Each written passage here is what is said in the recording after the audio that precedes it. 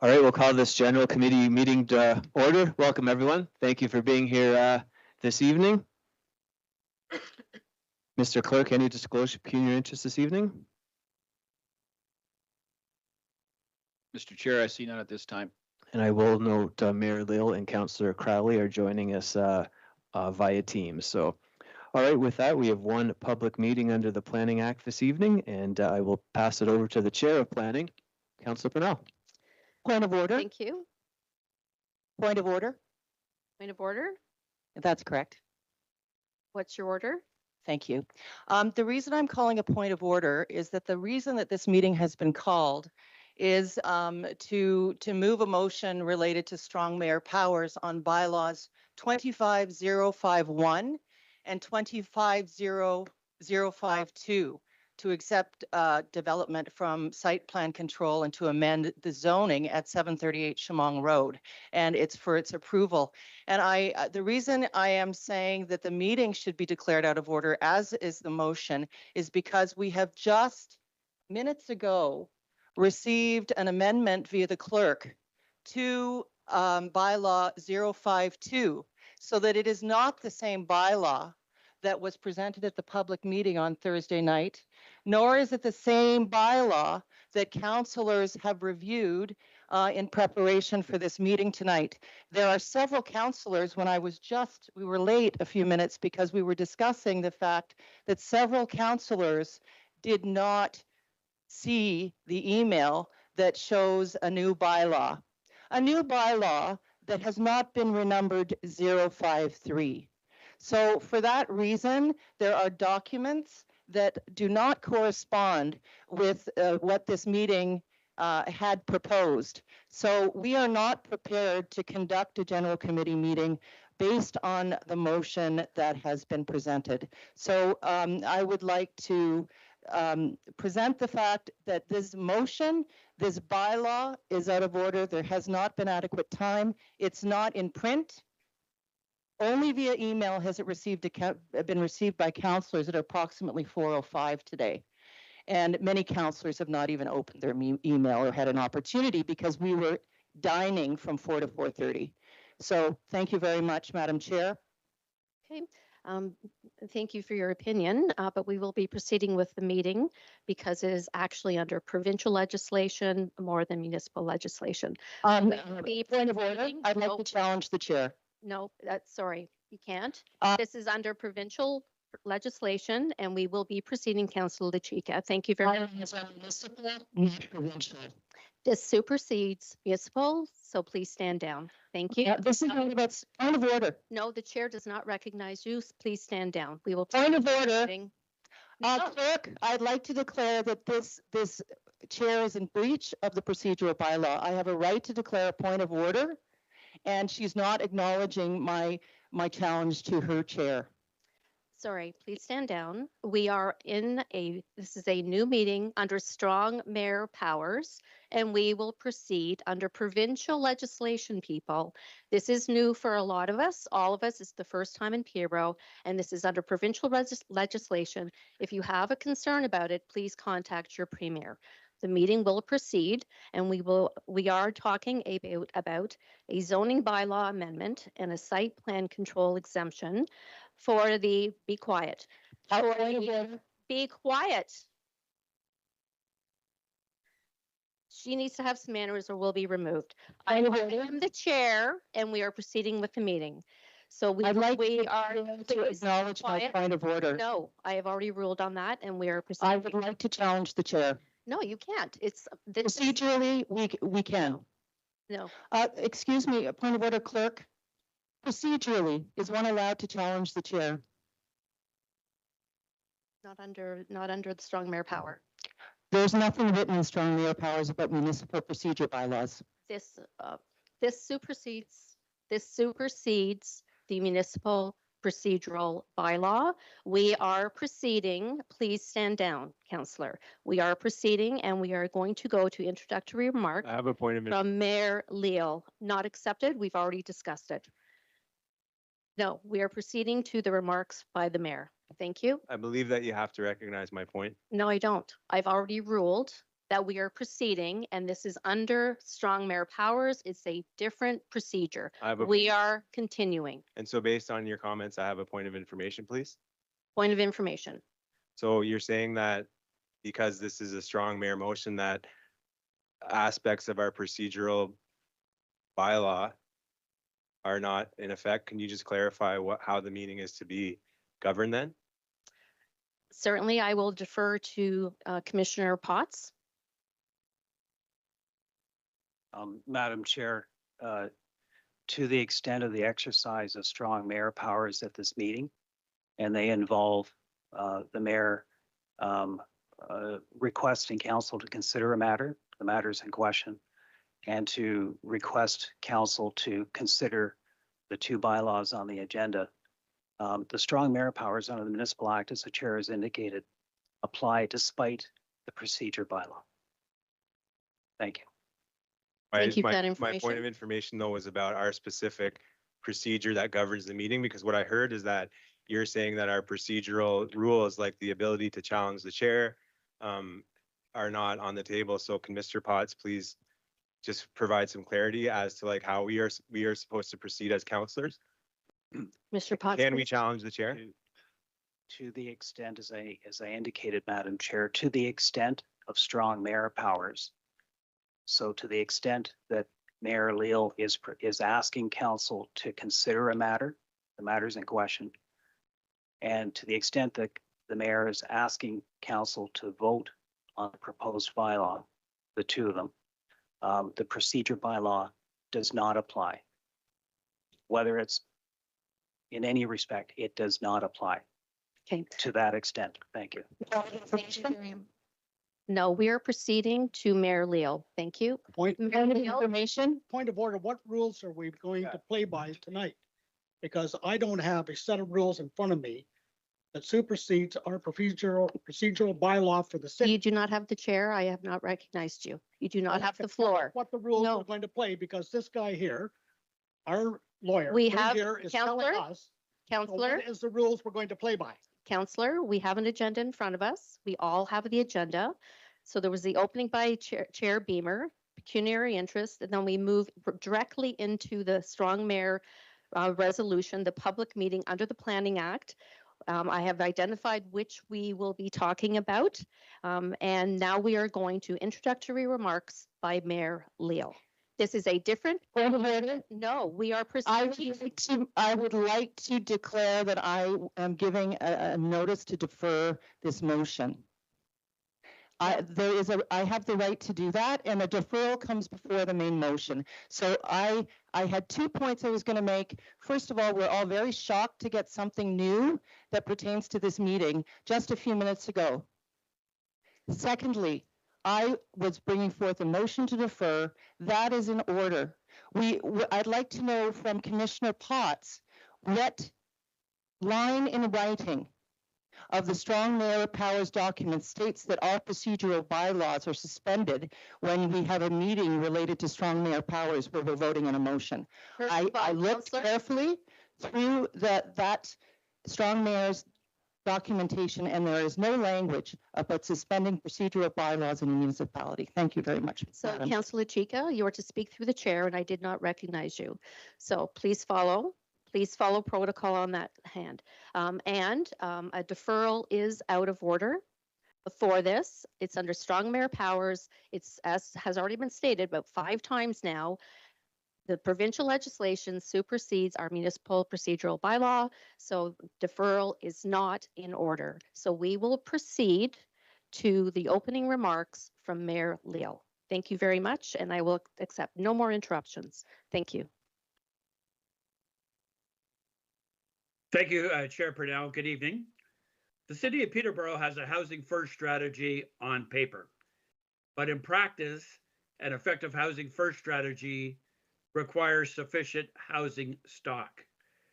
I've decided to use strong mayor powers at Brock Mission's request in an effort to help expedite their 52-unit transitional housing project at 738 Shamong Road. And here's my rationale.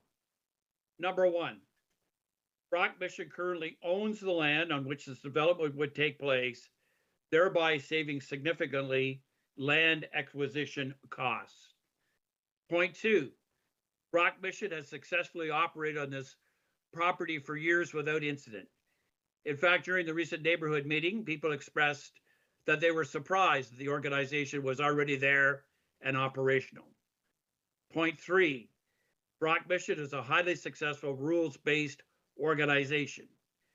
Drug use is not permitted, treatment is encouraged, and life skills training is integrated in one's daily routine, assisting individuals on their journey to a better, more fulfilling life. Point 4, the Chemong location is on a high-capacity arterial road with full transit access and easy walking distance to shopping and services. This site's construction is very similar to the Peterborough Housing Corporation's 681 Monaghan Road new build, tentatively scheduled to open this April. I've asked city staff to prepare 2 bylaws that we're considering today. The first will amend the city's zoning bylaw to facilitate this project, and the second will exempt it from site plan requirements. Brock Mission has made it clear that expediting this project will put them in the best position possible to compete for funding from the provincial and federal governments to get this built. Once built, their facility will offer year-round residential program focusing on mental health support, substance withdrawal management, and the development of social employment skills to encourage residents to reintegrate into society. The facility includes a medical clinic to serve its residents. Specific floors will be designated based on residents' needs, encouraging both comfort and security for all. An important aspect of this project, in my view, is that 2 of the units will be reserved to provide palliative care for individuals experiencing homelessness. These unique units will provide a dignified setting for individuals who are at the end of life. This Brock Mission project is a key initiative that will help us achieve the intent and purpose of our Housing First strategy. According to a recent report from AMO, homelessness across the province of Ontario has increased by 25% since 2022. This report also confirmed that we've known for years that municipalities are not equipped to address homelessness and its related health care, mental health, addiction, and housing issues. Municipalities alone do not have the resources to build transitional housing, but using strong mayor powers to expedite municipal approvals to position our city for funding from the senior levels of government is something that is within our control. Brock Mission's proposed project represents a key element in our long-term strategy to address the homelessness crisis in Peterborough. The city of Peterborough offers among the highest per capita provision of shelter beds in Ontario, and we've made significant investments in the 50 units offered in the modular bridge housing community. These beds have made a significant difference, but they're just a first step in transitioning individuals out of homelessness. Once individuals are stabilized, the next step is to provide them with transitional housing to move them up the housing continuum. But Peterborough has a very small stock of such units, leaving a significant gap. This project will go a long way to closing that gap, and that's why it's such a crucial priority for our community. I accepted strong mayor powers for the province on behalf of the city of Peterborough in October of 2023, because by doing so was necessary to qualify for housing enabling infrastructure funding. In my view, Brock Mission's project fits specific criteria that justifies the use of strong mayor powers. That is, to move forward planning matters related to housing in an expedited manner. This is a case of a nonprofit organization with an outstanding reputation based on almost 4 decades of experience in Peterborough, offering to provide a public service that is definitely needed in our community. The residents will be individuals who have been in a shelter for some time and are ready to take the next step. Brock Mission, I reiterate, is a rules-based organization where illegal drugs are prohibited and respectful behavior is expected towards guests, staff, and neighbors. They describe themselves as a place of safe care, not enablement. I often hear from residents and my council colleagues that the city needs to be doing more to help those who are homeless, to ensure our parks are tent-free and open for community use, to clean up the downtown and ensure people feel safe throughout Peterborough. This project will go a long way to address all these priorities and support those who are marginalized to reach their full potential. I've been clear that when there are opportunities to address our critical need for housing, particular supportive housing, I will do whatever is within my authority as mayor to support these projects moving forward for the benefit of our community. A month ago, Councillors Burke and Riel, supported by Councillor Chica, asked me to use strong mayor powers to immediately establish a temporary homelessness shelter. As I said then, it is my view that the province intended these powers to be utilized very specifically for the building of permanent housing, not for the provision of a temporary shelter. We are discussing today is expediting the approvals for ability to be run by a trusted nonprofit service provider with an excellent reputation based on almost 4 decades of experience. This is for permanent transitional housing with rules and supports for the residents, very different from an emergency shelter. Council has previously endorsed the project in principle by providing Brock Mission with $250,000 to support its construction. The location has been well publicized. The Planning Act was followed, and an open house for the neighborhood was held by the promoter. And anyone who wishes to delegate on this issue will have an opportunity to do so shortly. You can't have it both ways, folks. We as elected representatives cannot say that we're against homelessness and then vote down projects that offer permanent homes rather than temporary shelters. I asked all my council colleagues for their support. And at this time, I would like to conclude by asking our Director of Planning, Mr. Appleby, does this application meet our requirements of our official plan, the City of Peterborough, and the provincial policy statement? Mr. Appleby, please. Mr. Appleby, please. Madam Chair, yes, it does. I'm sorry, could you say that again, please? Yes, it does, Madam Chair. Thank you. Well, Madam Chair, as I conclude my remarks, I would certainly like to move that Brock Mission now be permitted to provide a brief overview of their project. And I'm sure colleagues, you'll have questions for Mr. Wilson. Thank you very much, Madam Chair. Thank you, Mayor, and we will invite Mr. Wilson to the podium. And at this time, I would like to make a note of the decorum that is expected in these chambers by members of council and members of the public. If you like what you hear, we don't cheer or clap, we wave our hands.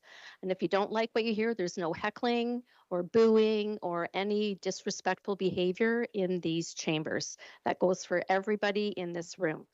Thank you very much. Mr. Wilson, welcome to the podium. You need to turn your mic on, sir. Point of Thank information. you. No. Go ahead, Mr. Wilson. Thank you. Chair.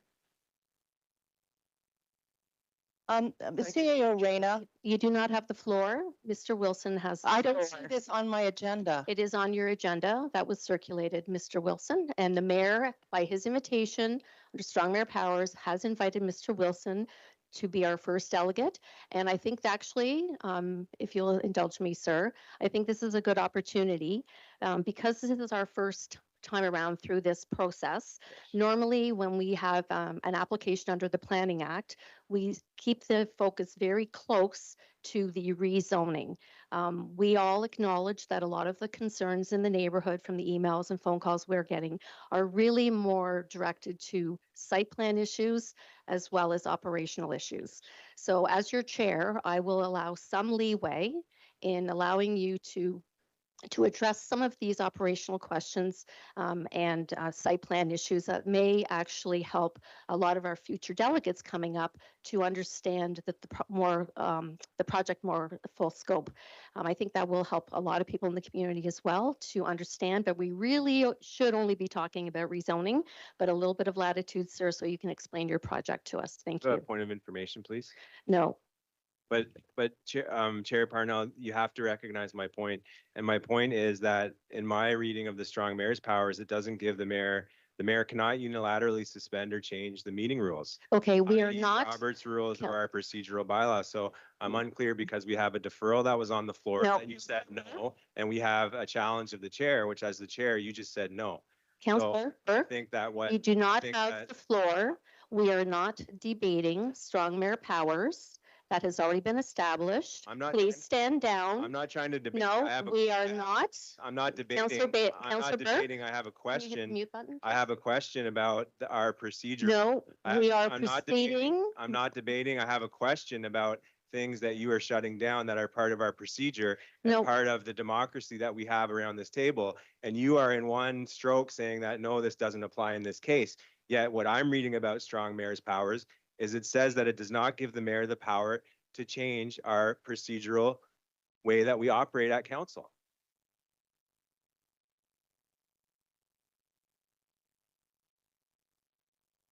We have a challenge of the chair. We have a challenge of the chair that was told no. We have a deferral where the chair said no, and this is out of order.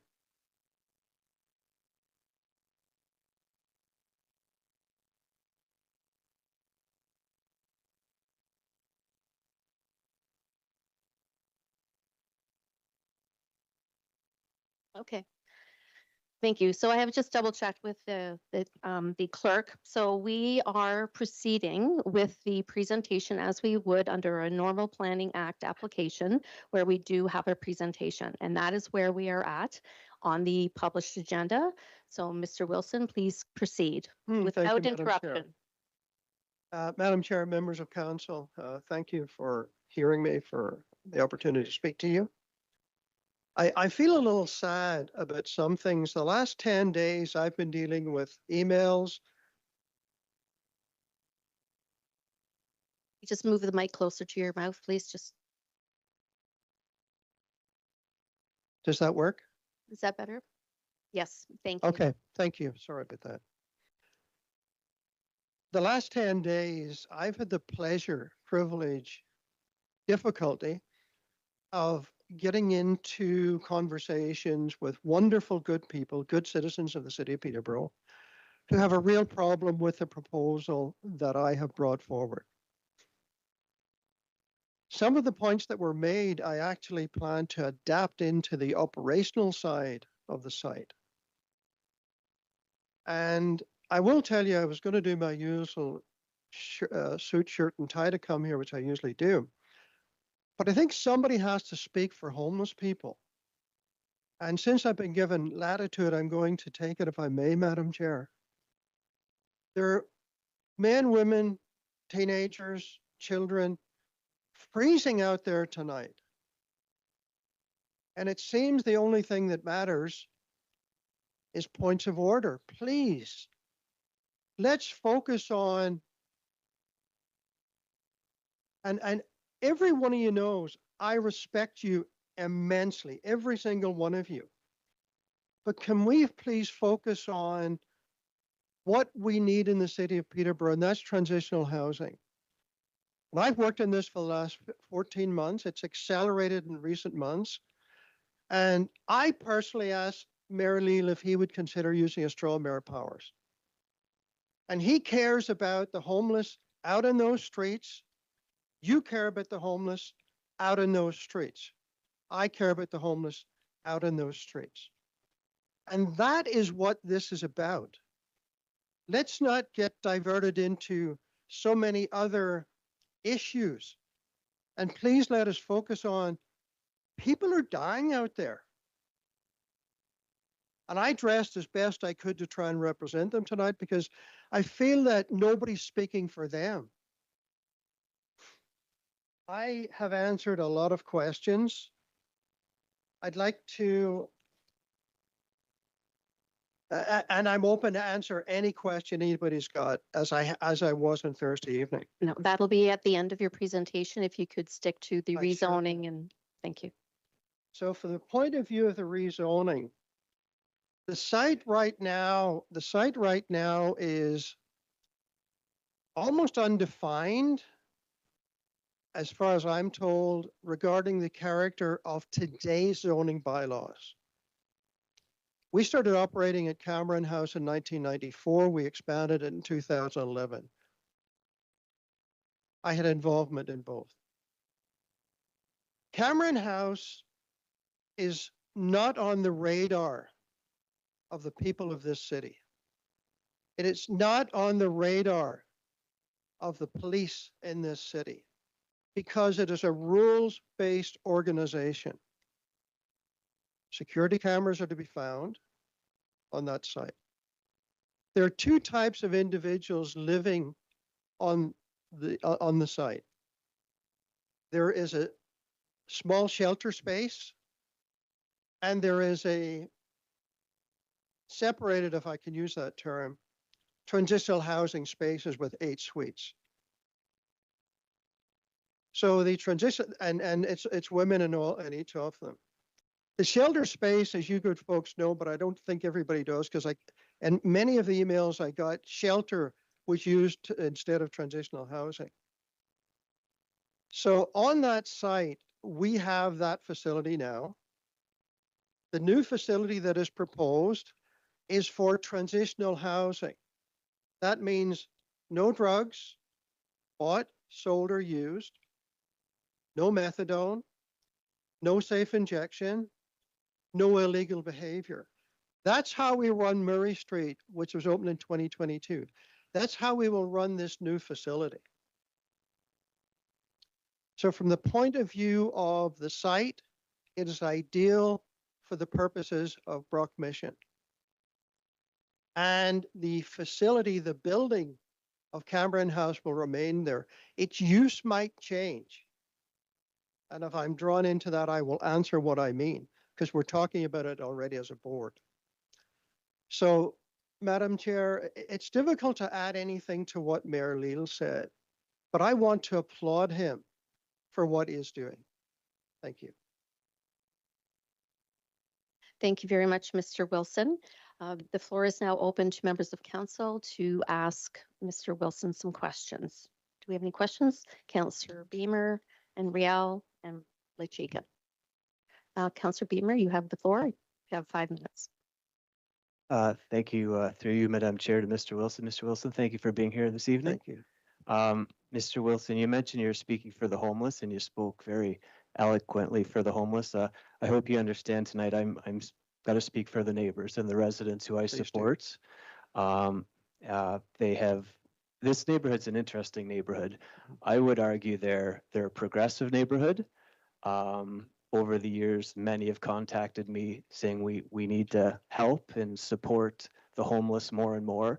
They have big hearts. They care about our community, but they have legitimate concerns as well.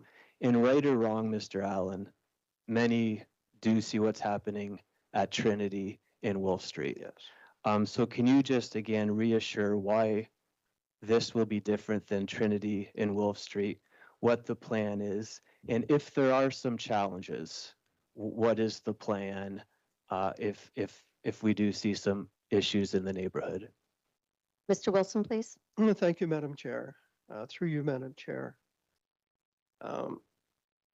The first thing is to try and get, because the term Trinity came up a lot in the emails, a lot. Is this another Trinity? Well, we're not another Trinity. At Trinity, you can use drugs, sell drugs, buy drugs. At Wolf Street, you can do the same. I went a little step further. When I read all of the complaints that I got in the emails, and I respect people's right to raise those issues. I first of all reached out to Bill McNabb, our executive director. He was stunned by what I sent to him. So I thought he works for us. He's not objective. So I called the chief of police, and I spoke to the chief of police, and I said, Stuart, can you please tell me in 2024, well, first of all, can you tell me if Cameron House is on your radar as a place like Trinity that causes frequent issues for the police? Answer, not even in my thought process, was the chief said. I then asked him for the year 2024, last year, how many calls they had for drug use. at Cameron House or in the vicinity of Cameron House? The answer was 0. I also asked him how many police calls there were for what I call disorderly behavior. Answer, 0. I then asked him how many mental health calls there were to the Cameron, to that area, and he said there were 30.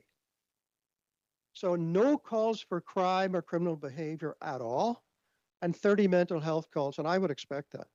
Because when people reach to a point that we can't help them anymore, they need to be taken to the hospital, the Mental Health Act requires that that's by a police officer. Through you, Madam Chair. Thank you, Mr. Wilson. Mr. Wilson, can you just talk about, again, people look at Trinity and Wolf Street, all the tents, all the people outside doing whatever. What are the rules for outside of Brock? I would hope no tents, no hanging around, nothing like that. Brock requires the following, sir. Sorry, Madam Chair, through you. That if someone is accepted into our facility, they must respect themselves. They must respect other guests. They must respect our staff, and they must respect our neighborhood. And if they don't match up in that, then they're just in the wrong place. They're not ready for a facility that takes them to the next level of success. So they don't remain. Madam Chair, last question. Mr. Wilson, a year or so from now, if the funding occurs and it's built and there are challenges, what's the plan? Who's the contact? Is it you? Is it Mr. McNabb? Who can we facilitate immediately to deal with the challenges that the neighborhood is legitimately concerned about around? I personally would be quite happy to hear from anyone. I've already set up communication with the neighborhood group, and I will communicate with them probably every month about what we're doing, where we're at, etc. I also appreciate getting feedback. These are good people. I appreciate getting feedback on why don't you do this, or perhaps you could do better at that. And I love that. And we will integrate that into our rules-based approach. Thank you, Madam Chair. And I would just say as a comment, they are good people. They're great people. Like I said, big hearts, progressive. They want to move the city forward. They want to help the homeless, Yes. but legitimate concerns about their families, their children, and their neighborhood. And again, I have to speak for that, Madam Chair. Thank you, Mr. Wilson. Thank you. Thank you, Councillor Beamer. Councillor Riel. Through the chair to Mr. Wilson, I attended the meeting last week at St. Peter's School. Yes, sir. Some of the comments that I heard from the people and the people that talked to me is that any of your renderings or even some of the comments when they were asked about how you were going to safeguard the women at Cameron House from the 6-story building that will be inhabited by males.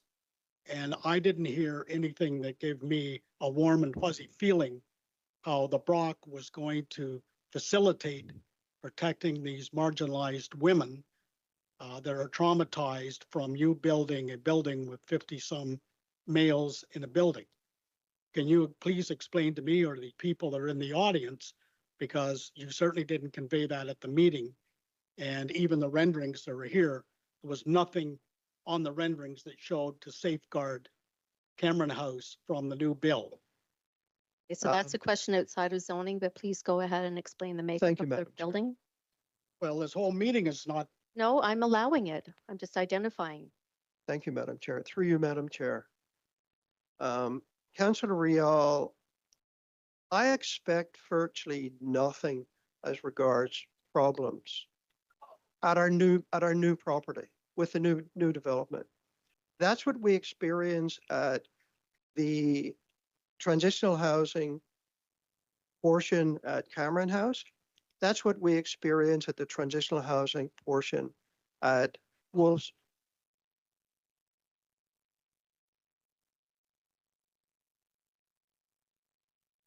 So our experience is that transitional housing individuals, remembering those individuals have already committed to not take drugs, to participate in healing programs. I think a lot of what is sort of been woven into this is sort of almost call it the Trinity syndrome. We have 12 ladies who visit, come and go, come and go, come and go. They come by their daytime and they can they can visit during the day, they can stay overnight. And we feed them and so forth. They're actually the greatest risk to the whole development. They, if you want to look at it that way, are a risk to the ladies who are in our transitional housing units because they're using drugs, not on our property, not within sight of us, but if they're using drugs anywhere, they're more likely to try and bring them in. Now, we have a much stronger regime at our new property on Murray Street, where I mean, you can't enter the building without being wanded the way you are in an airport. Okay, please, quiet in gallery. We are already discussing the future of Cameron House. We will retain it as a property. We're discussing moving the shelter portion of that to another site and making that entire site purely a transitional housing site. Now, we discussed it at our last board meeting, it was just last week. We've got it on the agenda for our board meeting next week. Bill McNabb and I already had this discussion, but no decisions were made or are made. So the feedback that I've got reinforces that's a possibility or a necessity. So does that answer your question? Through the chair, partially. You keep alluding to the fact of the business of transitional housing that you're getting into. Yes. The city is in transitional housing with the modulars on Wolf Street. It cost us a huge amount of money to safeguard not only the residents on Wolf Street, but also the residents in the area. So how are you going to protect the neighborhood? Because it costs us millions of dollars every year to do that. Not only for the residents that are going to be in your building, but also the residents in the neighborhood. Because I know what the price is, because Councillor Burke and I put the modular project together along with city staff. So I know the dollars, what it costs to run transitional housing. Through you, Madam Chair. Thank you. First thought that comes to mind is that Wolf Street is temporary. Wolf Street is a place, Transitional housing. it's temporary. I guess we could debate that because not in my psyche, and I say that respectfully. If you can use drugs, sell drugs, buy drugs at a facility, I don't call it transitional housing. I really don't. Because we don't allow that. It's very different. So I would respectfully make that suggestion. Us through the chair, the last, you alluded to the fact at the meeting, and you continue to allude to the fact at the meeting at St. Peter's School of the HART funding. The HART funding is not available to you. It's through forecast and it's for refurbishment of buildings. Probably Peterborough Housing Corp will play a role in that to house people. There is, the HART fund is not available to you, and there is no second thing of HART funding coming. This is a discussion with our MPP today on that subject matter. Thank you. Yep. Through you, Madam Chair.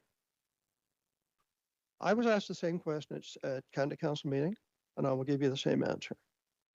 I'm meeting with Donna Rogers tomorrow to discuss some funding from HART. Can I don't know if I'm allowed to ask, has anybody here read the HART application? Yes? Okay. A provider of transitional housing is named in that proposal, and it's not Brock Mission. And I don't know if everybody at this table knows who it is. If I can clarify, it's forecast in the city of Peterborough. And to further clarify, the HART funding is only operational money, not capital. That Correct. is according to our MPP.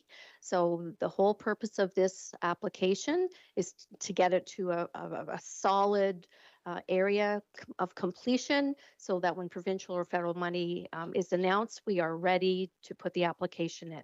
Yes. Just to clarify for everyone. The application, proceed. Madam Chair, will be made to CMHC, the federal government. I already began that last week. Our project, I sent in information, was very well received, and they have identified a fund that we will apply to. Thank you. Okay, our next counselor, these people. Councillor Chica, you have the floor. Thank you very much, Madam Chair. Through you, hello, Mr. McNabb.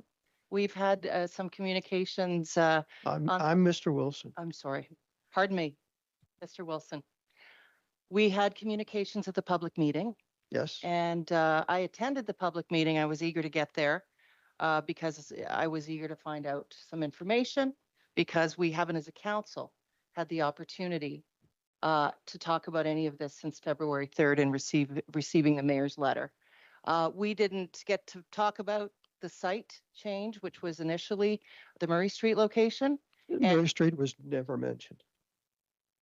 Okay, if I could just finish, Sorry. I just wanted to ask you a few questions, but first of all, just wanted to state that transitional housing and housing first is my deepest passion as a councillor. Yeah. And in fact, when I first joined this council in the first term, I brought forward a motion so that we could Is there a question? better, yes, there is, Madam Chair, thank you. Better define our housing first strategy so that we could take action. Mhm. So I want to thank you. I'd like to thank Mr. McNabb, and I used his name first, and I'd like to thank the staff of Brock Mission and of Cameron House for the tremendous work that you have done over these years and decades. I don't know where we'd be without you. Thank you. So I want to state that for the record. I voted for this. I voted for the city funding for this, Yes. and I want it to be successful. Thank you. So that was the reason I was going to bring forth a deferral so we could talk about it for 30 days. And I wanted the chance to say that, but because I haven't been granted that opportunity, I wanted to ask you a few things. Have you had, because we care about our community safety and well-being Yes. plan, not only do we care about our planning being professional and smart and future prepared, we want to know that we are looking at our community safety and Yes. well-being. So have you had a meeting in this last couple of weeks with, or 3 weeks since February 1st and the decisions? Have you had a meeting with Commissioner Laidman and or the Social Services Department to talk about the social factors, given that you are increasing your cohort by 2, you are doubling the number of people you support? That has a lot to do with staffing and social needs and things like that. Did you have any communication around those kinds of needs on a financial, on a staffing, on a city partnership level with the Commissioner of Social Services? My conversations with Commissioner Laidman started 6 months ago. And it was about the entire project and what it should look like, et cetera, et cetera. He was gracious and appointed JJ Lavasigan as my contact. I've met with JJ. I've spoken as recently as Friday with Rebecca Morgan Quinn, who is the Director of Social Services. Have they engaged with me in a conversation of the how-to operational side? Not really, because they Or the decision-making on the site decision-making on the site. and the combination of the 2 properties? That's a big shift. They are aware, they have been aware since December that the 2 properties would be in the same site. Commissioner Laidman was aware, and did you meet with him about that? And the impact and what we might need to think about? So in terms of supports and financing for that kind of a combination at I will Shamong get Road. to that, but I haven't done that yet. Okay, thank you. And just supplemental, I have another question. Is the design essentially the same that you started on Murray Street prior to February 4th's decision? Is it essentially the same architectural design? Is No. there much that's different? There's no comparison. How is it I- different I essentially designed a 10-story building. for Murray Street? We were considering both sites at that time. We could not design a small enough footprint to put in Murray Street. And hence we moved over to Chemung Road. And at the public meeting, did you not say, though, that the issue with Murray Street was parking? That's what was communicated just to the said that. public. Yeah, Yeah. so parking. And Councillor Chika, did you want to get into your second 5 minutes? yes, please. Yep. It was parking, and I guess the thing that struck me is what sorts of solutions or troubleshooting was done around the 11 spots that would be needed for staff to continue to consider Murray Street as a better option. We would have to purchase adjacent property. But there could be different, there's the armories across the street. There's a great deal of parking that's very much in proximity. There could be arrangements made with the feds around parking at the armories or on street parking. There could be special arrangements made to mitigate a parking issue. We, Through the chair, please, and Oh, you're beyond I'm the sorry. scope. through you, Madam Chair. Just curious, thank you. Sorry? Just how you troubleshot that and We made it, troubleshot that by contacting the Department of National Defense and asking them if our people could park at the armories, and they said no. okay, and did you talk Through the to, chair, please. through the chair, Madam Chair? Did you speak to the city operations regarding the possibility of a special dispensation for 11 spots along the street that could be reserved for staff parking? We did not. Okay, thank you. And a couple more. Who was part of the team that made the decision to change the site from Murray Street to Chemung? Two Did peop- that include any city, and did it include any city staff or No, it councillors? was myself and Bill McNabb. And not the mayor, not anyone on a council level, No, just the two of you? yes. Okay, thank you. Through the And- chair. Through. What is your financial template for the capital funding? Are you stating that you have already an envelope federally or an envelope provincially or privately for any funding for this to be successful in a sustainable way? Through you, Madam Chair. Mr. Wilson? Go ahead, please. The development of funding is it's started to be moved with the federal government.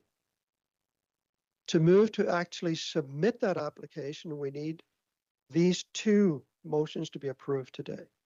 We can't move to funding without that. The federal government already have building information, site information. I mean, they have those drawings. They've already got them. They've already sent me the application forms, et cetera. Is this CMHC, sorry? through It's the chair? CMHC, yes. Okay. So we do not expect federal, somebody said, by the way, there's no phase two. There is a phase two in Heart Hub. But I don't know, I've lost my train.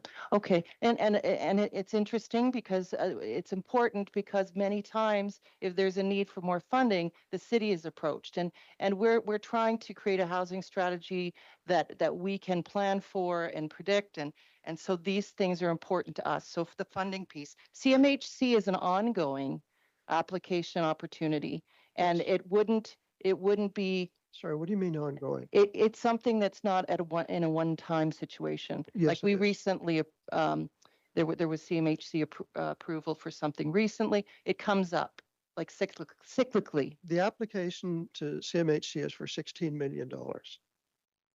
So it would come to us the same way it came to the city of Peterborough for your Monaghan Road project. And would waiting 30 days inhibit that in any way? It would inhibit it in that the timelines to have this project operational by this time next year are very well detailed out. I mean, they're thoroughly detailed out. So if we delayed this a week, this approval, it affects those timelines. And remembering that there's construction season and then there's shades of winter in this wonderful country of ours, we have to get this built in the summer and finished inside in the fall and winter to open it next year. Thank you.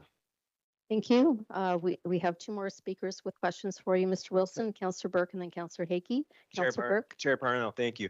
And through you to Mr. Wilson, Alan, thanks for coming here and Thanks, Alex. fielding these questions. I think that I'm supportive of the project. I have issues the way that it's happening. Mhm. And I have issues hearing the multiple different responses to like very similar questions. It Mhm. seems like the sort of lines of the project are shifting as the They're conversation is. shifting every Let day. me finish, please. Yeah. That's how it feels based on the Mhm. answers that I'm hearing. Yeah. So my goal with my questions is to try to find some clarity around what actually is happening. My question to you through the chair, first of all, is going to pick up where Councillor Riel and Councillor Beamer left off. Mhm. Because in my experience, a crucial aspect of making these projects work in neighborhoods is to have them fully supported in their operational dollars and to have a plan on how to keep sites like this where people are coming in with very high acuity to keep them functioning smoothly. Mhm. And so the Councillor Riel was asking you about the operational dollars. I guess my question would be like, what is the plan? What is the operational plan in terms of the budget?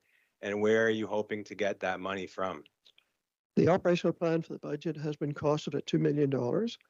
And the MPP has said that he will make sure we get that money. Yes, So answering. through the chair, then, if that doesn't come through, can we expect that you would be coming to council to ask No, for those operational No. dollars? Through the chair, so there's going to be 52 individuals living here. I assume they're going to be using their max shelter allowance. yes. Are you going to be asking the city to come in and subsidize the project through rent supplements? We get very little in the way of rent supplements. Commissioner Ledman could answer that better than I can. So what we've budgeted in to run the place includes that in that 2 million is what we currently get from the province through the city. In your pro forma through the chair, what are you needing in your pro forma per unit to break even on the project? It's 6 something. I don't have that because that'll be worked on by Bill. When you get into project management, I've years of experience in that, but costing for a lot of things, but costing for this, Bill has given me a lump sum of 2 million, and how that is broken down will be made available in time. Thank you. And through the chair, I guess some information that's new for me tonight to consider. Can you please let me know if I'm correct in what I've heard from your response? Are we to assume that you are considering now that the future of the Cameron House is in jeopardy, the future of our only shelter that we have that is solely dedicated for women that are homeless? Did I hear from you that you're saying that you're considering phasing out that shelter and turning it into transitional housing somewhere else and not as a shelter? Mr. Wilson? Through you, Madam Chair. What you heard from me is that Cameron House will remain there to help women in need. What you also heard from me is that the shelter portion of that might move to another site because we're looking at that because we're not sure that the two functions are compatible. And that's a conversation happening right now. There seems to be some misunderstanding regarding the nature of problems that the ladies who we help have. It's addiction and mental health. It's not spousal abuse. So it's a different category just to try and clear that up. But Cameron House is not going anywhere. Thanks. And then my final question, please, through the chair. Okay. I know I said my last one was the final question. I attended the public meeting last week, and I think that it was very well attended, and people had a lot of good points from their experience, like actually living and breathing on the site where you're proposing to have this drastic change happen. And the question that I wished would have been asked at that meeting by the residents would have been like, what are you willing to consider from the feedback that you're hearing from us tonight? And subsequently from what you've been hearing from us the last few weeks that this has been public, because there's been a lot of good feedback. And to me, what that presents is an opportunity for you as the project manager to actually truly and meaningfully engage some of that feedback into the project. I So- could give you my, sorry, through you, Madam Chair. I can give you my personal commitment that not only do I have all of the emails, not only have I engaged in telephone calls, I've made notes of those calls. And everything that we need to take action on will be taken action on. And I've already committed, I will communicate with the neighborhood. I've already set up a communication link with the neighborhood group, and they will get constant updates from me, and they can ask questions.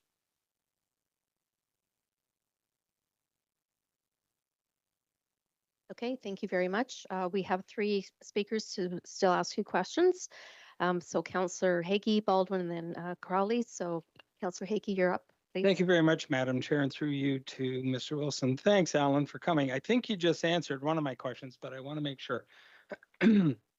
So the existing Cameron House is not for women fleeing domestic violence? No, they go to So it is YWCA. mental health and addictions. I Sorry, was Madam under Chair. I was under a different impression. Yes. So thank you. That's one. The new proposed rock site, excuse me, is it just for men or is it for women and men? Because I've heard multiple stories. Councillor Hagee, thank you for the question through you, Madam Chair. The new property facility is for men and women, segregated by floors, with key card entry, with cameras everywhere, which except the rooms, that's how we have such great management of Murray Street. So we have men and women who have asked to come into the facility to get professional care for recovery from addictions and mental health. They can stay as long as they need to. There's no timeline. But the segregation is very common in other facilities. It's just not something that is an issue. In a transitional housing facility, I would think that some of the problems that you have at shelters in the city of Peterborough is that they're mixed with all sorts of individuals. We will designate very carefully, and our staff are amazing. They know how to do this, and I trust them to do it. Okay, thank you very much. Thank you. Councillor Baldwin, please, our Deputy Mayor Baldwin. Yeah, thanks, Madam Chair. And Mr. Wilson, thank you for your attendance this evening. Like most councillors, I've had phone calls and emails throughout the weekend. Excellent questions, had some good dialogue with people. It was bandied about, Mr. Wilson, that there were 5 possible sites at one time. I'd heard that figure bandied about. So I was just wondering, did you land on the Chemong Road site because you own the property? Is that the reason? You need to turn your mic on, please, Mr. Wilson. Thank you, people. We looked at a number of sites in the city. Each of the ones that we thought were suitable, the owner had private development plans for it, so that was 3 off the list. We looked at Murray Street. Blocked off, or the acceleration lane from Spadina onto the West Gardner. It's partly blocking. We got a hot We mic. have a hot You'll mic. notice that you'll have to move into. Can we mute? Okay, sorry, Sorry. interruption. That wasn't you. Go ahead, Wasn't please. me. No, go ahead, please. We looked at the Murray Street site and we looked at the Chemong Road site. The Murray Street site in some ways would have advantages, but in other ways we just couldn't fit it in. With the, we'll call it the Cameron House site, we could fit it in. And there are a lot of advantages for it being there to the people who we will be helping. Thanks for that, and Madam Chair. The other question, Alan, that's come about in my discussions with citizens is the actual footprint. There were a couple of emails that I read that had said that the footprint wasn't compatible with the neighborhood. In other words, 6 stories high. Is that the number you need to work with for it to be fiscally responsible? Could you have a 3-story or No, sorry. just could you answer that just so people? Through you, Madam Chair, 3 stories is not fiscally supportive. It takes 50 units to be supported, to fiscally deliver the service. So just if I might, Madam Chair, just to think about that a little bit further out. So 50 units, Yes. in this case, it's 52 units. Can you get 52 units on the site with less height? In other words, is there enough space on that Chemong Road lot to have 3 or 4 stories with 12 or 13 apartments per floor? Thinking of it a little bit differently in terms of that finite number. Let me see if I can find the site plan here. How do I move this?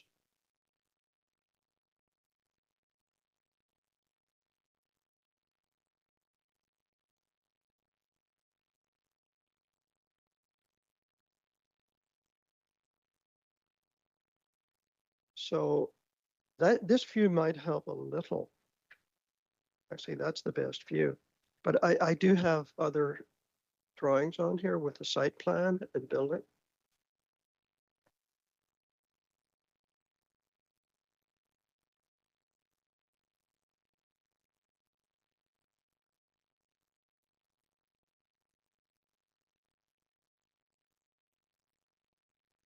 You need to turn your mic on, please, Alan. Sorry, Mr. Wilson. Thank you, Madam Chair. The only option to change the footprint is to go higher, not lower. There's absolutely not enough space in that site to have fewer floors. So that was my question. I just wanted some clarification there, Yeah. Alan. No. And the last question I had, Madam Chair, through you is, there's parking facilities on the site, Alan, and will that be for staff? I'm assuming the residents won't have vehicles. The residents won't have vehicles and they won't have visitors. It's part of the privacy regime that they've got. The only people on the site will be staff, and very few of them drive cars. And being on a bus route or using a bicycle would be the norm.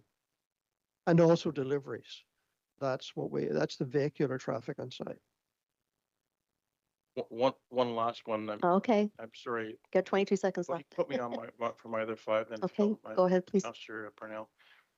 Alan, another discussion and or email I've had on the weekend is regarding the safeguarding of the existing neighbors. So you recall around the Wolf Street a temporary location, city staff had erected fencing around, Yes. partly to safeguard the residents, and as Councillor Riella said, from time to time, to keep the undesirables out. Yes. Is there anything in terms of fencing proposed, any lighting as you light buildings sometimes that has an element of safety? Could you speak to perhaps that element? That's a concern that neighbors Happy have had. to. If you can look at the screen, where the arrow is on is Cameron House. What's not shown here is there will be fencing across here. And like this is the fence here is our property line. You sort of can't see it at this side. But fencing will be placed so that people cannot pass through here and off this drawing, but pretty much here is our property line on Bethune Street. And we will build a 6-foot fence there. The purpose of it is that individuals on that site do not pass through to Bethune Street, that they use the exit to Chemong Road. Lighting will be seen all over this place. Cameras will be in every nook and cranny, quite frankly. And our staff will pay attention to the entire site. Thank you very much. Thank you, Madam Chair. Thank you, Deputy Mayor. We will go to Councillor Crawley, please. Thank you, Madam Chair, and I apologize for not being there in person, Alan. So thank you so much for coming tonight. And Madam Chair, you'll let me know if this question is somewhat outside the scope of rezoning, and if it is, then I can withdraw it. Mr. Wilson, if provincial operational funding isn't granted or not realized, what ends up happening to the project as a whole? Does that make sense? Mr. Wilson, please. Through you, Madam Chair, the question makes sense, but you know, the current situation that we're in, I've been assured by MPP Dave Smith that there'd be no problem getting provincial funding for operations. And I can't go beyond that. You know, I can't go beyond that. You know, things could change tomorrow for provincial funding to this council that would change things. You know, I can't affect that. So really all I can say to it, Madam Chair. Okay. Thank you. Through you, Madam Chair, is I think a concern that Councillor Beamer raised as well was the impact to the surrounding neighborhood. And just again, it's only based on the amount of calls and emails that we've all received around the horseshoe over the last week. Is there any prevention of and I don't have a real other word for it other than loitering around the neighborhood. What do residents do? I know it's on a transit route. I know it's just off Chemong and Aberdeen. So is there anything that would prevent residents from sort of hanging around within the neighborhood? Is that even within the scope of what you're planning on doing on with this project? I think, Councillor, through you, Madam Chair, I think, Councillor, you know, the first thing is to recognize that these individuals are working very hard, because they do right now, to help become whole again. And they don't want to cause trouble to anybody. And I'm not talking about shelter people. That's a whole different socioeconomic category. But these are people who are working hard to move out of the homelessness continuum problem that exists. So particularly with listening to and having very robust notes on what has been fed back from the neighborhood, we will absolutely pay attention to that. Thank you, Madam Chair. Okay, thank you. Any further questions, Councillor? May I have one more question? Yes, please go ahead. Through you, Alan, or Mr. Wilson, I know that we're talking about transitional housing. Once people come through this new Brock Mission project, where do they go from here? Can you explain a little bit of that for the people that are at home? You know, I know that this is transitional and it's meant to give them a leg up in order to move to permanent housing. Is that sort of the plan? Rent geared to income housing if it becomes available, or more permanent stable housing outside of social services systems? I have to say that's probably outside my scope. A lot of work needs to be done by the good people who work on the affordable housing. And I will tell you, you know, the Heart Hub funding was mentioned earlier. There is 52 transitional housing units mentioned in it. But there is, and that's talking about Wolf Street, I've been told. There is also later funding for rent geared to income, etc. So we sort of work within a lane where we've got, I think, pretty good at it. we're not going to interfere in that other stuff. That's beyond what I would be involved in. Okay, thank you Okay. very much. Madam Chair, if I may use my second 5 minutes, I have one more, and that's You that's you it. have, you can use your second 5 minutes. All right, thank you. This is my last question anyway. Mr. Wilson, I know that you recently spoke with the county, and they declined to provide funding for this project, or I think maybe they said that it was a deferral. But how is that at all negatively impacting this project? It doesn't impact it at all. Fair enough. Thank you very much, Mr. Wilson, and thank you, Madam Chair. Thank you. Thank you, Councillor. Councillor Riel for a third and final time. Through the chair to Mr. Wilson, some of your comments puzzle me. The Brock Mission is a shelter. So you are sheltering people that were fortunate enough to come to your door and look for shelter bed. Yes. The Brock Mission is a shelter, though it's low minimum burial shelter. The no difference in the people that we put in the modulars were either living rough or in our shelter system that we're now housing and traditional housing, waiting to go to their permanent home, which we don't have the money to build enough apartments. Peterborough Housing Corp has the land, has the plan to build 1,500 units of affordable housing. We can't get one dime from either the federal or provincial government. So you're saying to me that the people at the Brock, even though the Brock runs a great organization, these are people that actually could be homeless. You're sheltering them. So when you say that they're a different breed, all you would be doing is moving people from a shelter system into hopefully what you're building as transitional housing on that site. Through you, Madam Chair, Councillor, yes and no. The yes is that we have a portion of our Murray Street facility that looks after shelter people. It's a shelter situation. Come and go, come and go. We have 15 transitional housing units at Murray Street. At Cameron House, we have 12 ladies who come and go, come and go, come and go. They are in the shelter situation.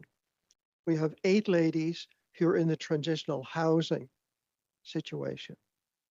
And the position of health, the rules-based organization that we run, where you can't do drugs, have drugs, sell drugs, commit illegal acts, etc. I don't think you're suggesting that that's the case at Trinity or Wolf Street. It's the case at our facilities, and it will be the case at our new facility. And the one thing that I've learned listening to these good people is that we have to figure out, because we've already been discussing it, about moving the shelter portion of Cameron House to another site. So we're not going to reduce our service, but we recognize that these are individuals, men or women, in very different places in their journey. If they're in the shelter care facilities, they're in rough shape. If they're in the transitional housing facilities, they're usually in pretty decent shape and moving through to very good shape. So it's a very different nature of individual. Madam Chair. Thank you.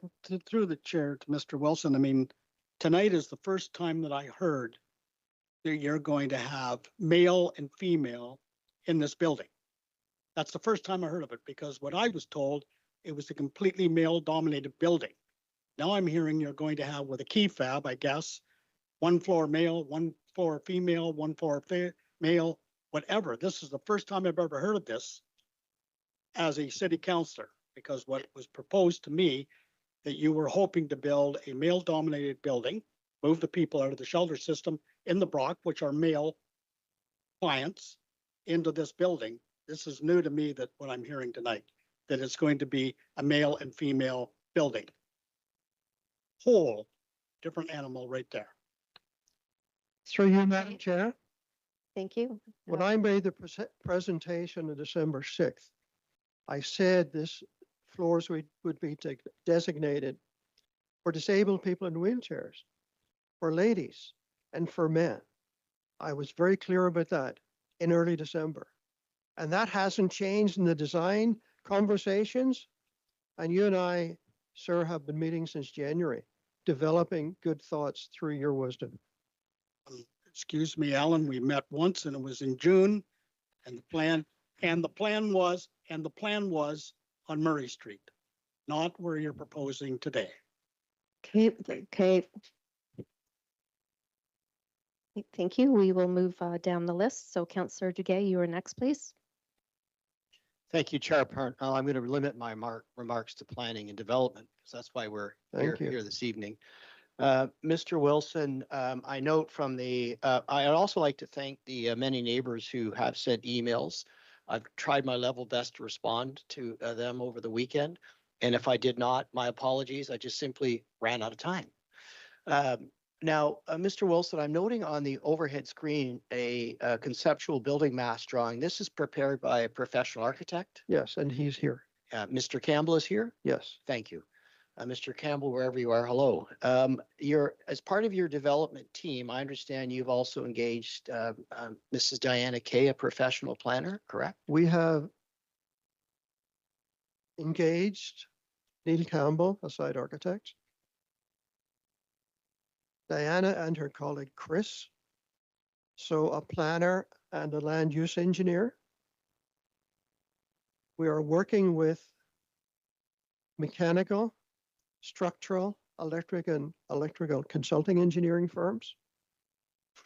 We are working with, and in a nicely developing stage, the fabricators of the structures that you're familiar with on Monaghan Road, and the fabricator of the panels, the cladding, if you will, that you're familiar with on Monaghan Road.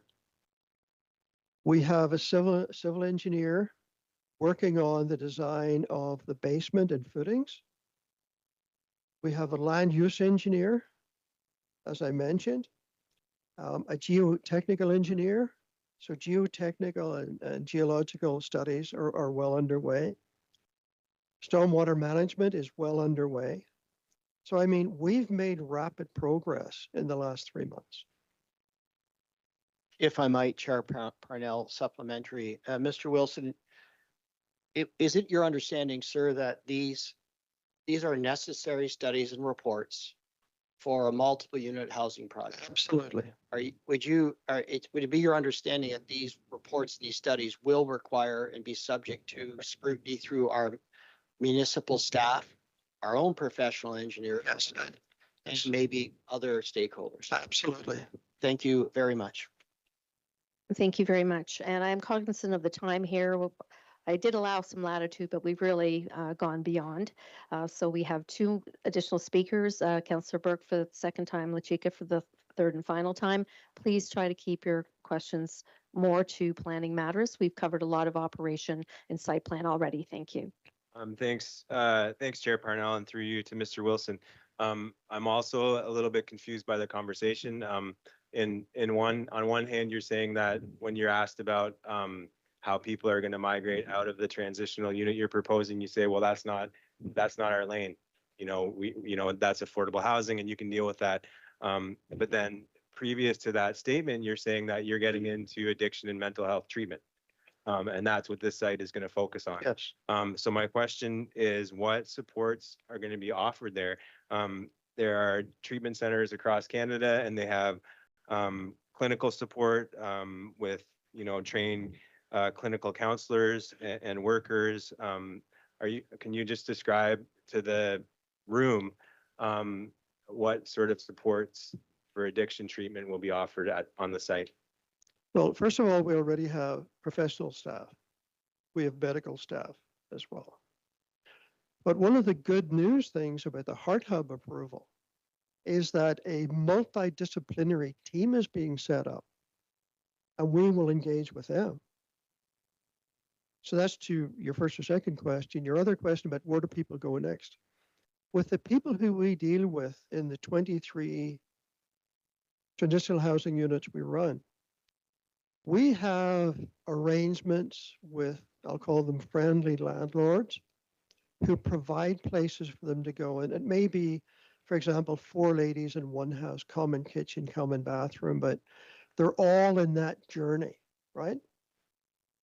Our staff are constantly still working with them. They come back for programs. We go to them. We take them to the hospital. We take them, we take them to appointments. So that sort of continuum of care is something that's in our culture, in our nature. Thanks, and through the chair. So when you say to us that you're going to be providing a place for people to find treatment from their addictions, what you really mean is that you're going to be, not helping them navigate the current systems that exist. None of that will be happening by. I don't know what you mean by that. By what? Sorry, Madam Chair. We're not going. Sorry, Madam Chair. Go ahead for clarification. I didn't understand what you just said. Sorry. What I said through the chair was that, so when you say to us that you're going to be providing treatment for addiction and mental health, Yes. what you really mean is that you're going to be providing a safe place to live, and you're going to help people navigate through the current systems of support that exist or could be coming to fruition through the Heart Hub funding. What There's I'm not gonna saying- be anything. I've been to a treatment center, like I know. and I've lived in a transitional house, and I think that there's it's a bit of a play on words when you say that you're going to be providing addiction treatment at this location, when really, to me, what it sounds like is that you're going to be providing a very structured place for people to live with a lot of rules around abstinence. And then a lot of that support that you're counting on people finding for addiction will be outside of the facility. I think it's easy enough to see that it's confusing. Currently at Brock Mission, we run programs in-house. We take individuals to other group and singular meetings while they have a safe place to live and get good food, etc. We're prepared to use any organization or support service that's out there, which is why with the announcement of the Heart Hub, I'm delighted to see it. If they can help us, then we're happy. But we already function without the Heart Hub, but we engage with other professional services, providing programs in our facility or at their premises all the time. And that's what we do now. Thank you, Councillor Chica, for a third and final time. Thank you, Madam Chair. Through you to you, I just wanted to know that the consideration and the comments about the women that are currently at Cameron House, there have been statements about they exclusively have mental health and addiction issues. I wonder, and I'm concerned that we're being very categorical about that, because we all know that mental health and addiction is multi-layered and very complex. Yes. And sometimes mental health and addiction are come about as a result of trauma that could be based on gender-based violence. And I think that's been overlooked in our conversation. And my concern is for that piece to be considered, that the safety, the security of the 20 women that are there now, that you've provided so well for and that you've served so well, I would be concerned about upsetting the equilibrium of that service to female folks who are vulnerable and who are trying to get on their feet again. And we can put fences up, but we can't always, I'm getting to it, thank you, get to the encounters that could happen on Aylmer or Bethune or, in between floors or in hallways.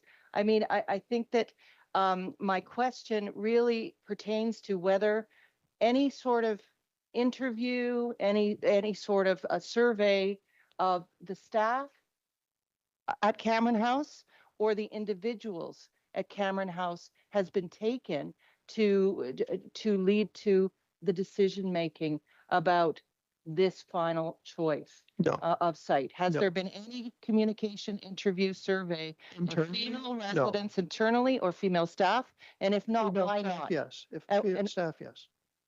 So why not to residents? Well, the residents will become part of the process of developing the site into what works for them. And the people who are there now will be part of that work with staff. But And I how they think- feel sorry, if about I the may, impact? Through you, Madam Chair, our staff do this every day. It's a hard job, 24/7, 365. They do this for a living. They're not going to put the ladies who are there at risk. It's not their nature. So I think you have to trust people who but do this for a living. But have you thought about the fact that we can't always control others? And that's my concern. And you haven't got your full complement of staff to support another 52 folks.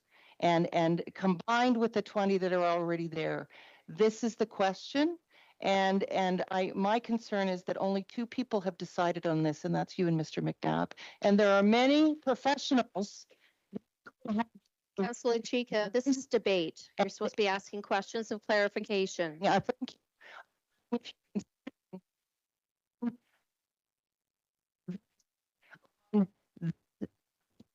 decision of yours. Thank you. Through you, Madam Chair. Yes. Okay, thank you. That closes. Thank you very much for your presentation. Okay. So we are going to move to public delegations. Do we need a 5-minute recess or is everybody okay? Okay. All right. So I would like to remind everybody about proper decorum in chambers. Thank you very much. If you're happy, do this. If you don't like it, give us a thumb down. That's completely fine. When you come to the podium, please state your name, your address. You will be given 5 minutes to speak. I'll give you a 1-minute warning when we're at the 4 minutes. The strong mayor power in ruling is not up for debate. It is not up for debate. That has been decided. This is a rezoning planning act meeting. I allowed a significant leeway so that Mr. Wilson could answer questions about operations and site plan so that we could all understand better the scope of this project, just based on the whole scenario. Please do your very best to keep your comments respectful and to the rezoning of this site for McNabb House. So we have 15 speakers, and I will call each one to the podium. And again, you have 5 minutes, and I'll give you a 1-minute warning. Our first speaker is Sarah McNeely. If you could please come to the podium, please.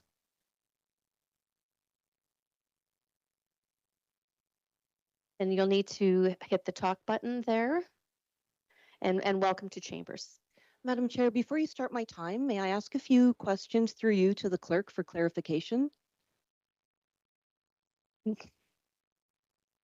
I just want to make sure I follow the rules. Okay, I'm a what's little your question? confused. So through you, Madam Chair, to the clerk, I understand I will address council through the chair. In the event that I address Mayor Leal, will that be through Madam Chair as well? Yes, you speak through the chair. All conversation goes through the chair of the meeting. Thank you. Thank you. One more question, if I may, Madam Chair, before you begin my time. Is it typical for council to say what affected community members can speak to? When we are in a Planning Act meeting, we speak to Planning Act matters. We don't typically speak to site plan that is outside of the scope of the rezoning. Right. We don't get in, and we certainly don't usually get into the operations of whatever the application is about. This is a very special case where we have allowed an extra hour and a half to get all of these extra details. So please please. We're not talking about strong mayor powers, and we are not, and it's a rezoning application. Please limit your comments to those. Thank you. Thank you. One more question, if I may. If this was brought forth through strong mayor powers, why would that not be relevant to the people affected by the use of this rule? Because that's already provincial legislation and that's already in place. So we are proceeding with delegations and your time has started. Please go ahead. Madam Chair, councillors, and members of the public, my name is Sarah McNeely. I live on Elmer Street, directly across from where McNabb House will be built. I stand before you tonight as someone who is not opposed to transitional housing. I care about the homeless. But I have to ask a fundamental question. Do we still care about democracy? Because that's what is at stake here, not transitional housing. This is about whether we, as a city, as a council, as a people, still believe in the bedrocks of democracy. Sorry, you're straying off the rezoning, that you're speaking to strong mayor power. Madam Chair, That is please. not, that is This is not my right. conversation. Madam Chair, please, this is my right as a citizen No. in a democracy. We're not debating strong mayor powers this evening. This is a rezoning application. Okay. Well, in that case, I'll speak to planning and rezoning because I've read the Planning Act thoroughly. I've read the Strong Mayors Act, Building Homes, Bill 3 thoroughly. I've read the Provincial Powers Supplement, whatever the new act is called, because it's changing at breakneck speed. So I will instead pose questions through the chair to council about those matters, because are they, if I may ask, within my rights to speak to as an affected citizen? You can make a presentation and we will ask questions of you. Thank you. Okay, so first I would like to present the fact that in Mayor Leal's statement, conveniently released on the day of Trump's trade war, might I add, states that council has already in principle endorsed this project. I would like to present the fact that the Ontario Planning Act maintains that an open house held relating to a zoning amendment matter must be held 7 days prior to a public meeting. If council has already endorsed this, why are they not responsible to council Brock Mission to follow the rules and procedures in the Planning Act? I would also like to mention that the Planning Act also asks for public notices to be sent 20 days before the public meeting. Well, the letter that residents received in the mail was dated for February 4th, 20 days ago. It was received much later, well within the 20 days. Now, I know the Peterborough Housing Corporation must allow for 5 days for eviction notices to be received by mail. I wonder why the city won't allow the same decency to the neighbors. I also am curious, or would like to present rather, and you'll have to excuse me because I did have something prepared and now this is all on the fly, but I guess this is how we're doing things, so here we go. I also am curious then and would like to present my concern regarding the fact that the lot in question is zoned for 2 current land use purposes.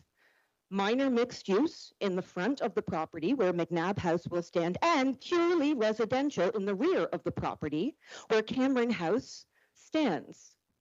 So my question is when, because I don't think there's an if, this will be rezoned, will the official plan for Peterborough be amended? And what will be the ramifications for that residential zone 1 minute behind Cameron House? That's all I can think of because again, I wasn't permitted to speak to democracy.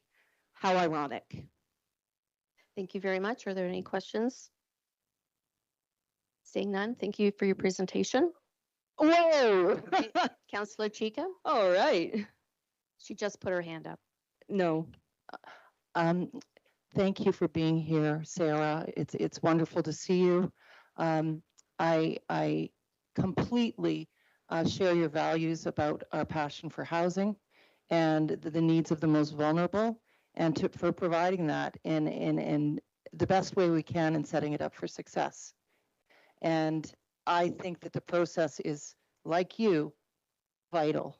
in terms of community understanding, community buy-in, and also council in a governance way being able to analyze and make decisions wisely. That's our job.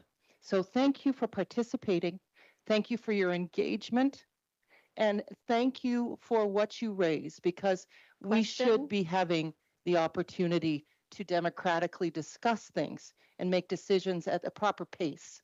That's all we are wanting to do. And my question to you is, have you had an opportunity to speak or confer or deliberate with Mr. Wilson and or his staff or Mr. McNabb to glean any confidence about the site being amenable and aligned with our community safety and well-being plan?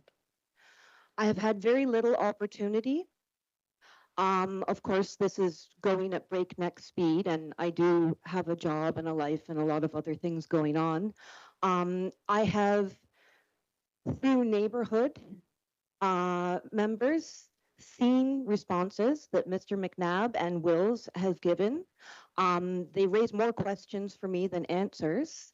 I think why I'm so confused and would love to get answers is that 4 days ago at the open house, that was the first time neighbors were able to get information. And now we've just found out that moments before this meeting started, that information has in effect changed and is now obsolete. We weren't made aware of that. Council was, from what I understand.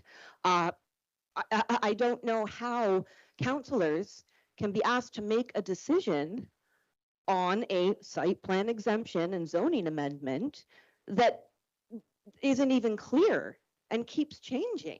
It seems impossible to me. Thank you. And just supplemental through you, Madam Chair. A question? Yes, a question. Sarah, what do you do as your profession that might provide insight into a project like this? And I understand that fundraising is an area of your expertise. And do you feel that there's a solid fundraising template for what you're perceiving from the public meeting? Thank you, Councillor Lushika. Through the Madam Chair, if I may first speak to that point, it's been very difficult for me to come forward with my opposition to this bill because indeed I do work in the charitable sector and I do deeply care about homelessness, about people, and about the problems that we face. I'm not the only one in the neighborhood who has been afraid to come forward about this and speak to the procedure, not the proposed bill. I am indeed a professional fundraiser. I was taken aback at the open house 4 days ago when I asked Mr. Wilson what grants had been secured for this project. He made it seem like Heart Hub was secured. It turns out that is not the case. When I asked what applications had been submitted, he couldn't name one. He said somewhere in the works. Furthermore, when I asked if a fundraising feasibility study had been conducted, which is common best practice for capital builds like this. This is way beyond rezoning. We are getting into personalities Excuse me, now. Madam Chair, may I No. finish? Well, You have limited what I can say. I'm answering a question that has been asked through you. You allowed for the question. You are quoting, Please. you are quoting other people, third party. Please stop that. Madam Chair, you didn't come to the meeting. I was ill. Sorry, I had intended to Right. be there. So Accept wouldn't you my like to know regrets. what happened there? I know. I talked to my colleagues. Please wrap up. So I, through you, am answering Councillor Chica's question about my expertise as a fundraiser, which very much does pertain to this capital build and the site plan and the zoning amendment. If I may finish answering the question through you, Madam Chair. Best practice for a large capital build like this is to conduct a fundraising feasibility study with private donors, essentially getting leadership pledges to help apply for grants. Best practice also is to run a fundraising capital campaign as any responsible nonprofit would. And in that campaign, best practice also suggests that reserve funds must also be fundraised for in the event for building maintenance, emergencies, that type of thing. I am under the impression from the meeting 4 days ago that those things are not being done. I would hate to quote anyone. Okay, thank you very much. Councillor Burke, and please try to keep it to rezoning, not operations and site plan. Thank you again Thank for you that for the reminder. question. Why sometimes and not always? Well, I'm trying to reel you people in, and we need to try and keep this meeting going. It's almost 2 hours now, and we keep swaying way off the topic. So Right. we have to bring it back to rezoning. Please go ahead. But not when Alan's speaking for a very lengthy time. I was allowing him to get the information out to try and help the delegates. Thank you very much. Councillor Burke, you have the floor. Thank you, Chair Parnell. You're welcome. And thanks for the reminder. Through you to Miss McNeely, thanks so much for coming today and speaking. And I definitely feel aligned with what you're telling us and what the neighborhood is telling us about how this isn't so much about what the project is, but it's about how it's being done. And so I really feel that from you. I was at the meeting at St. Pete's last week. Was it Thursday, I think? Through the chair 4 days ago, Thursday, that's correct, right before the weekend. Yeah, and so through the chair, my question to you from that meeting is that a lot of good points were made from residents about there were shadow studies that people were concerned about where the dynamic of the neighborhood was being changed by the height of the building. And so it was a great opportunity, I feel, for residents to ask those questions of the planners and of Mr. Wilson. Do you feel like the people in charge of the project have the capacities to take back some of that feedback and change the plan? Or do you have the feeling that they're just presenting to you something that's done and wanting the neighborhood to kind of to sign off on it? Councillor Burke, through the chair, I feel not even confident that the consulting engineer firm nor the inners at Brock Mission are aware of what the project entails, never mind the public. For example, the shadow study you cite was produced 10 days after Mayor Leal made his statement to use strong mayors, which we're not allowed to speak to. The shadow study was released a mere 10 days after that. It includes glaring inaccuracies. For example, the first thing my eyes saw were summer equinox 21 March. This is not to be a grammar Nazi, but this is to say that if proper proofreading wasn't done for this study, how can we trust that other information in it is accurate? Furthermore, the shadows detailed in this study go out of the frame of the image. I can't tell if my house will be affected or not. I can only guess because the complete shadow isn't even shown. At the meeting, when asked questions, representatives from Wills said on many occasions that they don't know because this is moving too fast for them. Thanks. And through the chair, to Ms. McNeely, the projects that some of us have been involved with that have had a neighborhood impact have been it's been a great help for us to have a neighborhood liaison committee. Would that be something that if Mr. Wilson and the team would be willing to provide to the neighborhood, would you be willing, or do you think people would be willing to take part in that, to act as a neighborhood group to help guide the project, like we've seen at Trinity, like we've seen at Wolf Street? Through the chair, Councillor Burke, I think there are many compassionate, reasonable folks in this neighborhood who consider Cameron House a point of pride and a pride of place and are very involved with it. And while I'm not allowed to speak to procedure, I speculate that this process would have gone far differently had stakeholders been consulted from the beginning 14 months ago had we had an opportunity? Not only would there have been buy-in, I imagine there could have even been excitement. I tend to agree with you. Thank you very much. Thank you. Thank you. I will call on the next speaker. Thank you for your presentation, Ms. McNeely. Spencer Allen, please, if you could come to the podium.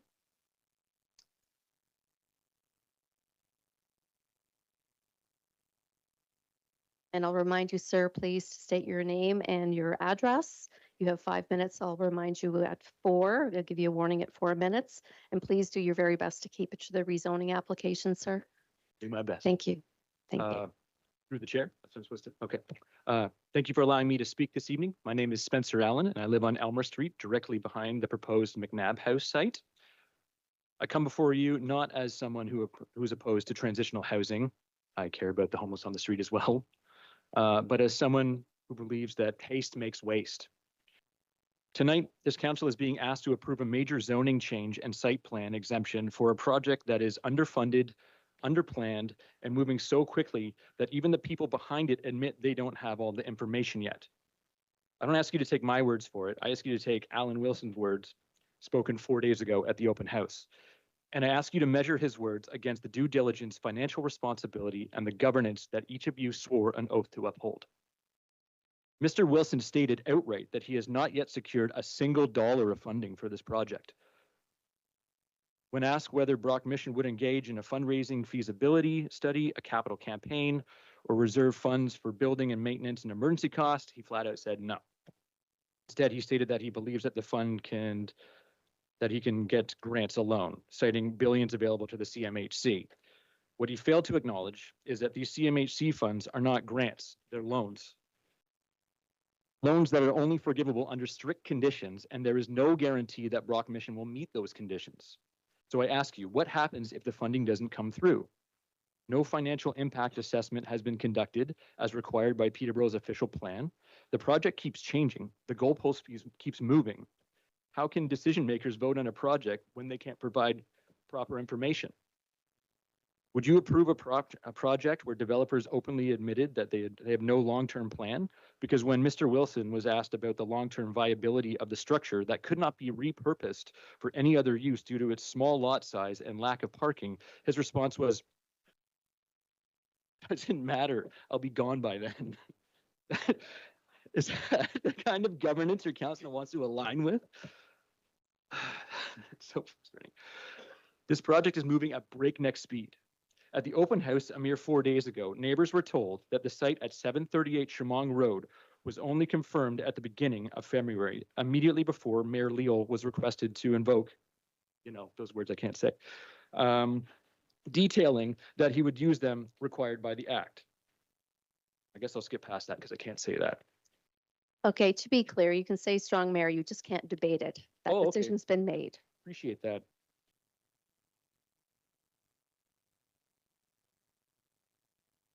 In a statement, Mayor Leal also said the $250,000 already given to and spent by Brock Mission. That means that council had already endorsed the project in principle. Council doesn't council then have a responsibility to ensure that the open house for this endorsed project follows the timeline prescribed by the Ontario Planning Act that requires an open house to be held a minimum of 7 days before the public meeting, not 4. The shadow study that was released has glaring mistakes, such as the summer equinox dated March 21st. The full scope of the shadows didn't even fit into the frame, so I can't tell as well if my house will be affected by the shadow study. At the open house 4 days ago, Mr. Wilson continuously apologized to residents for the speed at which the project was moving, admitting at the open house that even the project's own engineers don't have all the information yet. Yet when asked by neighbors if, as many of the councillors have already told them, was this project already a done deal? Will's representative and Mr. Wilson openly joked that yes, and we could probably vote on it this evening. How is this responsible governance? Peterborough's official plan section 7.2.1 states that community engagement will take place early in the planning process and on a continual basis. Yet residents received their notice only days before the vote. Even councillors weren't properly briefed. because this project was never officially brought before the planning committee. How can this council in good conscience approve a project where even basic procedural requirements have not yet been met? 1 minute. Thank you. And let's be clear, this isn't about strong mayor powers. The mayor stated, as per the law, where he's going to apply these powers. Strong mayor powers do not eliminate the requirement for financial due diligence, responsible planning, or public consultation. They do not give the mayor the power to ignore the Planning Act or the official plan, nor do they allow developers to force through a project that doesn't meet basic financial and procedural standards. Even if this project is well-intended, even if the goal is noble, that does not excuse reckless process. Haste makes waste. And councillors, if you approve this tonight, I got like half a paragraph. Can I just go? Finish your sentence, please. All right, well, I'll just go to the end then. If you approve this tonight, this will be on your names, not Mr. Wilson's. You'll be tied to this project. Thank you, Mr. Campbell. Any questions for Mr. Campbell? Councillor Duguay, please. Thank you. Mr. Allen, yes? Yep. You said you reside on Elmer Street directly, Sorry, directly behind the project? Yeah, block over, yeah. Okay, thank you. I apologize. I was too far down the list. Sorry, Spencer. Okay. Any further questions? Seeing none, thank you very much for joining us this evening, sir. Our next delegation is Denise Campbell. If you could please come to the podium.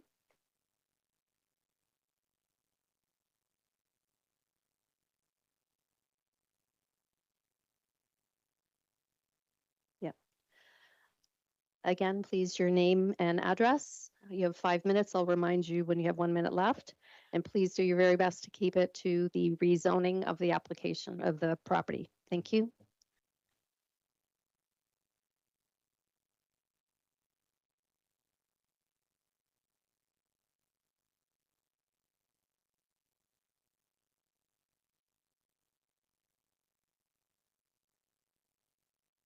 Thank you, everybody, for being here. I'm not a speaker, I'm a citizen. My name is Denise Ann Campbell, and I live at 768 Bethune Street. My front yard is the backyard of Cameron House. My front yard has been there since 2007. I love that community over there.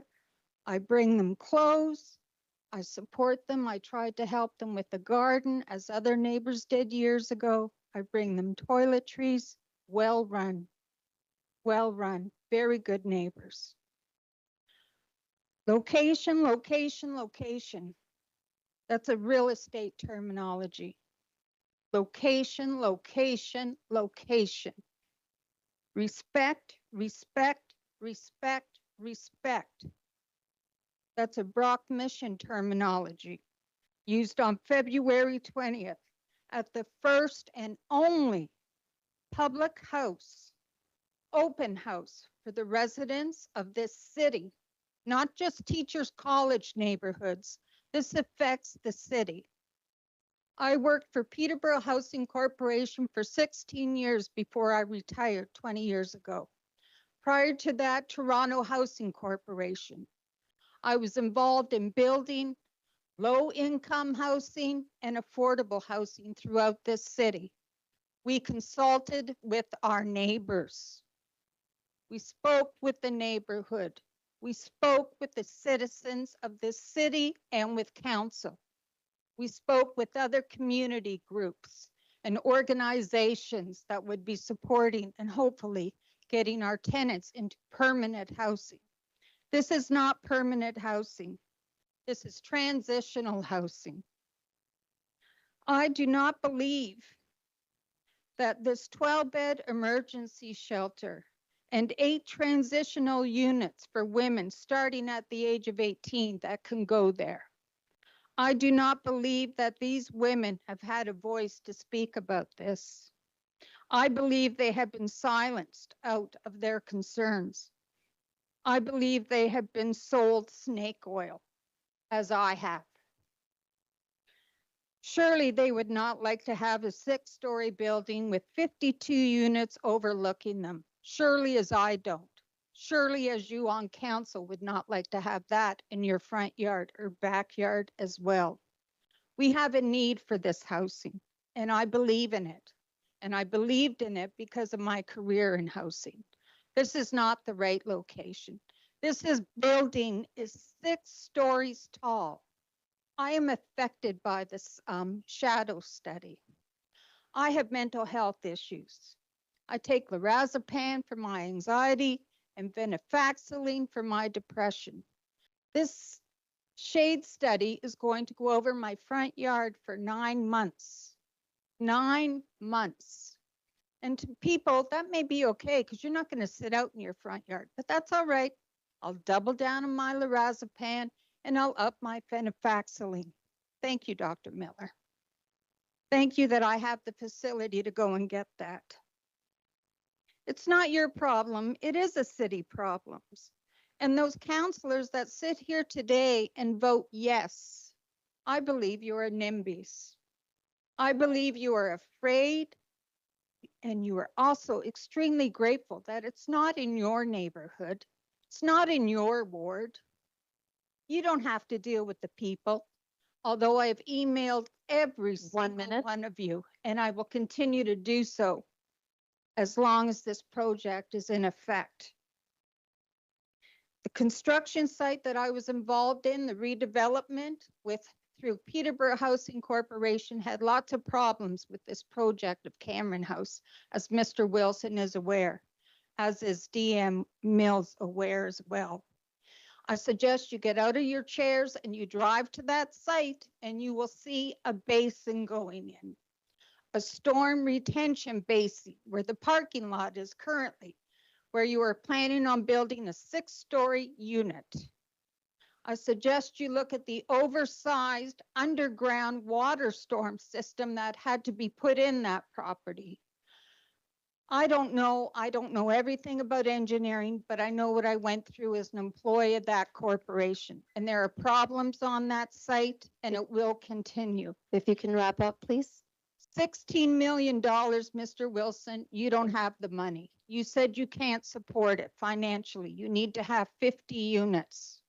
What's wrong with the 3 or 4-story unit for women only on that property coming out of homelessness and working together as a community? Okay, thank you very much. Are there any questions? Thank you all for hearing me. Any questions? Seeing none. Thank you very much. Thank you. Appreciate And I being wish here. you were here, Mr. Leo. I'm sorry you're not able to face your crowd. He's recovering from surgery, or he would be here, but he is online and he is listening. Okay, Chris Kurek, if you could please come to the podium, please. Oh, I'm sorry, I missed Julie Gray. My apologies. Julie Gray. And I should make the point, since we have 15 speakers, sometimes we can end up getting into repeating points that have already been made. So if we can try not to repeat points that have already been heard earlier in the evening or with other delegates, please. And welcome. You have the floor, 5 minutes. Thank you, Madam Chair, members of council and the public. My name is Julie Gray.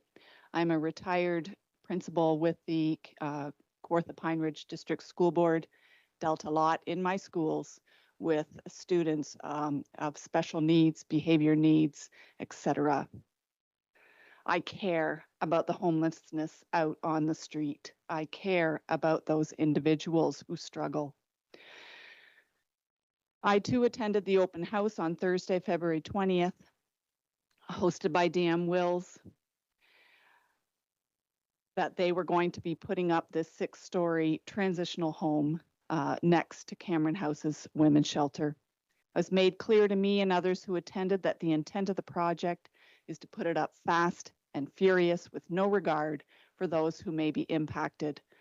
The women of Cameron House Transitional Housing have been completely left out of the picture. Alan Wilson seemed to have an aha moment on Thursday night when asked of him, have these women been considered in these plans? Cameron House's success is at stake. Trauma is trauma. Homelessness, drug addiction, domestic violence, the trauma these women have endured created homelessness and addiction. The safe haven they have found at Cameron House will be no more if 52 individuals with mental health and addiction issues become their closest neighbor. It is absurd to think that they will not be impacted. They cannot be an afterthought. Alan Wilson clearly demonstrated that the thought never crossed Brock Mission's efforts to get this building up. Now, my research. Today, there are 12 5-bedroom homes, 4 6-bedroom homes, 1 7-bedroom home, 1 8-bedroom home, and 1 12-bedroom home on the market for sale in Peterborough in various neighborhoods. That is 111 beds, all of which could be McNabb Transition Homes of Peterborough.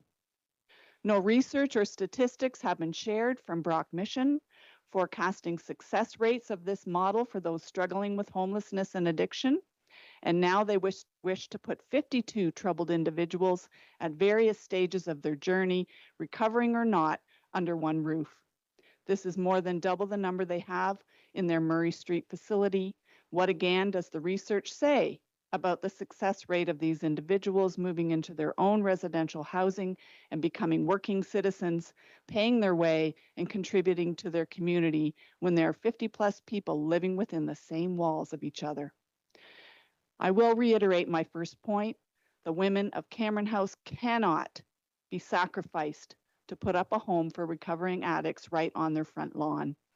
I ask that you vote against all the zoning amendment of this project so that another suitable site can be found. Thank you. Thank you. Ms. Gray, I do need your address for the record, please. 268 Aberdeen Avenue. In Aberdeen, thank you very much. Are there any questions for Ms. Gray? Seeing none, thank you very much for being here this evening. Okay, Chris Couric, if you could please come forward now, sir. Your name and address, please. Thank you. My name is Chris Kurek. I live at 250 Aberdeen Avenue. Elected councillors, Madam Chair. I'm speaking directly to the mixed-use corridor design guidelines that you have in your records. A little lower. The rezoning of the lot with the intent to build the 6-story structure is in direct conflict with the City of Peterborough's mixed-use corridor urban design guidelines. The proposed structure does not meet the criteria, specifically to the guidelines regarding transitions.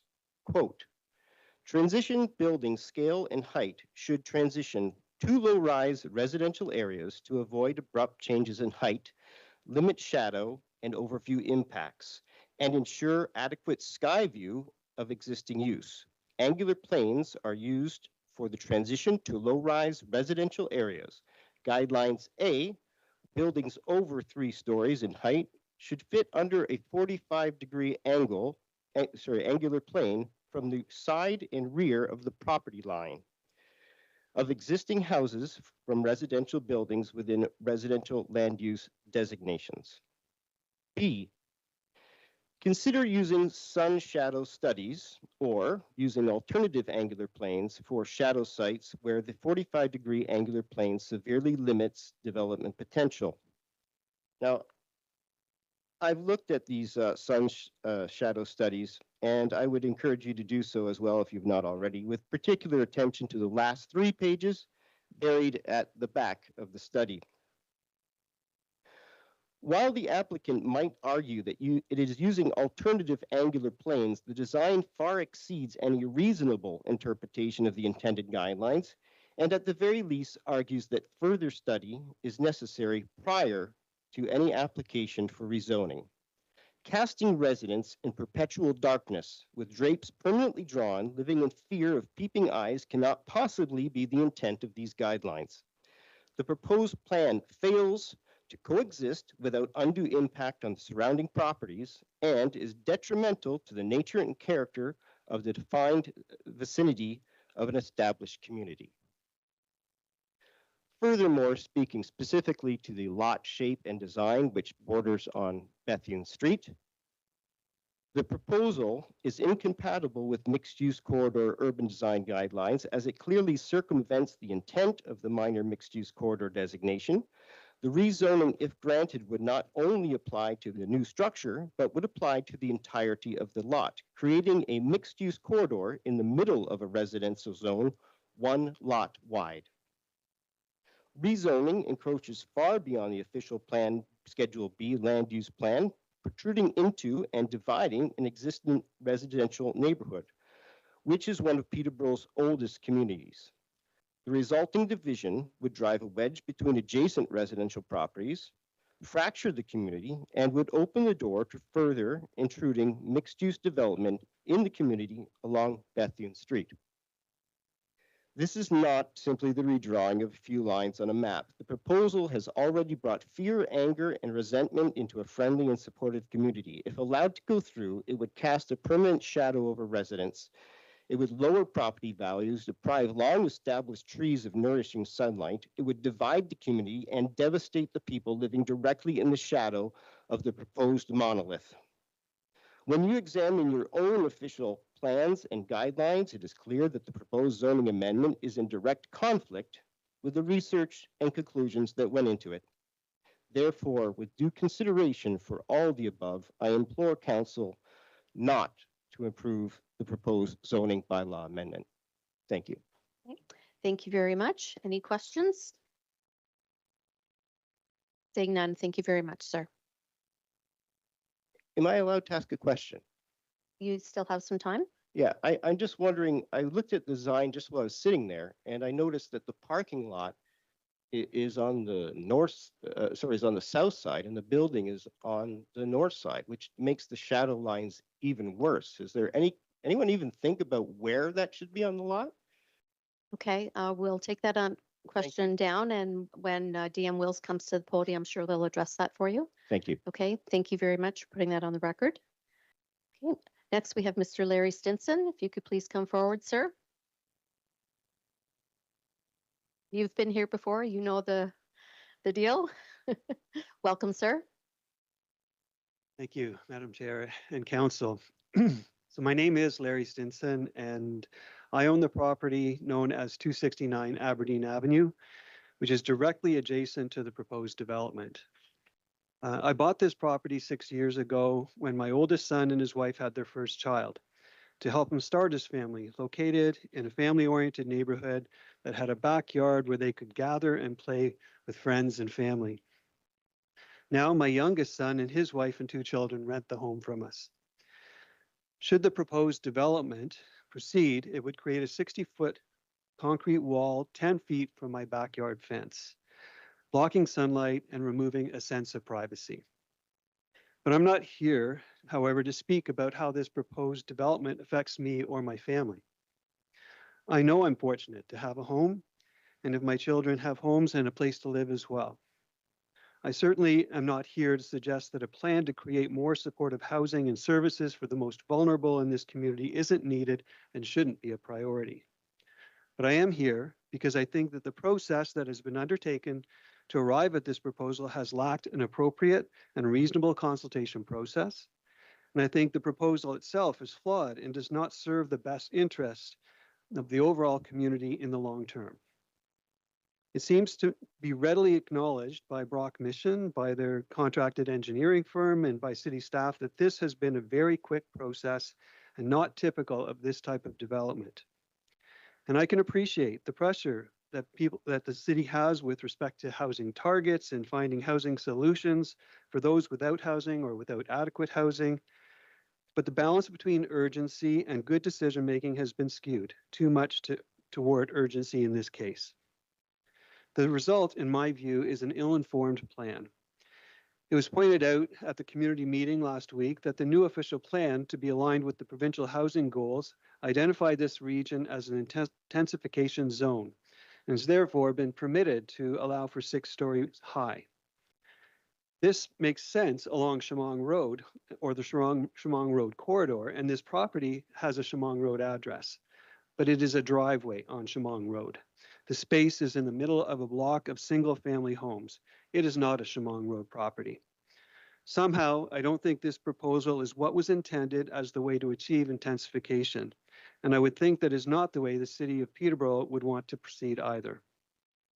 If a two-story building had been proposed or an expansion of the building that's there owned by Brock Mission, that would make much more sense. Having said that, it leads to the other significant flaw in the plan, one that's been mentioned several times tonight, which would be to have explored more fully the appropriate engagement and consultation of key stakeholders. The property owned by Brock Mission is location for the women's shelter Cameron House, which was designed and built in a way to be integrated into this neighborhood. The point has been made by so many people tonight that placing a mixed-use 6-story shelter immediately adjacent to this building compromises the integrity and objectives of the Cameron House. Safety and security is a critical element to those who have come and will come to Cameron House, and it would be important to know how they would feel about having this building 10 feet away from them. From a city planning perspective, there's value to having supportive housing integrated into neighborhoods. Nobody here is proposing they should all be put somewhere together out of sight and out of mind. The approach that has been taken, however, has not allowed for integration to even be a consideration. This was done when Cameron House was created, and the surrounding community has embraced it. The community was engaged in its creation, the building fits with the neighborhood, and Brock Mission has operated it in a responsible manner. To rush without consultation or clear rationale and put a dominating 6-story building into a neighborhood that has already demonstrated its support for the broader community needs is ill-informed and will fail in achieving its true integration. Information about other sites considered in selection for this was not broadly shared, and it seems to me the main reason that it's been chosen is because it is one of only the 2 sites that Brock Mission already owns. 1 minute, please. And that, to me, is not adequate rationale, and I would like to know what criteria outside of ownership of the property led to this choice. So in closing, I hope Council will defer the decision and not support the request for them in front of you tonight, so that potential impacts can be adequately assessed and alternative options can be truly considered, and that the decision can be made that considers the best way forward for the city overall and to serve all community members and their needs effectively. Thanks. Thank you, Mr. Stinson. Any questions for Mr. Stinson? Deputy Mayor Baldwin, please. Mr. Stinson, Larry, good to see you. You speak well in terms of the public consultation. I'm wondering, given what you said and the background that you provided, how much time do you think would be needed to do a public collaboration or consultation as you've described? To me, the public consultation would be something that followed the Planning Act, and it would be appropriate for the community to be involved. But I would suggest it's not just about consultation with the neighborhood. I believe that the whole process should be backed up in terms of site selection, and that appropriate processes be applied to that, so that matches with what the city of Peterborough would want to see with their housing plan and support for unhoused in this community. Thank you. Thank you very much. Any further questions? Seeing none. Thank you, Mr. Stinson. Okay. Next on the list is James Walwork. If you could please come forward to the podium, sir.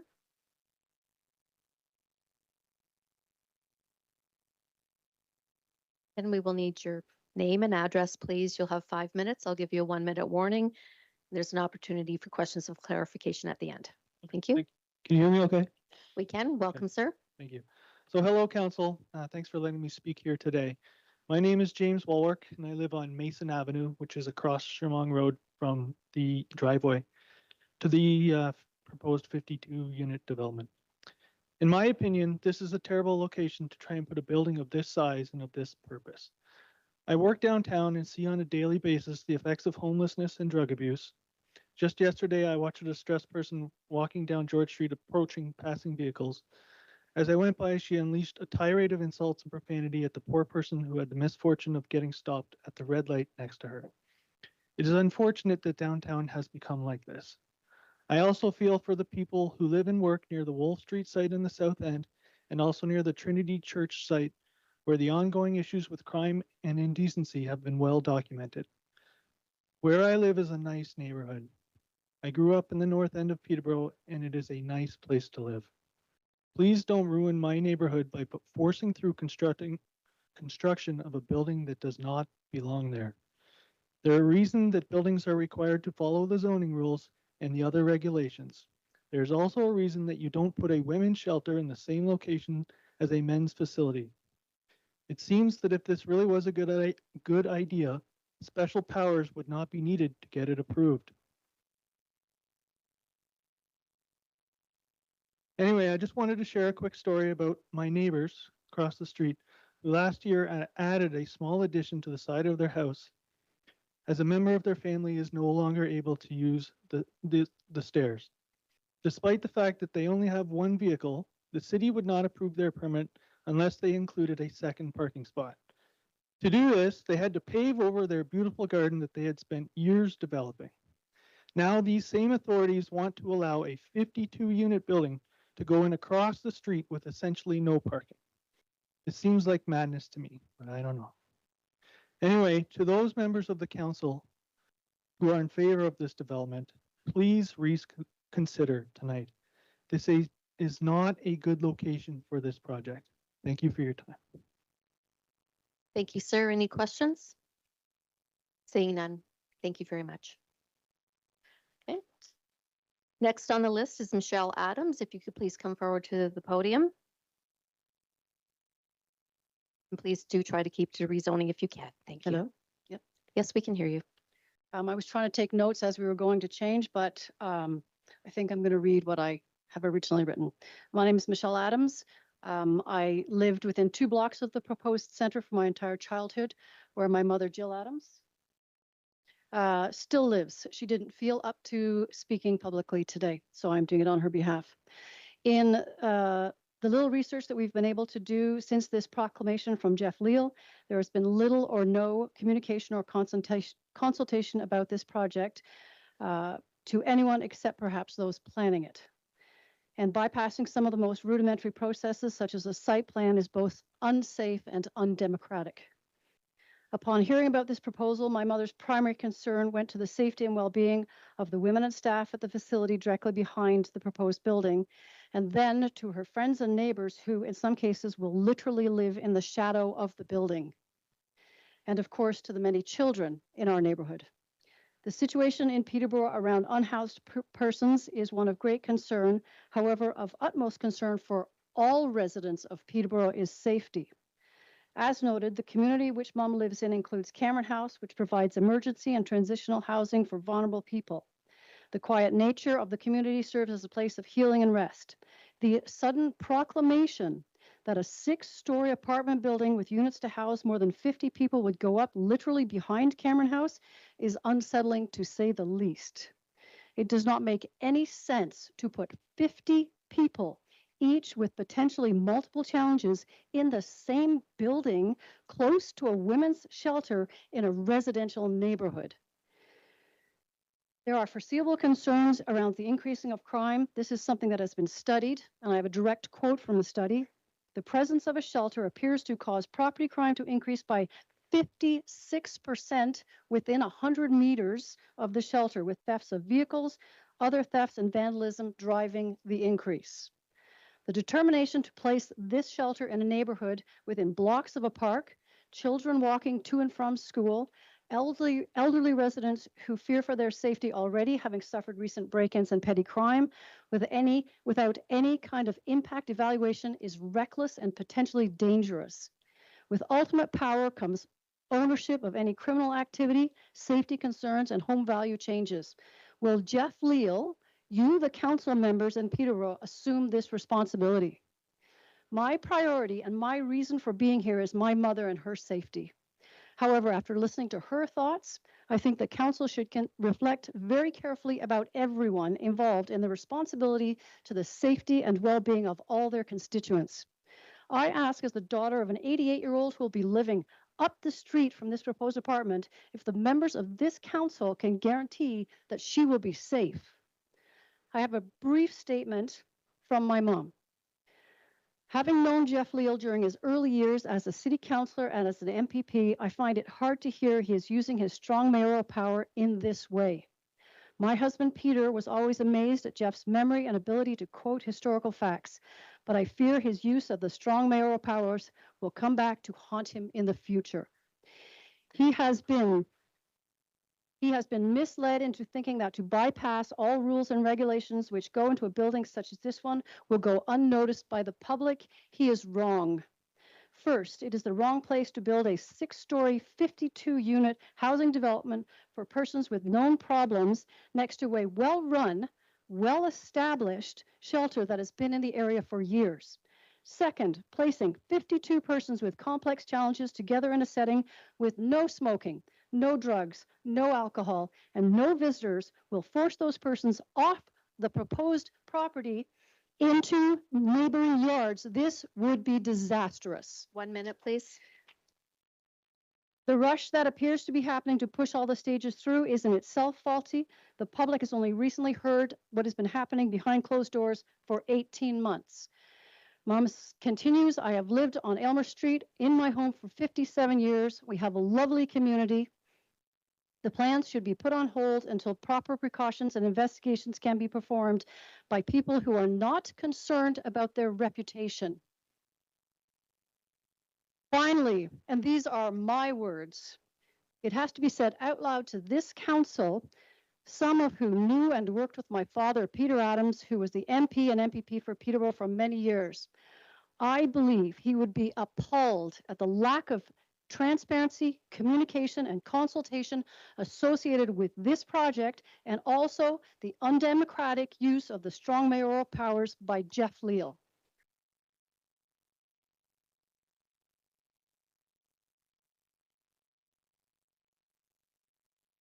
Thank you. Are there any questions? Seeing none. Thank you. And ladies and gentlemen, I appreciate the passion. I know Michelle and Jill Adams as well, but please follow the rules. Thank you so much. Next on the speakers list is Janine McCaskill. If you could please come forward. Oh, Jeanette. Thank you. Jeanette. My name is Jeanette McCaskill, and I live on Aberdeen Avenue behind the Cameron House. I would like to thank the mayor and council for the many hours of time and energy you put into the betterment of the community. I know drug addiction, mental health, and homelessness are serious concerns in our community and well beyond. I spent my entire life working as a professional social worker. I never thought I would be defined as a not in my backyard person. However, the transitional house is literally in my backyard, and I feel compelled to share an experience I had on a November morning in 2021 that affected me deeply. I'm a senior who lives in a very modest home on Aberdeen Avenue. I had left my home at 8:45 on a Monday morning to attend a yoga class at Activity Haven. You can imagine my surprise when I returned home at 10:15 to find a man standing on my front step carrying a 50-inch TV. At first, I thought someone was mistakenly delivering a TV to my home. Then I realized he was coming out of my home with my TV. This was the beginning of one of the most stressful periods of my life. My home had been broken into, the back door had been smashed in, and the deadbolt broken. When I thought of the force this would have taken, it truly frightened me. I was traumatized. Every room in my home, including the basement, had been entered. Drawers and cupboards had been opened and items taken. Over the following months, I continued to have reminders that my home was broken into. A random earring on the laundry room floor in my basement. The charger for my stolen camera in a closet in the basement. Jewelry I had received as gifts from friends and family had worn on special occasions, such as my daughter's wedding. Unique pieces that had been handcrafted were all gone. To this day, every time I think I will wear a certain piece of jewelry, I remember it is gone. Another item that was stolen was my laptop. Years of photos were on that laptop. Decades of family research and genealogical information gleaned in trips to Scotland were gone. Personal information and records were on my laptop. I am still concerned that someday this may have implications for my security. I have no idea where that laptop ended up. In view of the items that were stolen, I had to change my bank accounts and credit cards, notify all the automatic deposit and withdrawal companies. It was very stressful to ensure that all the appropriate places were notified. I had to have the lock on my front door rekeyed for my own sense of safety and security. For a few months, it was the only door I could use because the back door, I was waiting for the back door to be replaced. I spent months dealing with the insurance company to complete repairs to my home and recoup losses. I had many phone calls with the police and victim services there. There are concrete reminders that my home was entered by a stranger and that had been in every room in my house in a period of no more than an hour and a half in the middle of the morning. It was not so much the physical objects that were stolen, but that my sense of safety and security were stolen. Every time there is a knock at the door or the sound of a car door closing outside, I realize I am on alert. When I return home, no matter what time of day, I often still experience anxiety as I approach my own home. The person who broke into my home was a 24-year-old resident of the Youth Emergency Shelter, which is at least a mile from my home. Now, I am faced with the prospect of having a 52-unit transitional housing apartment for troubled individuals essentially in my backyard. In fact, the person who broke into my home could very well be living there. This does clearly bring to mind the experience I had. The six-story building will loom over my home and my yard, taking away any sense of privacy. The shadow study shows that during the darkest day of December, it will literally cast a dark shadow over my home. Hearing the plan, this is an addendum for tonight because I heard about the lighting. Now I'm worried actually about light pollution because Mr. Wilson says the property will be lit up like an airport. I relate this to you not only for the loss of safety and security I have experienced, but also for the women who live in Cameron House, who no doubt have also lost a sense of safety and security in their lives. Alan Wilson has often said that two of the most important parts of healing are a sense of safety and security. I agree, and I would like my safety and security to be equally important as any other person who struggles. I ask you to defer the vote against the zoning bylaw amendment to allow time to fully inform yourselves of the many possible options there are for housing. I ask you to follow bylaws that were put in place through serious consideration by yourselves and your forebears. Thank you. Thank you, Jeanette. Any questions? Seeing none. Thank you very much, ma'am. Ladies. Thank you. Next on the speakers list is Ken Watson. If you could come forward, please, sir. And again, please try to keep this to the rezoning application that is on the agenda this evening. Thank you. Certainly. Thank you very much for having me. And thank you for the opportunity to stand before you today and discuss a very, strong, passionate issue by our community members. I'm speaking to you today about my concerns about the proposed rezoning in our neighborhood. This is a 6-story transitional housing complex, obviously located between Chemong and Bethune. I live in the old Teachers College district. I live on Bethune Street at 749. This house is directly 2 doors down from the proposed site. My backyard borders the proposed property. To give you some context about myself, I'm born and raised in Peterborough. We're up in the North End on Dublin Street near Park Street. My parents still reside at this location. I attended Old St. Peter's Elementary and Old St. Peter's High School. I attended Brock University, have a BA in Health Sciences, and I've been a police officer for 30 years with the OPP, retiring this April. I spent 28 of my 30 years working in provincial joint force operations, in drug enforcement, guns and gangs, and organized crime as a detective sergeant. I moved back to Peterborough 13 years ago to raise my 2 boys with my wife, Terrell. In doing so, I immersed myself back in the community I've always loved and appreciated after living in Timmins, Bracebridge, and Barrie while working with the OPP. I volunteered in the community as a lacrosse coach and hockey coach for my entire life. I've never been a fan of bureaucracy or red tape, to be honest. However, I do understand instances where things like this need to be considered.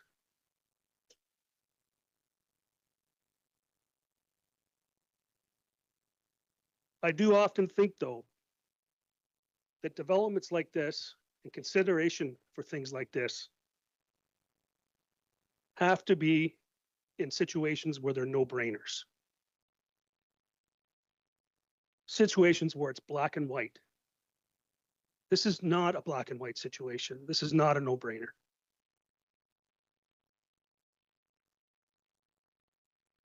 I do not believe that this is an instance where this rezoning application should be considered. There are so many questions left unanswered, including real community concerns and potential impacts that currently exist. Transitional housing is certainly a hot button topic. It can be polarizing, as we've seen within a community. We are passionate about our community. We love our community. I do recognize the importance of transitional housing and affordable housing, as is it evident that all my neighbors do as well. I hope you do as well. An important factor for all you to consider is the critical decisions like this one needs to be rational, needs to be proportional, and consider all the important community factors. It cannot be rushed. This type of facility requires deep dialogue, and this quick decision to utilize these types of powers places extraordinary stress on our community. The burden and impact that such a decision can have is too important and should be one of the mitigating factors to pause this project, ensuring that all the crucial factors can be properly and thoroughly assessed and evaluated. You've heard about many of the challenges and concerns of my community, your community. 1 minute, sir. I don't take issue with the proposed development of this type of facility in Peterborough. I do have real concerns about the specific proposal, including it seemingly being rushed, its location, its size, and the community concerns that need addressing before this facility is erected. This is real. Shoehorning a facility into a community and importantly, a neighborhood is not an effective response for the government's priority of housing the homeless. Speaking from firsthand experience, the Cameron House borders my property, is tolerably optically within the neighborhood. It does not necessarily detract from the sight lines, nor does the structure directly affect the feel of the neighborhood. I do need to add in that summer months, I do observe fights and screaming at the Cameron House. A 52-person facility will likely exacerbate the community disruption knowing what has occurred, even with a much smaller Cameron House. I purchased this property, educating myself with the neighbors and the community, knowing what the Cameron House was about, and knowing and understanding that the purchase of my property, I felt comfortable and I felt safe with its operation. I do not feel comfortable and safe with the proposal. Thank you, sir. Can I add just one more paragraph here? Not a whole, yes? One paragraph, a short paragraph. You've heard about all of the different challenges and issues, but I must say this. For such community projects to be successful, it is pivotal to engage all community members and its neighborhoods on transitional housing. This is the entire city, not just our neighborhood. For this to be successful, all parties need to be engaged and collaborate and work together. This unfortunately has not been the case with the Brock Mission project. The lack of community transparency and collaboration is what causes polarization. This project is rushed. Too many questions are left unanswered. I believe it's in the best interest of everyone to press pause, use common sense, so true and meaningful dialogue can place in order for there to be a thorough, balanced, measured, and proportional approach to transitional housing in this city. It is important. It's an important community decision and one not to be taken lightly or for the convenience of those who are proposing this. Any questions? Seeing none. Thank you very much, Mr. Watson. Robert Nygarth, please, if you could come forward.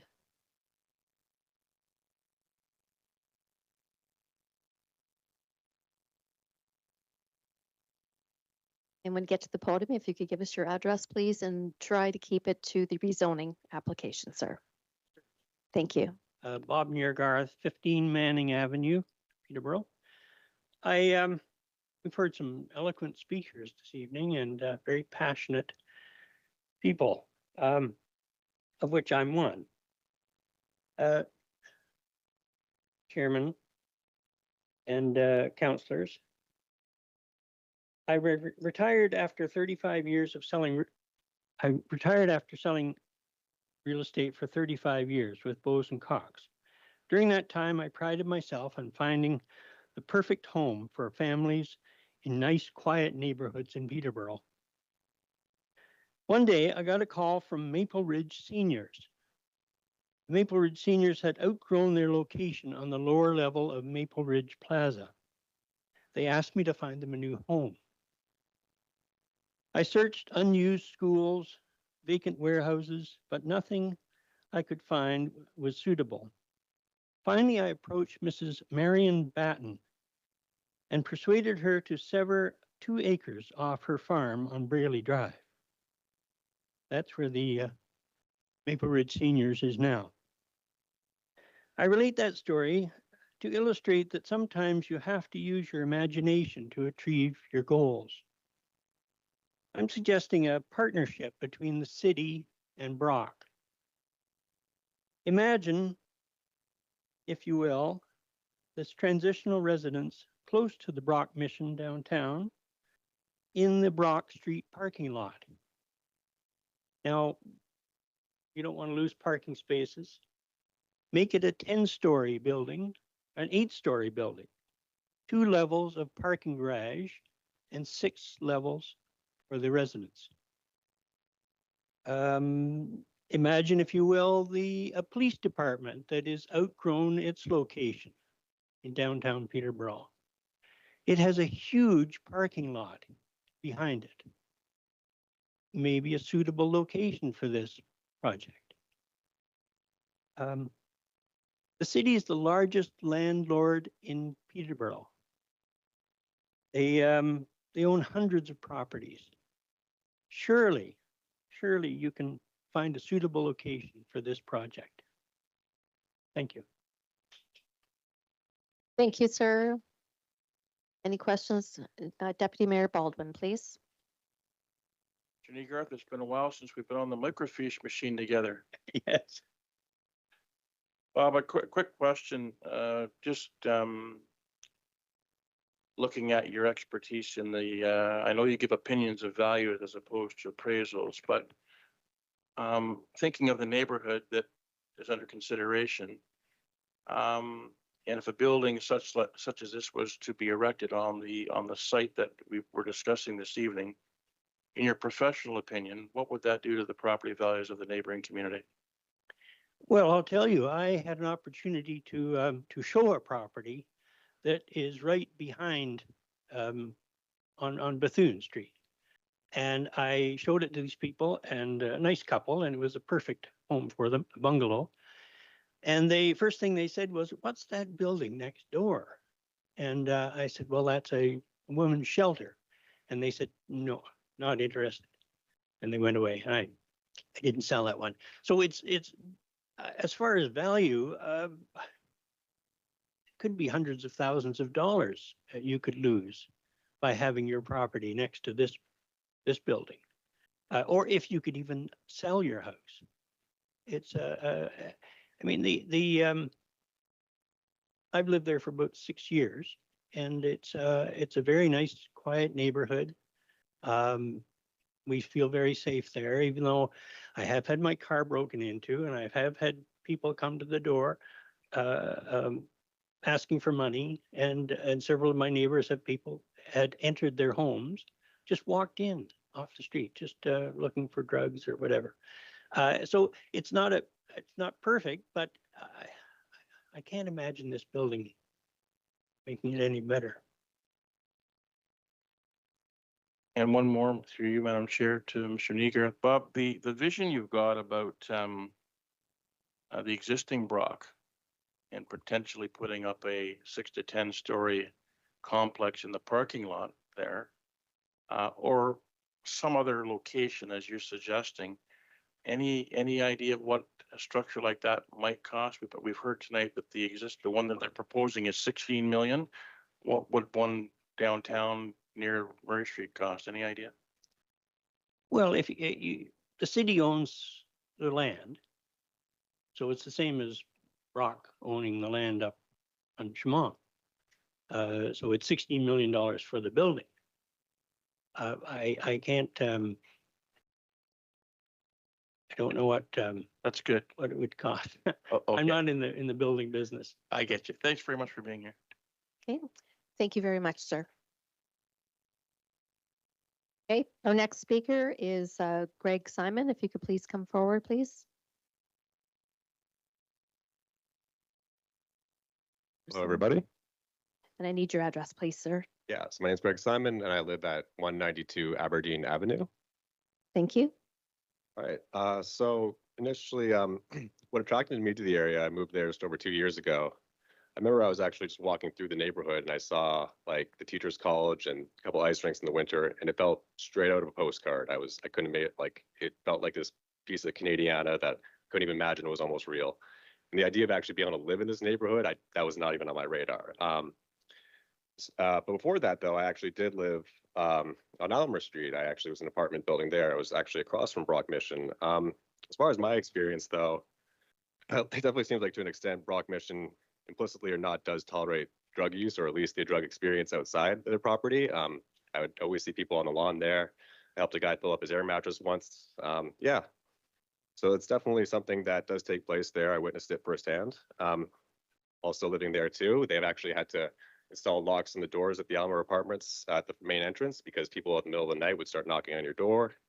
I also have my car window, my mirror busted when I was living there too. So yeah, it's part of my experience from living in that area. A bit about me too. I do actually volunteer and actually, help out with a homeless situation a little bit.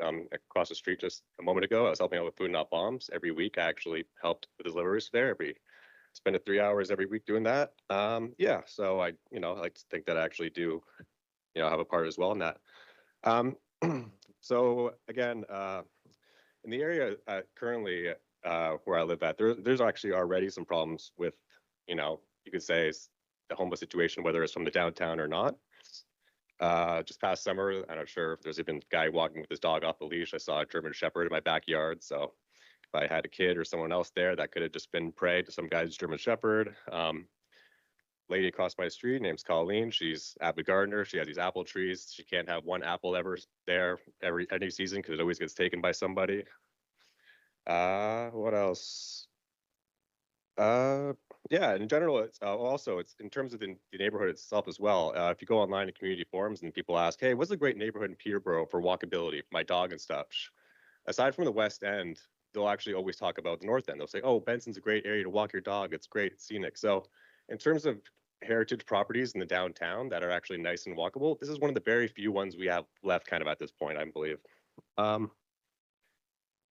Aside from that, yeah, in terms of what some of the effects has about some of these initiatives already in town, I guess Trinity has already been mentioned. But yeah, I guess just as a note too, it says police reports 700 calls to the area at Trinity, up from 168 last year, police reports. So from that new establishment being created, that's what was resulting in that. And I know that Republican House has had a lot of issues with Trinity House. I know one of my favorite cafes, Black Honey's, had to close its doors. They were basically getting extorted by homeless people because they're threatening to throw chairs through the window if they didn't give them free food. There was needles on the front porch. So yeah, I guess, and then just to sum up here, I just want to know, how does this help small businesses and tourism? Because how does it make anyone and any citizen taxpayers in the area help feel safe? I think these are the biggest problems the city has. And all you want to do is add to it with this project that's being rushed through bylaw. So that's my impression of what's taking place. Thank you very much. Any questions? Thank you. Seeing none. Okay. Mayor Laird, if you can come forward, please.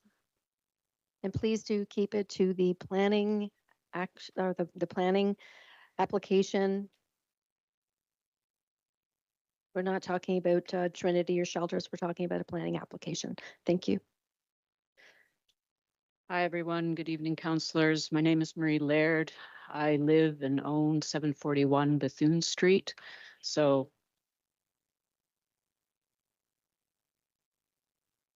can you hear me now? All right. Hi, my name is Marie Laird. I live and own at 741 Bethune Street. I purchased that property, I think it was about 7 years ago now, 7 years ago. Much like my neighbor before me, because the area was great. It is great. You know, I know there's been a lot of talk about Cameron House and how generally well it blends in with the neighborhood. And you know, maybe there are some challenges, but it's not, it blends. I think that's the best way to phrase it. The one thing, you know, I will say, and I'm trying to speak to the bylaw thing, but I also understand that the proposal was amended just before this meeting.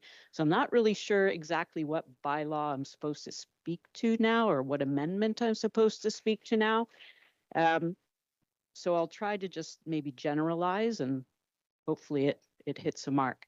You know, my understanding of the purpose, just as a citizen, of bylaws is to ensure appropriate use and it's sort of overall best use for a place or for a site.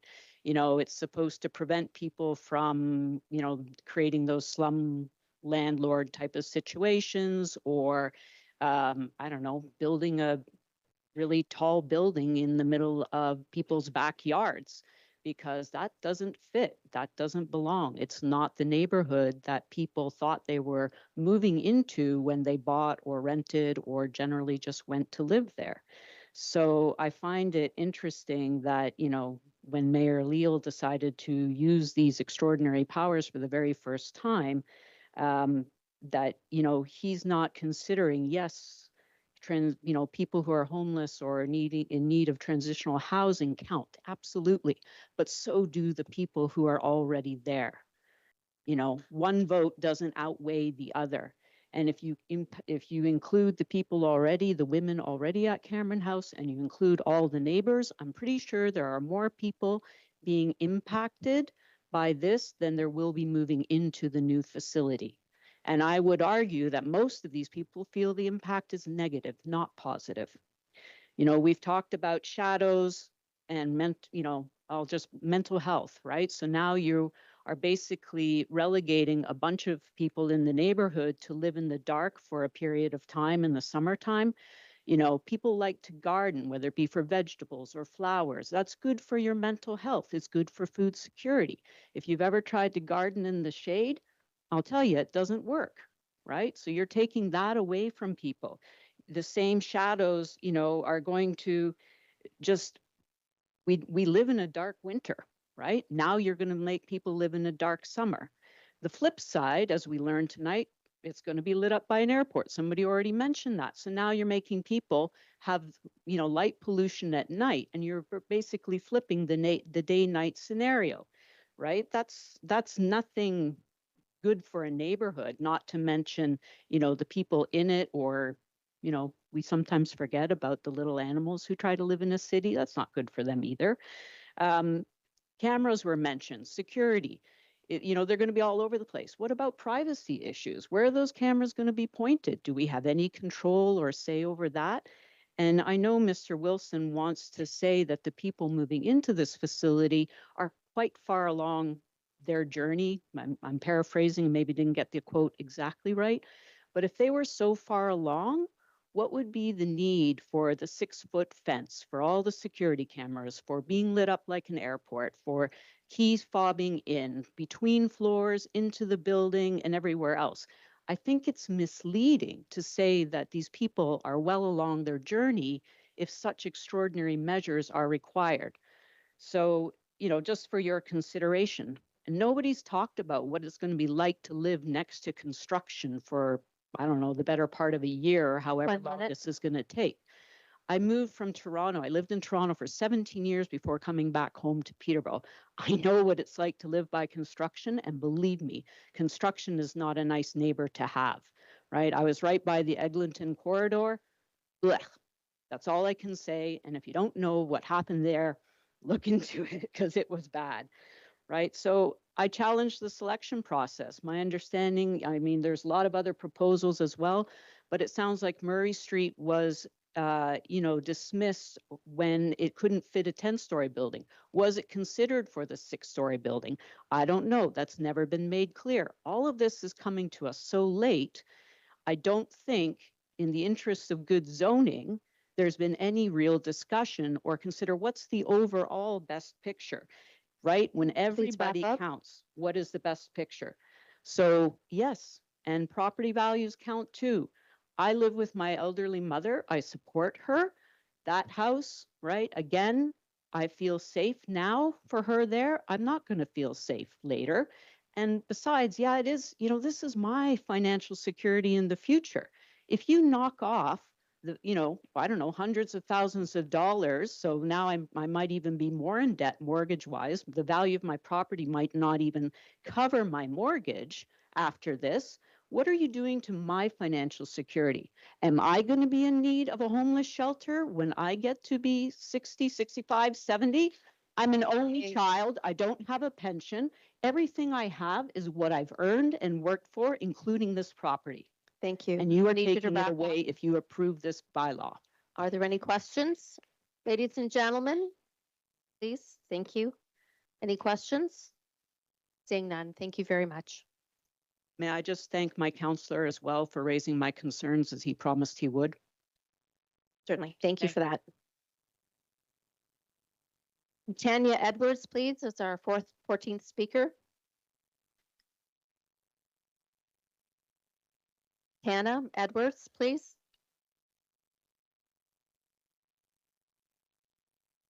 My name is Tana Edwards. There's no Y in it.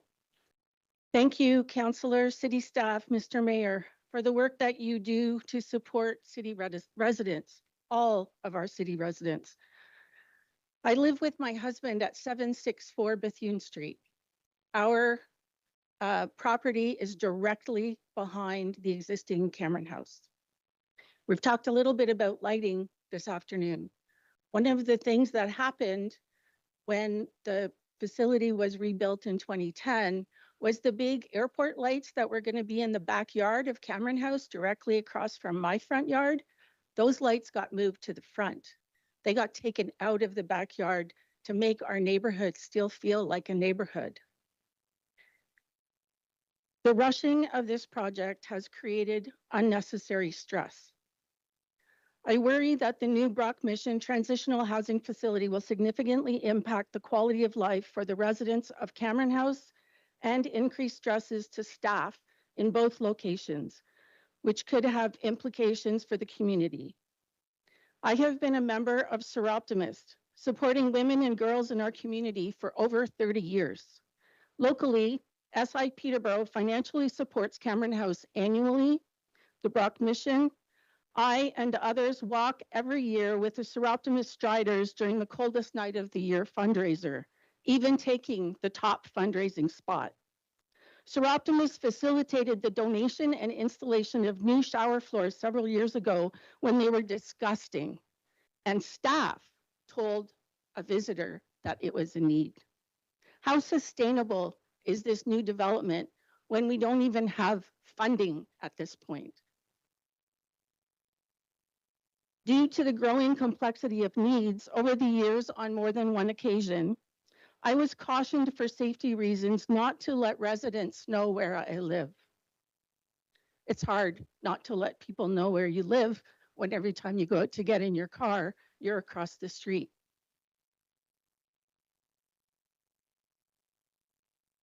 We are told volunteer involvement will be curtailed, and thus the need for little parking.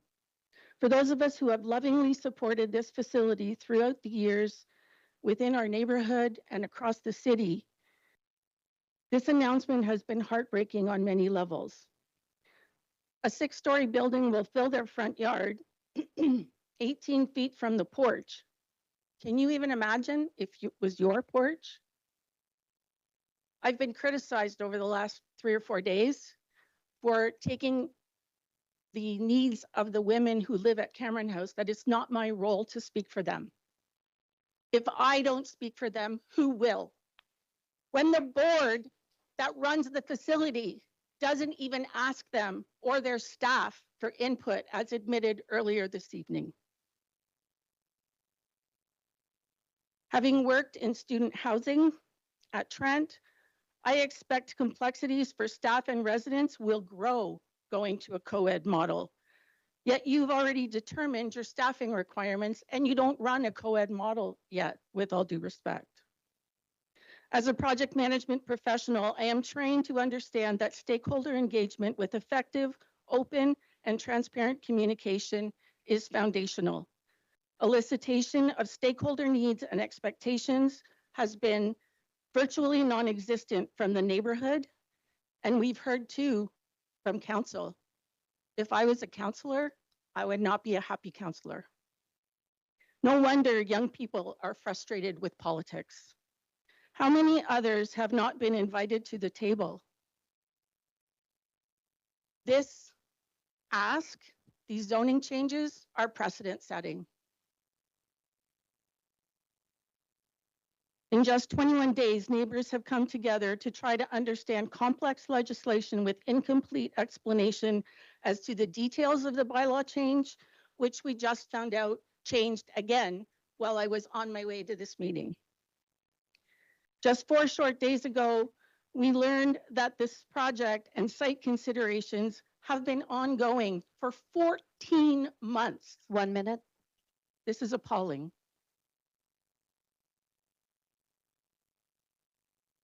Mayor Leal has not invoked these conservative conferred powers on previous supportive and emergency housing proposals. I would ask Mr. Mayor, why this one and none of the others? Not one of my neighbors disputes that Peterborough desperately needs this facility. However, a resident clinic on site tells me the needs are complex and do not belong amid single-family homes on all 4 sides. I already have people coming to my door. I already support people by giving them part-time jobs. I already chat and know some of the homeless people who routinely come. I know them by name and I treat them with respect. And I offer to bake them a cake for their daughter's birthday tomorrow. This facility is not in the right place if you go forward with this.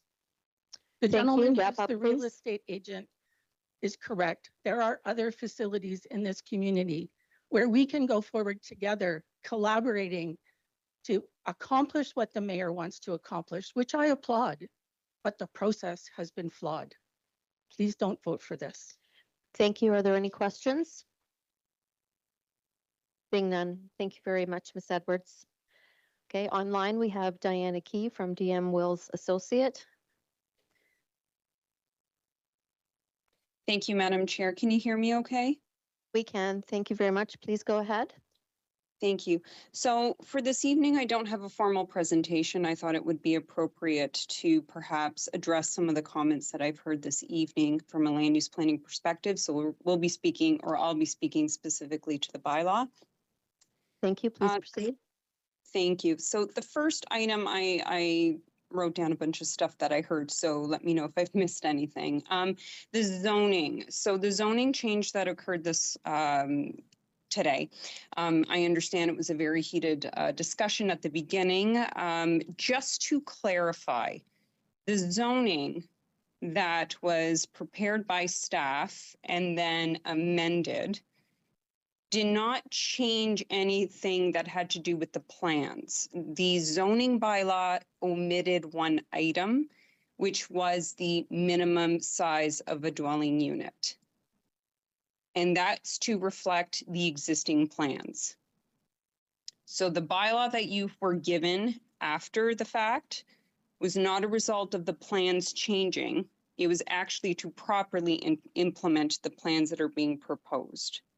So one, I wanted to clarify that. 2, with respect to property values, and it's not the first or the last time I'm sure I'll say this to a committee. In land use planning, property values is not a criteria to which we evaluate land use. You will not see it in our legislation and you will not see it in an official plan. The tribunal has dismissed it time and time again. It is not a criteria to which we evaluate land use. There's a variety of land use that is required within a municipality for it to function. With respect to the building itself, in terms of its siting, I understand there are many concerns with respect to the size of the building. The building has been sited in a way to ensure that it's providing as much buffer as possible on all sides. And in addition to that, there will be landscaping as well as fencing to ensure that there is additional buffering. The shadow study that was prepared, I do want to say, I believe it was the very first delegation that pointed that out, and she is correct that there is an error on the shadow plan. It's actually the spring equinox, and so I think it was incorrectly labeled as the summer equinox, which does have the most significant impact through the study that was prepared. So I wanted to just address that to clarify that it is an error. However, it has been fixed and resubmitted. It doesn't change the shadow, it's just a typo. With respect to the comments about the official plan and the minor mixed use corridor, this property has a dual designation on it. So the part facing Chemong is designated minor mixed use corridor. And then I guess, it would be the east side of the property where the building is located is designated residential. In the mixed use corridor, you're allowed up to 4 stories. In the residential, you're allowed up to 6 stories. This proposal originally looked at 10 stories. That would have required an official plan amendment. So 6 stories was then contemplated. So just to clarify some of the comments made about the mixed use or the minor mixed use corridor. So the building itself is within the residential designation and functionally relates to the Bethune side of the property as opposed to the Chemong side. I believe, and I think there was one more comment about light pollution. So as you know, a lot of studies are being prepared in support of the application. All of these studies will be submitted to the city and they will be circulated to the appropriate people to peer review. I believe Councillor Duguay mentioned it maybe a couple of hours ago now. With respect to the fact that we still have to submit these studies, they're still going to be reviewed and scrutinized by the city. And with respect to the lighting plan, it will be reviewed to make sure that it properly lights up the site, but it cannot spill over the property lines. And I believe I have addressed, with respect to zoning, all the comments that I've heard this evening. I am available to answer any questions. If there are any questions that are outside of my expertise, I know that Mr. Neil Campbell and Mr. Chris Proctor is available in person to speak to anything that I cannot. Thank you. Thank you very much. And I do have 3 councillors who have questions for you. I have Councillors Burke, Lachika, and Hickey to start with. Councillor Burke, you have the floor. Thank you, Chair Parnell, and through you to Ms. Key. Thanks, Ms. Key. I have a question. My first question is fine, just with like a yes or no answer, but is there any common space within the building or any cafeteria? So there is common space available on the first floor. So the first floor of the building is where there's some amenity space. The clinic is there. There's office space and I believe laundry as well.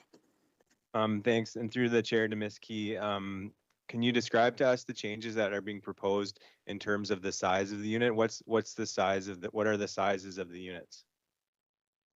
So the size of the unit hasn't changed. It was just not properly reflected in the zoning bylaw. When we were reviewing it, we received a copy from the city to look at. We noticed that there was an omission in terms of the size speaking to the size of the minimum dwelling unit requirements.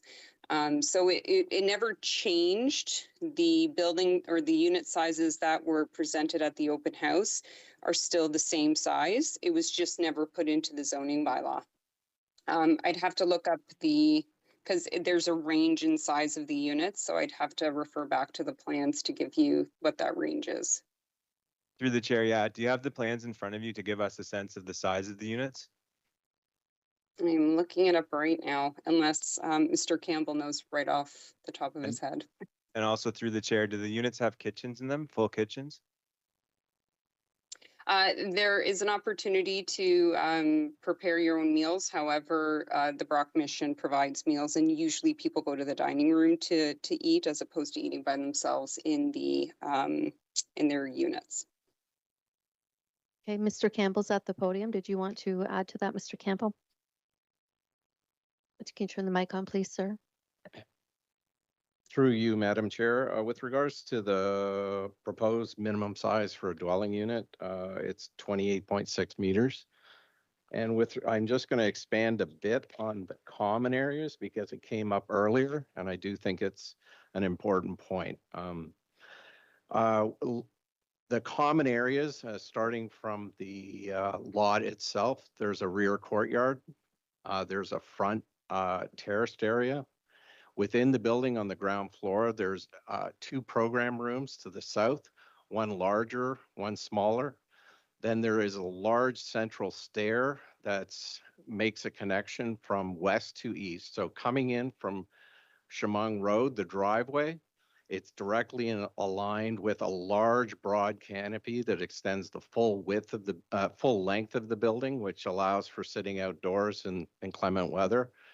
Inset into that is an entranceway that's fully glazed, and through that you can actually see the reception desk, the full width of the reception desk. So at all times, people at the reception desk are able to see anybody coming and going in the front, coming and going out to the patio, going to the back area, courtyard, or going down the central stair. That's an additional stair. It's not required for exiting. It's simply there to monitor people moving up and down the 2 common floors, which are the lower level or the basement and the ground floor. So that central stair then connects people to a large common area, dual purpose. It's going to be for some dining. And that's served by what we refer to as a hospitality kitchen, not a full commercial kitchen, but a hospitality kitchen. And then looping back to the question from Councillor Burke with regards to cooking facilities, yes, each suite does have cooking facilities. Through the chair, I guess if you're asking us to adjust our official plan to allow, this is just my interpretation, I could be getting it wrong, but it feels like we're being asked to allow in this instance to have the units be smaller than how we would otherwise require them. I'm just imagining them as being pretty small. So I have a question about if the units are going to be very small, like a dorm style size of unit for adults. My first question is, where are people going to congregate outside? And where does that fit on the site plan? There's going to be 52 people living in very small quarters, not even small enough, not even big enough to have a full kitchen. So that's my first question. My second question is that in Mr. Wilson's presentation, he emphasized the fact that that the Brock is really staying in their lane with this project. And so did the team plan this building around other Brock sites? Because to me, it feels very different. The men's Brock mission is not, it's congregate living, and this feels different. Yeah, I think each facility or each transitional residential building is unique. They can all draw lessons from each other. Part of our research was visiting a number of facilities. I visited dozens over the years. We have extensive photographic libraries, documents on these types of residences. So in talking with Alan Wilson, he was very hands-on. We felt that we arrived at a good mix. There was a point in time that there was not a good mix. And that was when we implemented a lower level, partly to free up more of the ground floor for common use areas and to provide mechanical. I wanna just follow up, please, if I could, Chair. You want to Parnell. go into your second 5 minutes? Yeah, that's fine. I think that to me, as a counselor and as someone who's been engaged and connected to the community on this, it would seem to me that a good time to reference the many places that were used as an example for this project, that information would have been very, very, very helpful, both tonight and at the public meeting last week, especially when people, I as agree. we know, are so concerned. The other issue that was raised was around the idea of the privacy with the way that the site is monitored and how closely the site is going to be to people's backyards. Is there a consideration for So privacy? through you, Madam Chair, with regards to privacy, obviously a concern. I'm going to start from responding to a question why the building's sited to the north rather than south. Part of that is in terms of setbacks, the residences that are adjacent to the McNabb house, the proposed McNabb house, they have full rear yard setbacks. Cameron House doesn't. So if we were to move it to the south, there would be a significant adjacency problem. Yeah, as it is, we're moving the stair from the porch and so forth to accommodate that. So that's why that sighting occurred. The other piece is overlook is an issue. And there was an email that I responded to with regards to residential character and so forth. One of the ways that, and we've seen it in developers projects, that we make larger buildings more residential is balconies. We didn't want the overlook issue. So we didn't even want Juliet balconies. So there are no balconies. And then with regards to overlook, it's a rectangular building. There's 4 sides. Each end of the building has no overlook. You cannot look to the north from that building. You can't look to the south from that building. And that was deliberate. It's been referenced from time and time. The Monaghan Road project, that has an inboard stair system, right? You keep the units on the outside, which is very typical. So you can get the glazing, so you can get more window area for the suites. It's more desirable. But the overlook for the neighbors was a more important consideration. So we moved the stairs outboard to the north and the south. And I'll wrap it up with this, Chair Parnell, but with just imagining now the actual small size of the units that are being proposed, one of the issues that was raised from the neighborhood liaison committee at Wolf Street, one of the issues that was raised from the neighborhood liaison committee at Wolf Street in how that project had impact on the current neighborhood was the idea of noise. So I'm just imagining that there's now going to be a need, because if we're being asked to create an allowance for these units to be tight, I think that there's going to be a need now for people to have space to congregate and socialize outside.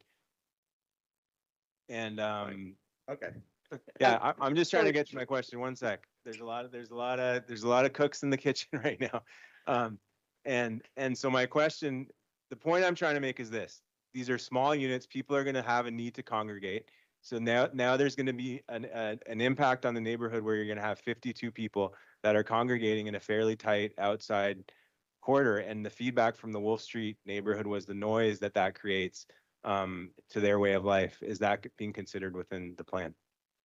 It has. Let me clarify, first of all, the suites. They're identical to the suites at Murray Street, which are specifically designed for purpose. Are 15, right? At Murray Street, at the building we opened. Yeah, the transitional units, right? The transitional units, yeah. So they're not small.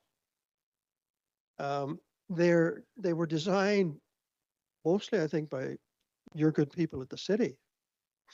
But to think of these as like compressed little prison cells, they're absolutely not.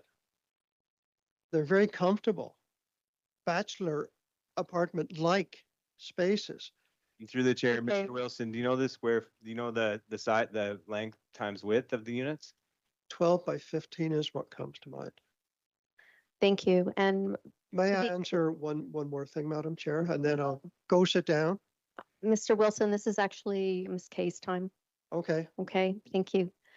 Okay, so I do have some other speakers. So Councillor Chica, Hagee, and Riel, questions for the rezoning to Ms. Kay, please. Lachika, you have the floor. Thank you, Ms. Kay. I just wanted to say that I took in everything that you were sharing at the public meeting when I attended.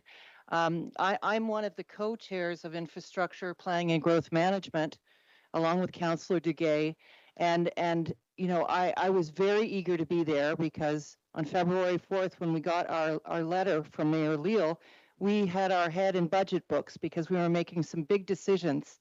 And you know, to read that on February 24th, we'd be talking about this at General Committee, didn't have information that we'd be making final decision. I was grateful to get some information at a public meeting for the first time as the Infrastructure Planning and Growth Management co-chair. I find it mind-boggling, and I appreciated what delegates said today about. Excuse me, Councillor Chica, do you have a question? Yes, for I do. Ms. Kay, please. Responsible decision-making as an elected official. That is why I'm here and why I empathize and why I have the question for Ms. Kay. Around the board's rendering shadow studies that I saw for the first time, why were they not provided to councillors, to city staff, who I spoke to on Monday, who said they did not have those documents? And why were they not provided to us in an agenda package on Wednesday so that we could make an informed and wise decision on the part of our constituents? I am mind-boggled, and so I'm asking you why they were not provided to city staff, to councillors, and to the public. Ms. Kay, please. Thank you through you, Madam Chair. This is not a typical process. We have not submitted an application. We have not gone through the zoning bylaw process as prescribed under the Planning Act. We were not required to host an open house either. However, the Brock Mission deemed it necessary to do so. And it was through that open house that we made sure that we had as much available information as possible to share with the community. So city staff was provided with information about the project, not through an application because there is no application. So any information to council through the city is the responsibility of the city. So I can't speak to why you didn't get it in your agenda package, but I can speak to the fact that we did not provide information to the city in a typical manner because there's no application. We provided it through our open house. In your professional opinion, through you, Madam Chair, in your professional opinion, for a project of this scope, and with the complexity and layers that are involved, and with the process that is unprecedented, would you say that this is a best practice, best approach to exacting a project like this, Ms. Wells? Through you, Madam Chair, a request was made to the mayor to use the Strong Mayors Act, and that request was accepted. It's not for me to say whether or not that request was appropriate. It was asked, and the mayor accepted. In your professional opinion, as an expert, is this the best path for community she's planning? answered that. Thank you. I just am, in your professional opinion, is this path, this planning path, and the process that we're undertaking now to get information to make a final decision tonight in the same Councillor night? Chica, we are not Is giving that strong mayor powers. Thank you. Sorry, no. Did you want to? We need to talk about the nature of this, Madam Chair. It's the nature of this. We have to be frank, and we have to talk about it publicly. It's Councillor our only Chika? opportunity. Councillor Chika, we're not discussing strong mayor powers or the mayor's decision to use. I'm talking about, No, if I'm you, talking about responsible planning for something of this scope. well, that decision has been made to use strong mayor powers. So do you have another question? Or Yes, I you- do. Well, then So you're my going to your question next 5 is- minutes. Just My be clear. question is, and it will only take 30 seconds, were the renderings and boards prepared to even be able to provide to the city prior to the meeting night? The city Right. has been, oh, sorry, through you, Madam Chair. The city has been provided all the information that we have prepared to date leading up to the open house, including the information from the open house. Thank you, because I did take my own hard copy because we haven't received anything digitally, no report from city staff for the record, no report to even vote on this motion. And we have a bylaw that should be renumbered. Why is this bylaw, and perhaps Ms. Wells, you can answer this, because there's an extra exemption that was omitted in error, that's what I'm understanding, in writing what has been presented to council and to the public in the agenda does not align with the current bylaw 0.052. So should it not have been renumbered? Is that not your practice in planning? Thank you. It's through you, Madam Chair. That is a question for staff. I do not prepare the agenda or the numbers, or in this case, I did not even prepare the bylaw. In fact, I would say it's to the contrary. Had we not included that omission in the second bylaw, it would not have properly implemented the plans that were being shown to the community. I did want to take an opportunity just to address the size of the units because I didn't get an opportunity to do that, if you would indulge me, Madam Chair. Let's go ahead. Thank you. So to say that the units are small, that's subjective. These are 1-bedroom apartments with kitchen and bathroom facilities. The zoning bylaw for the city of Peterborough is very old, and it has some very dated information. It continues, because the city's official plan is so new, it continues not to implement properly the city's official plan. The bylaw needs to be updated to reflect current development standards and what is expected in a community. There's always a variety of units that we're looking at to make sure that we can support different affordability needs, different unit types that people need. In this case, transitional units. All of these units are barrier-free as well. So I would not characterize these as small units. I think they're appropriate to service the use that's being intended. Thank you. Thank you very much. Okay, Councillor Hakey, please. Thank you very much, Madam Chair, and through you to Diana. Diana, there was a question earlier about mixed-use corridor that you answered part of, but Mr. Couric had made a comment, and I want to check this. The angular plane that we do apply in some cases in the city, why does it not apply here? So the angular plane is actually an urban design standard in the city's official plan. Sorry, through you, Madam Chair. And I think it's under section 5.1 of the OP. And so the angular plane is more an urban design requirement. And the issue that you have with the angular plane is it doesn't really work. In fact, there's a lot of cities that are not using it anymore, because when you're trying to promote height, which the city is trying to promote along Chemung Road, you run into the angular plane issues.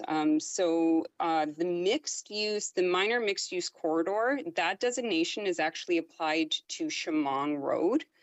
And that corridor allows 4 stories. Where the building is located, it's actually in the residential designation, and that allows up to 6 stories. So there's a bit of a conflict here in the urban design and the direction of development in the planning policy, because it's allowing up to 6 stories, but in an area potentially that cannot meet the angular plane. So it's a tough policy. it creates issues everywhere it's trying to be applied. Thank you very much. And that's one of the problems. I think we adopted Angular Plane just recently, and from the get-go, I had an issue. Outside of that, can you address public notice, or should that be to Mr. Appleby? Through you, Madam Chair, that should be Mr. Appleby. Okay, thank you very much. I'll say my comments. Thanks. Okay, thank you. Councillor Riel, please. Through the chair, either to Ms. Kay or Mr. Campbell. You're using the word transitional housing. And what I'm hearing is you're building a 52-unit apartment building. Because the transitional housing that we have in the city of Peterborough, and certainly the modulars down on Wolf Street, have no cooking appliances in them. The meals are supplied in a building. There's no cooking appliances. And now you're telling me, and there's a reason why we do that, because we are housing most difficult and marginalized and homeless people to try and transition them out of living in a tent or living in a shelter to prepare them for their permanent home. But you're telling me you are building a 52-unit apartment building. Because that's what I'm hearing. This is not transitional housing. I understand that there's different kinds of models and different kinds of transitional housing. But you have a cooking or a kitchenette or a kitchen in this here, and they're cooking their own meals. So for me, this is almost like a disaster waiting to happen because of the clientele that you're dealing with. Mr. Campbell, please. Yeah, through you, Madam Chair. So I did preface things by saying there are all different types strategies. We've trusted our client to understand their clientele.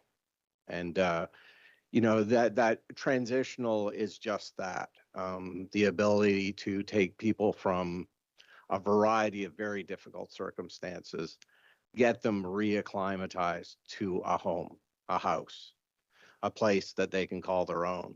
And part of that is the ability to start cooking for themselves, start taking care of themselves.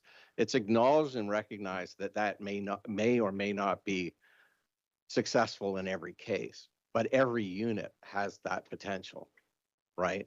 And we think that's important. And then the other piece is, as I mentioned, in the lower level, there is a large common room with a hospitality kitchen that can serve with some frequency tenants of the building. So that is an operational question, but in its very explanation, it's transitional. There's a bunch of different strategies that can evolve over time. It can be different monthly, like Christmas, you know. So that they are apartments, but there's the support services for the apartments, meaning there are offices, there's a clinic, there's staff at the reception area. So it's not your average apartment building, that's for certain. Yeah. Through the chair to Mr. Campbell, this is what we offer down on Wolf Street. And we've been through this process for well over a year. This is a award-winning entity that we've produced on Wolf Street. I wish you luck on what you want to do, but the pratfalls of trying to house or get these people on an even keel takes a long process. Right now, we're stuck with trying to get permanent housing. We have 50 individuals at Wolf Street that are ready to go. But I mean, you're telling me that if we were to do this, what we were doing in the modulars we have with a cooking facility, even though they're really tiny, or a hot plate or whatever, would be a disaster waiting to happen. You have to try and, these people here have no life skills. You have to reteach them life skills. That's what we're doing every day.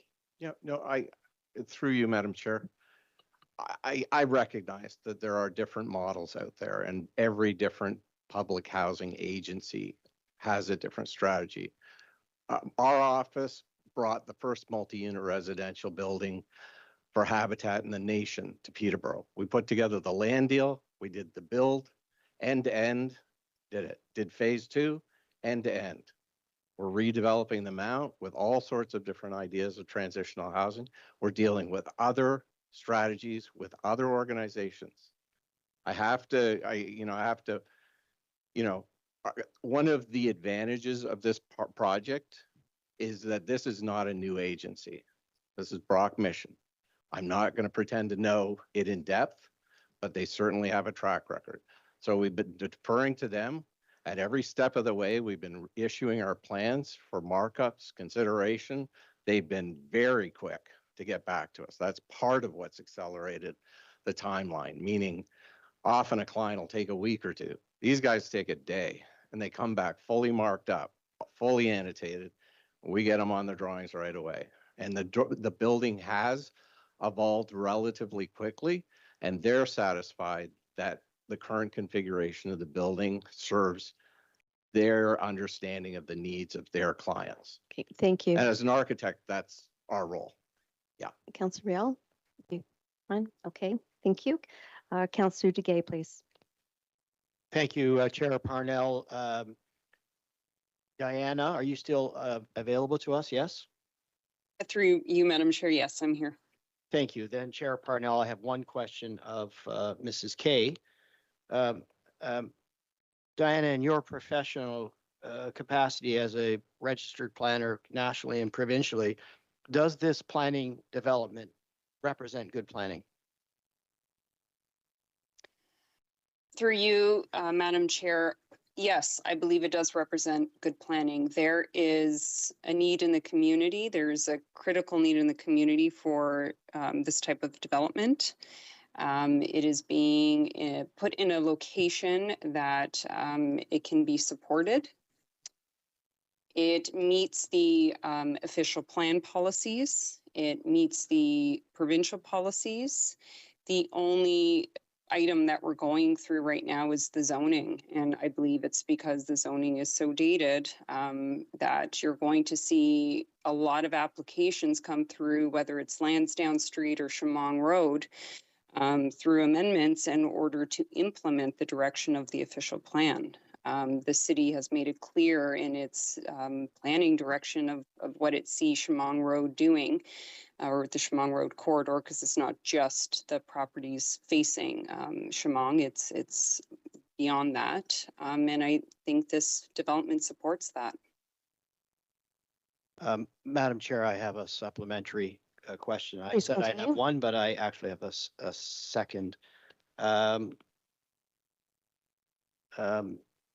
Diana, earlier in presentation and even here at some council discussion, there was concerns expressed regarding the recent release of a revision to the what I will call the parent zoning bylaw. Is your review of the bylaw that, and I think I heard you correctly, that it's not affecting the building location, building massing, building height, but it simply addresses it's housekeeping, but specific addressing the size of the dwelling units? Did I hear you correctly? Through you, Madam Chair, that is my understanding. The amendment was to include the minimum unit size. Thank you, Mrs. Kay. Madam Chair, I'll likely during discussion portion, which I believe still remains applicable, have a question of Mr. Appleby in the same regard. Thank you. Thank you very much. Councillor Chica for a third and final time. Thank you very much, Madam Chair. I appreciated Mr. Campbell speaking to some of the points and along with Mr. Wilson. I'm just wondering if during your deliberation and site changes, et cetera, whether there were any discussions about partnering with the city on a lot or a place that might have been not have the factors that we're having to deal with today, such as Calvary Church, the 13.3 acres of land that we have that is fallow and unused, and that which we discussed as a possible location for building a housing project. Did any of that come up in your discussions, Mr. Campbell, Mr. Wilson, and Mayor Leal? Thank you.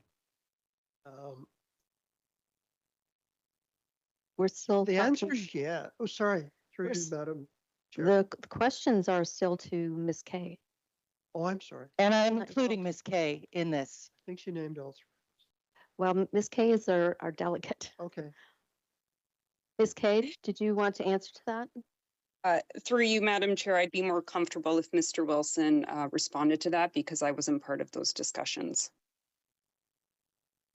At an early stage, at a council meeting that I was presenting at, a great idea, in fact, had just been proposed before that by Councillor Hakey about the use of lands already used by the city. But those lands were not available.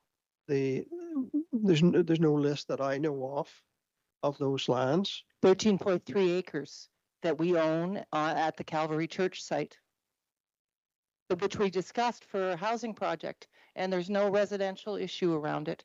It has never been discussed with me. And thank you. And that's why it's often important to have many heads at the table, including all of our council. Thank you. Thank you. Any further questions for Ms. Kay? Seeing none.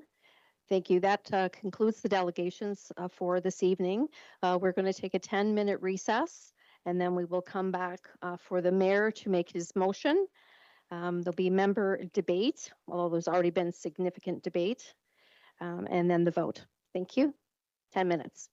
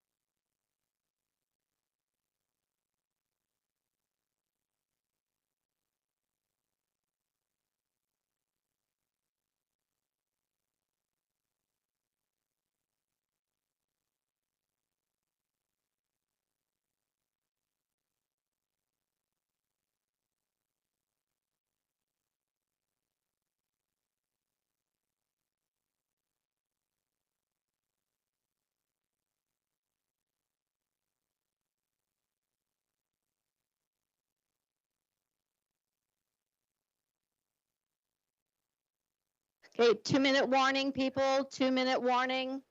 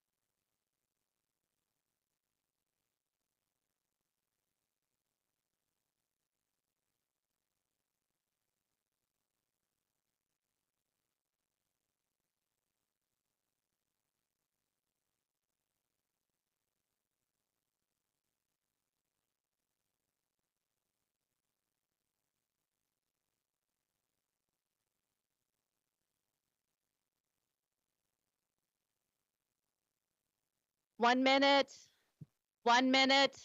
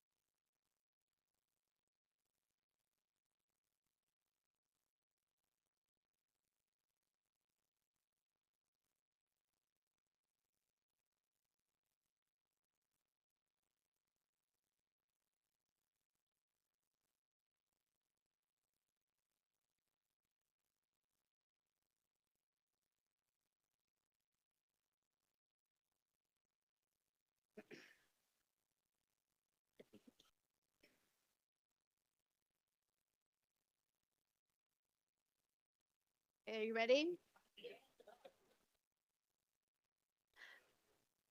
Mr. Clerk, ready? Okay, people, hello, we're calling the meeting to order.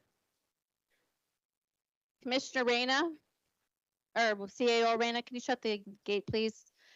Everybody have a seat.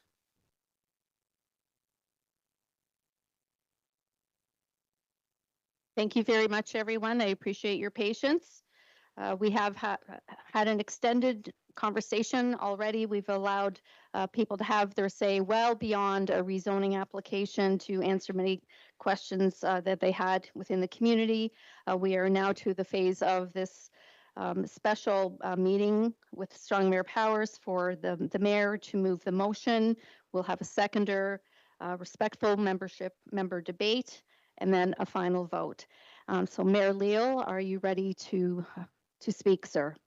Yes, that respecting a strong merit decision, MDEC 25-1, comma, bylaws 25-051 and 25-052 updated as information was provided this evening to exempt development from the site plan control and to amend the zoning at 738 Chemung Road be approved. And I believe Councillor Duguay is prepared to second this.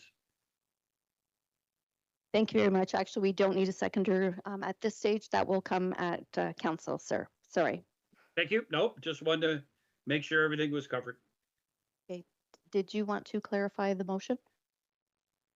Clerk? No, we're good. Okay. Okay. Okay. So I have so speakers: Councillor Hakey, LaChica, Rial, Burke. Thank you very Councillor much, Madam Hakey, go Chair. ahead, please.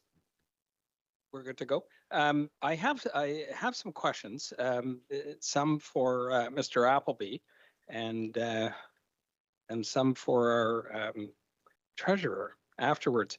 Through you, Madam Chair, to Brad. Brad, one of the things that was common in the conversation tonight coming from the public was they don't feel that public notice was properly given. And to be honest, for me, it's been all over the map. So I'm a bit confused on it also because I remember under our regular rules, it's very specific. These rules if I'm not mistaken, the city was not required to even give notice. Is that correct? Director Appleby? Madam Chair, so through the use of strong mayor powers, it doesn't exempt the city from having to give notice under the Planning Act. So you still have to follow the Planning Act notice procedures. In this instance, you know, the requirements for giving notice would be dictated, or at least how you give notice would be dictated by Ontario Regulation 54506, subsection 5 sub 3, which basically says that notice either has to be given by mail to anyone within any property owners within 120 meters, or by newspaper, or if newspaper doesn't exist, on the municipal website. So in this case, the notice was given in the Peterborough Examiner, satisfying the legislation, on February 4th, 20 days notice. A follow-up mail notice was also issued to property owners within 120 meters. It was mailed on the 4th, so it would have arrived to the homeowners probably around the 7th or 8th. But again, that was over and above the legislation. Okay, thank you. So the city met their obligations on it, correct? Madam Chair, that's correct. Okay, we may have to look at those obligations going forward. Through you to Mr. Freeman. Mr. Freeman, we heard earlier from Ms. Kay that property values are not criteria for land use. In speaking with the people at the meeting the other night, their concern, and I think it's justified, is the possible reduction in value of their home. Do we have, or have we ever had a process in place in the city to look at that or to make adjustments? Or do you know of any other municipality that has anything like that? And it might be a bit unfair because I'm putting you on the spot. Commissioner, please. Madam Chair, I'm not aware of any reduction in property taxes in the past due to construction of builds taking place. Of course, as council knows, the city relies upon MPAC to provide the assessment to calculate property taxes, and the responsibility of the property owner, right, is to contact MPAC if they have a question about their assessment. So that's certainly what we would encourage the property owner to have that conversation with MPAC. So it is a possibility, but it goes through MPAC. It's not the city, correct? That is correct, Madam Chair. The city is not in the business of assessment. That is MPAC. There is provision under the Municipal Act for tax reductions under Section 357, but 357, that section of the Municipal Act, is not covered under this scenario. It does not come into play. Okay, thank you very much. Thank you, Madam Chair. Thank you. Councillor Chika, please. Thank you very much, Madam Chair. Through you to Mayor Leal. Your Worship, I have a question for you. After having listened to the delegations, the 14 delegations this evening, and the factors that are at play, after hearing from Mr. Wilson in our break time that he would have been willing to talk to you about the possibility of city property, selling something for $1 to be able to erect the project that he wanted to, that he would have been willing to do that. Knowing that information right now, and after having listened to our delegates, would you be willing to amend your strong mayor motion to have it finalized in 2 cycles? Not today, at this particular meeting, in the same night, which is what is difficult, is that in the same evening, we're having to finalize a decision. Would you be willing to amend it so that it would be finalized in 2 cycles at an end of March council meeting? Thank you, Mayor Leal. Well, I appreciate that. I have had no conversations with Mr. Wilson. If it looks like that's an opportunity, we could certainly take a look at that. So supplemental, would you be willing to put? Well, I'm at home covering from surgery. I'll need some time to contemplate this. But we're tonight, because of deferral, because the rules of procedure are being suspended in what I believe is not procedural. I can't recommend a deferral for 30 days. The chair is not allowing me to challenge that. And I will be going to the ombudsman about that because I really feel that this is inappropriate. Well, you can always get the provincial legislation amended if you like. Well, the language is not in the provincial legislation about suspending the rules of municipal meetings. Well, There's it's no in the language Ontario, about that. it's in the Ontario regulations if you take a look. Well, there's no specific language about the deferrals or challenging the chair. These are Robert's Rules of Order. These procedural rules still should preside over the meeting. Anyway, my question is, Mayor Leal, would you be willing, after hearing the petitions of the people tonight, would you be willing to say that you would extend the final vote to the end of March council meeting? Well, I'll need some opportunity to chat with staff. I can't do it this evening, so. Well, but now is the time. Otherwise, it goes to a final vote. Well, I think we can have some flexibility, but not stuck to the end of March. That's only 4 weeks. Then one cycle. Let's negotiate for one Well, we'll cycle. see. We'll see. We'll see. Well, but we'll see isn't something that. Can is I ask the applicable. clerk a question, please? Thank you. Yes. Mayor Leal, Um, please, to the clerk. What would be the next cycle, Mr. Clerk? Madam Chair, the next cycle or general committee meeting would be held on March 10th. Okay. Well, we'll deal with it on March 10th then. Thank you, Your Worship. So well- procedurally, are we? Sorry, this is quite new. Commissioner, Can do we you have call any- Mr. Wilson forward, please?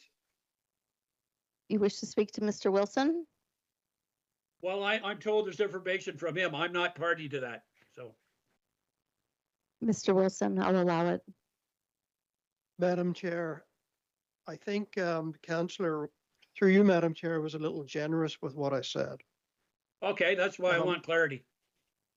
I said that she mentioned a property, and I said if I'd been offered it 6 months ago, I would have jumped at it. She asked if I would ask you, Your Worship, to remove your strong mayor powers from this conversation. I said I would not. If after we had approval here, and we could very rapidly move to a different location, that brings in a number of things I think council would be aware of. The building that I have designed can be anywhere. So that's not the issue. The money, the $250,000 that council has made available, has been spent to the architects, planners, and engineers that have already done their work and are finishing their work. So I would need another $250,000 to transfer to another site.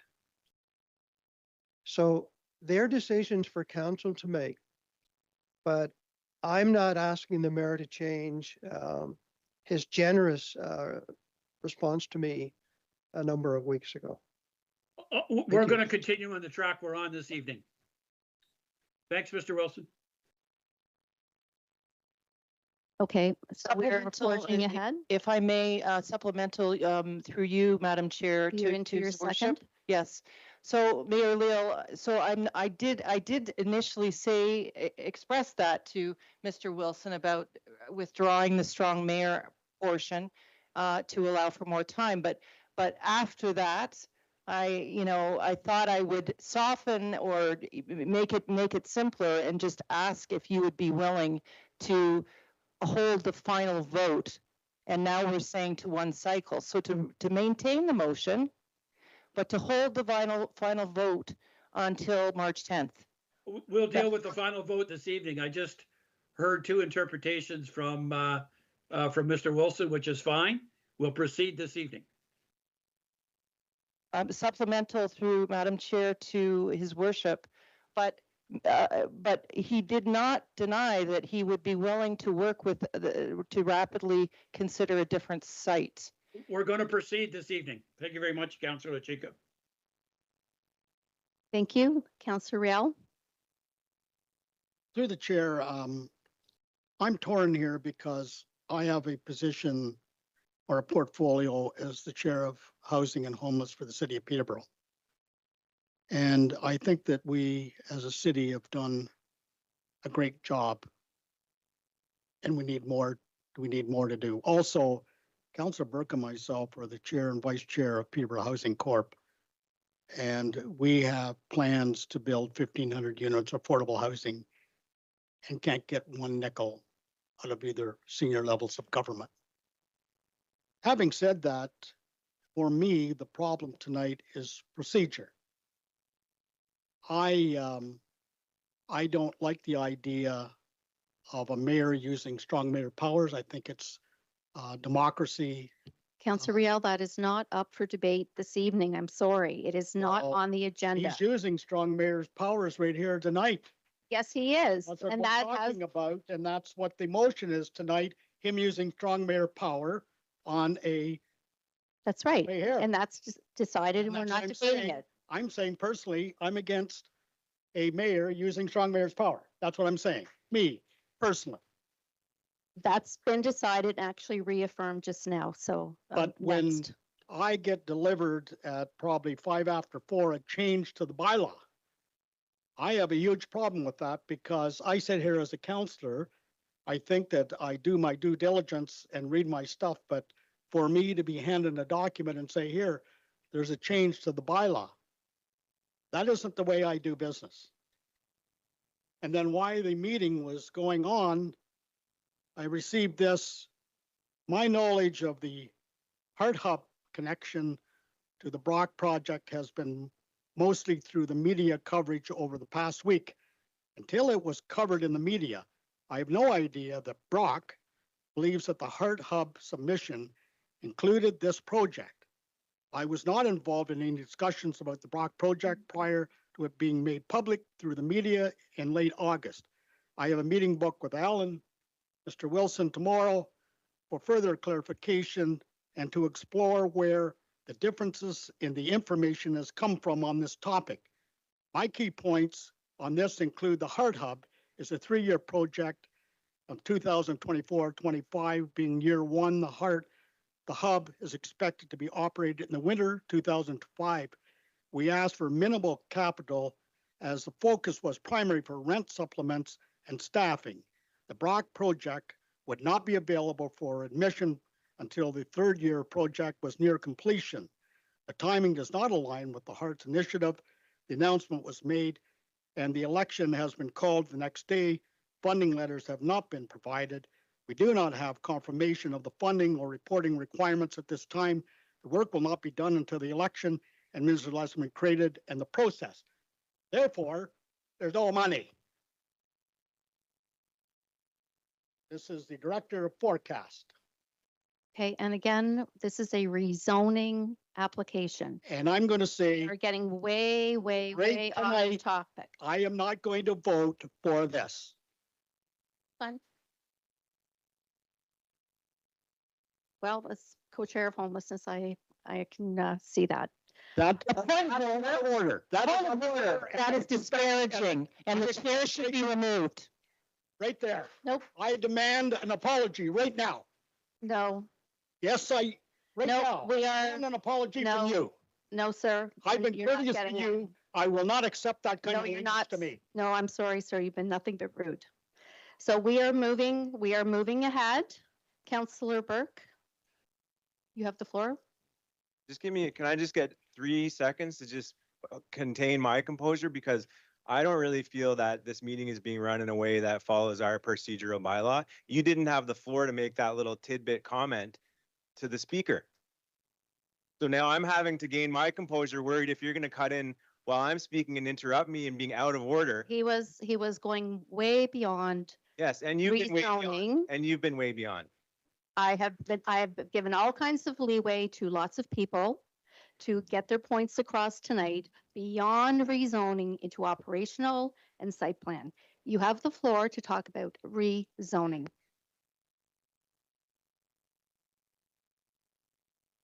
Sets us up for a really tough position when we have comments like that, and we're being told that we can't challenge the chair, we can't call a point of order. So this is a very confusing meeting. And yeah, it might not be. And so this is where I stand, which is much like where the previous speaker mentioned he stands. Initially coming into this and hearing about the project, I've been very supportive of it because this is the exact type these are the exact type of projects that we need to have in our community with what we're facing. But the issue for me comes down to the process and how this is being done. And there's a lot of really good ideas that are being floated around that would just gain us a little bit more room to breathe. It would allow us to not understand the issue in these very dramatic black and white ways where it's like, either you must do this tonight or we'll not do it at all. That's not fair, right?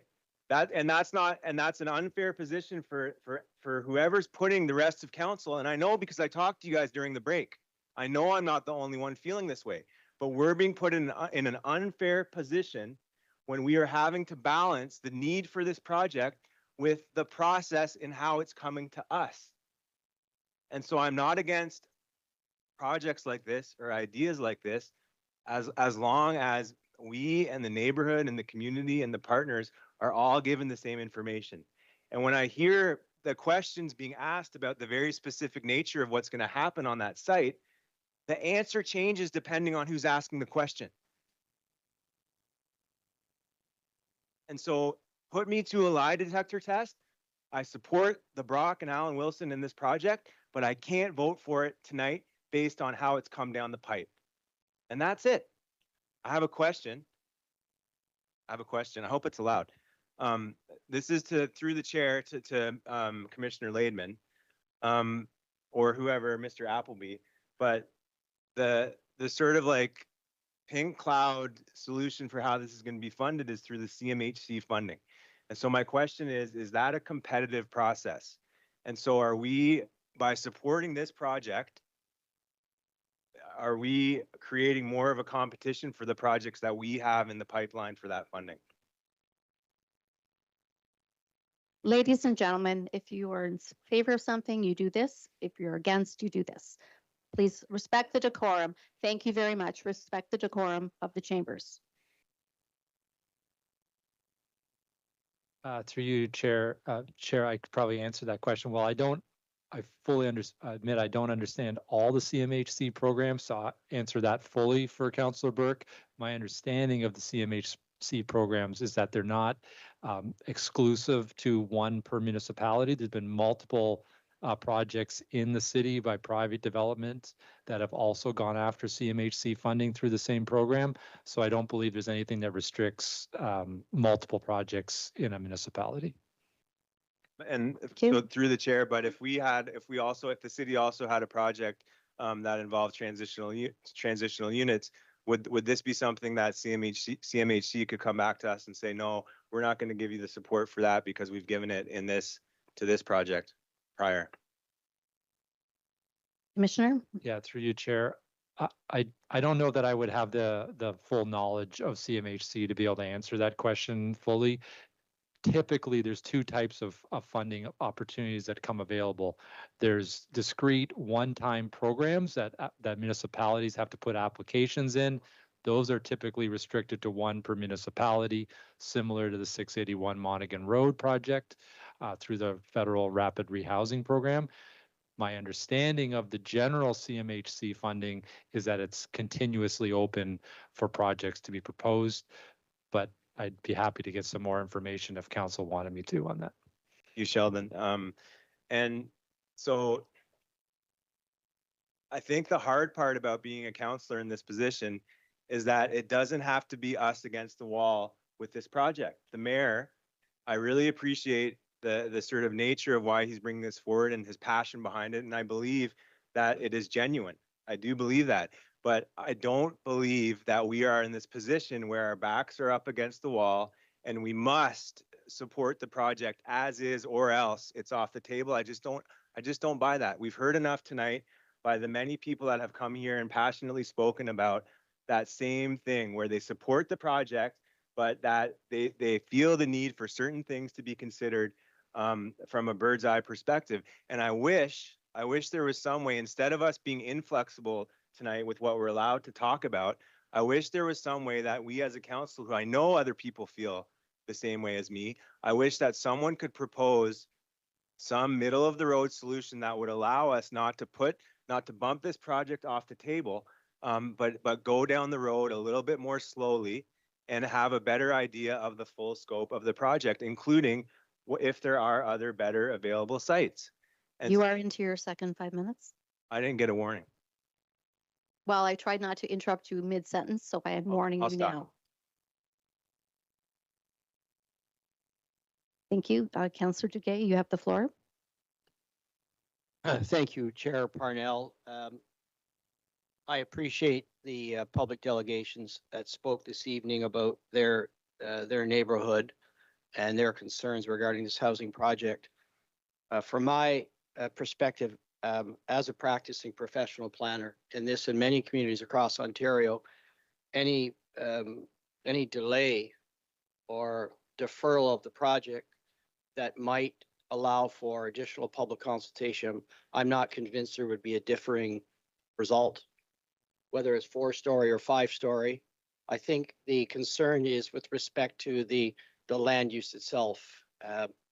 Now, I want to speak to, and I will support the strong mayor's decision. We're not the only community that's contending with this.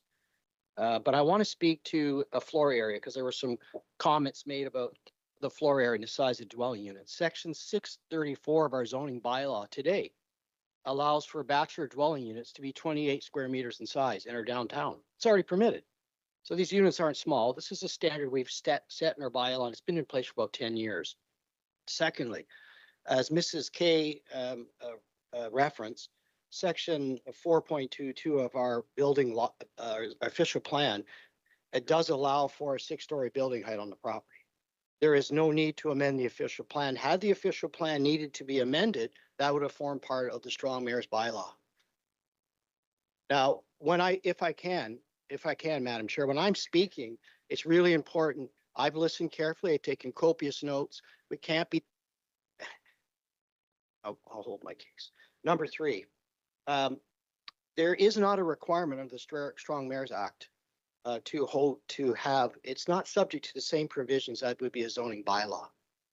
So the development proponent elected to have, and I applaud them for this, to have an open house. That's not required.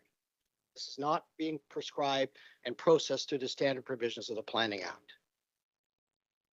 With respect to the housekeeping amendment made of the zoning bylaw, it's only that. It's only speaking to a minor administrative oversight. That's all it is. It's not a fundamentally different bylaw. The map's the same, the language is the same, it's a minor text change. That's it. Insofar as property valuation, and I have heard concerns about from the residents with respect to potential impact on their property, Mrs. Kay is fundamentally, and she's absolutely correct, the Planning Act has made it very clear that property valuation is not a test that's considered for purposes of land use approvals, nor is it a test that's ever accepted at the land tribunal. Insofar as the process, I've had opportunity to be directly involved with projects that have relied upon CMHC funding outside of the city.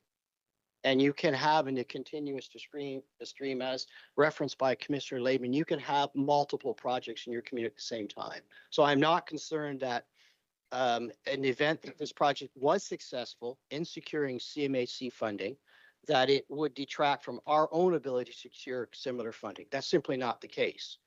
To Councillor Burke's point, if it was a project, if we had the exact same project, it might be, but in this case, I don't see that concern.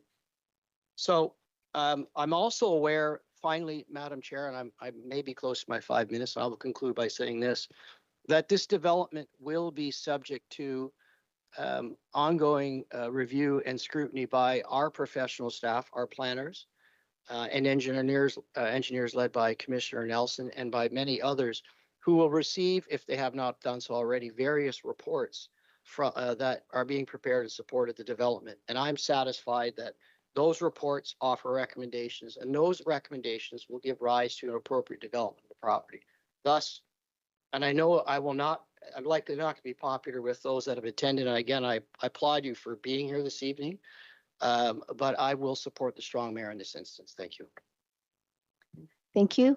Councillor Chika for a third and final time. Thank you very much. Through you, Chair Parnell. I have a question for the previous speaker, for my colleague, Councillor Duguay. You know, we're hearing your support for, as a practicing and professional planner, your support for DM Wells, your support for the strong mayor power process in this. I have a question for you, and you speak with a lot of information and knowledge. Have you been meeting with planning staff in this capacity to facilitate this process that's underway tonight? Can you answer that for me?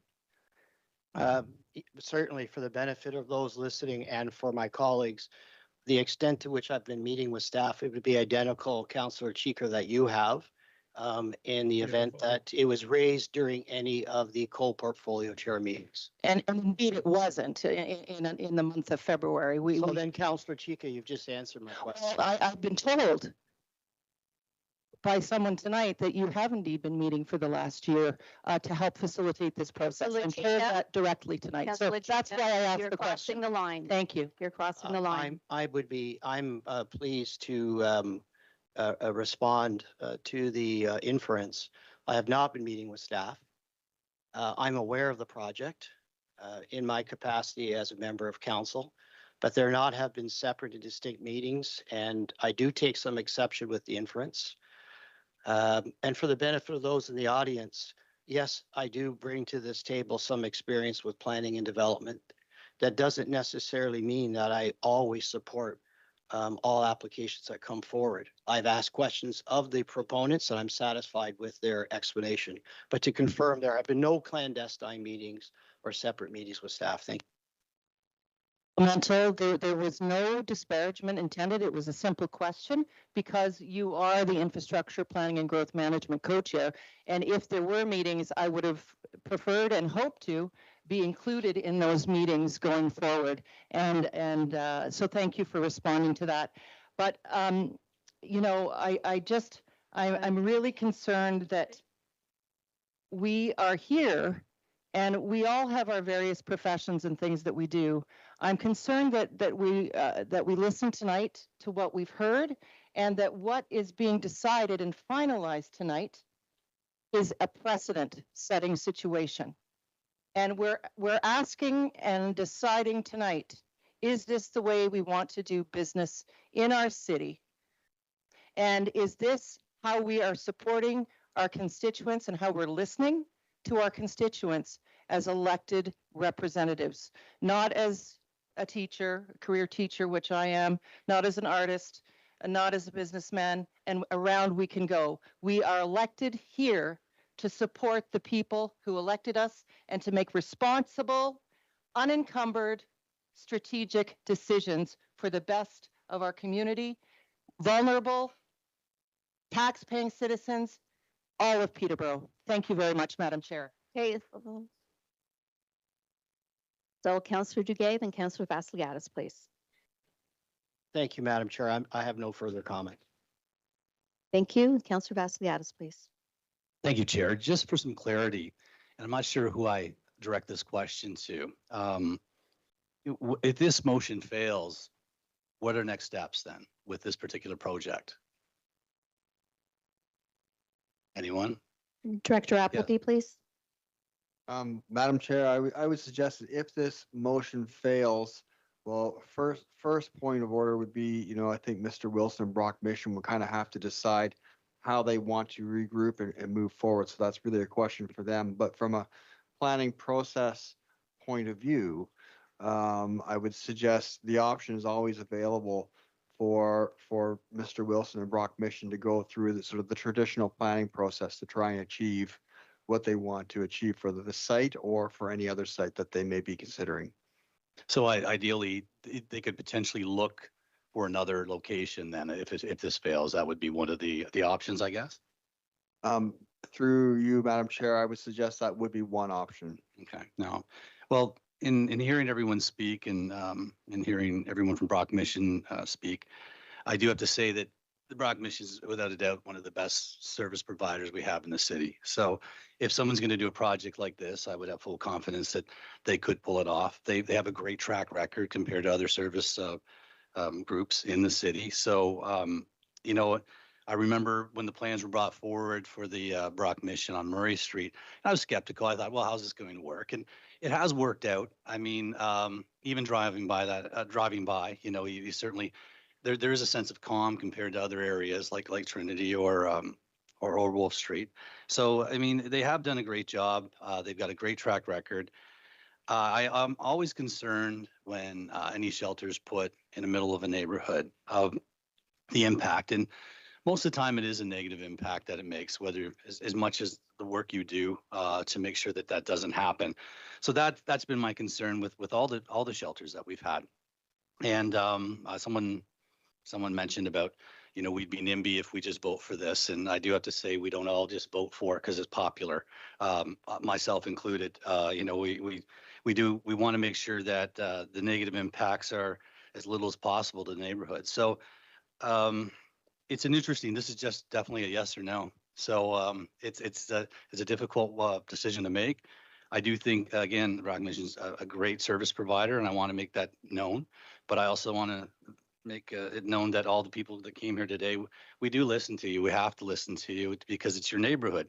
You live there, you know it. So it's important. But I did want to know basically that one question. Where do we go from here if this fails? But thank you.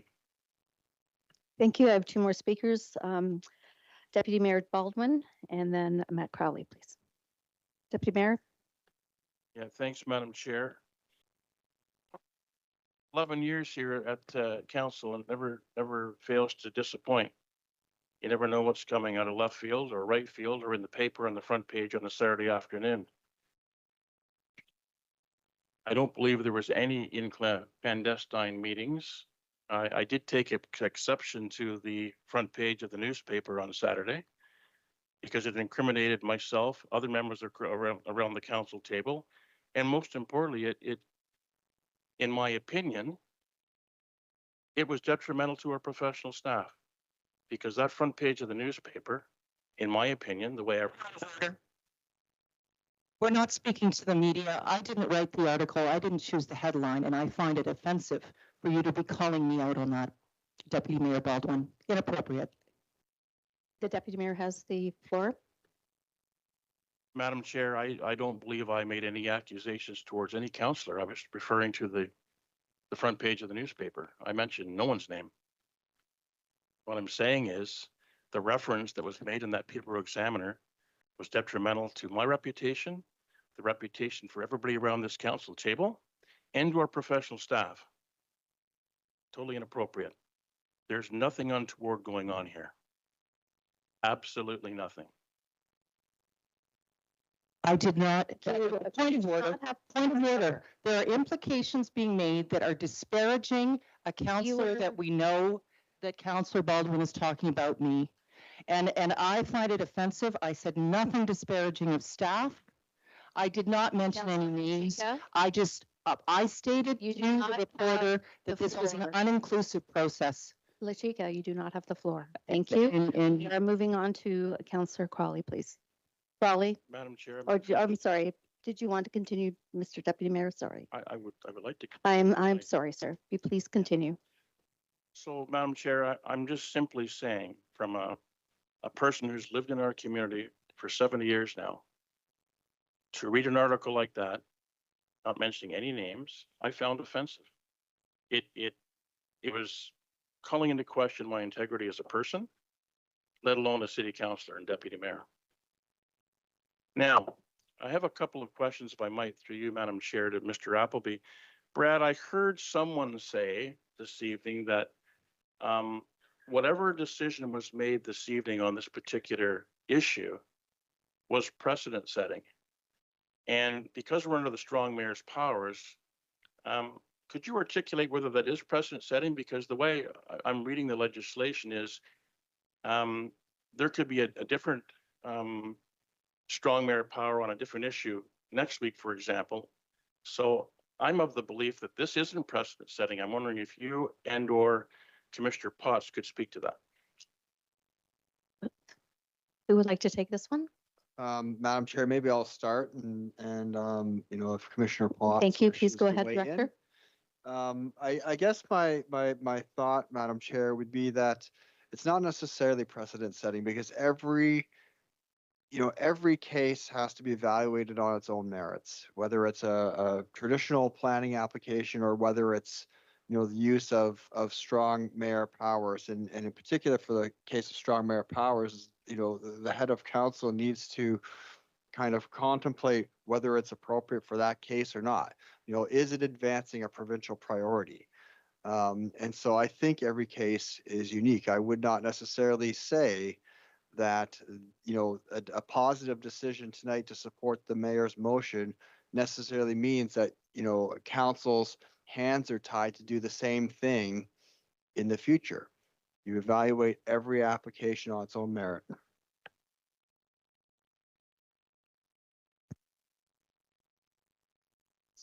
Just to supplement briefly, I agree with Mr. Appleby, and I would point out that, I mean, each planning application in the usual course of process is considered on its planning merits. So the concept of precedent setting is generally not applicable, but it's particularly the case that it's not applicable in an exercise of strong mayor powers. Thank you. Through Madam Chair, thank you for the clarification. Could you put me back on the list, please? Certainly. Councillor Crowley, are you there, please? Crowley? I sure am. Okay, go ahead, please. You have the floor. Thank you so much. It is, I'm mindful of the time. I'll keep it quick. It's certainly a interesting watch from here, this entire meeting.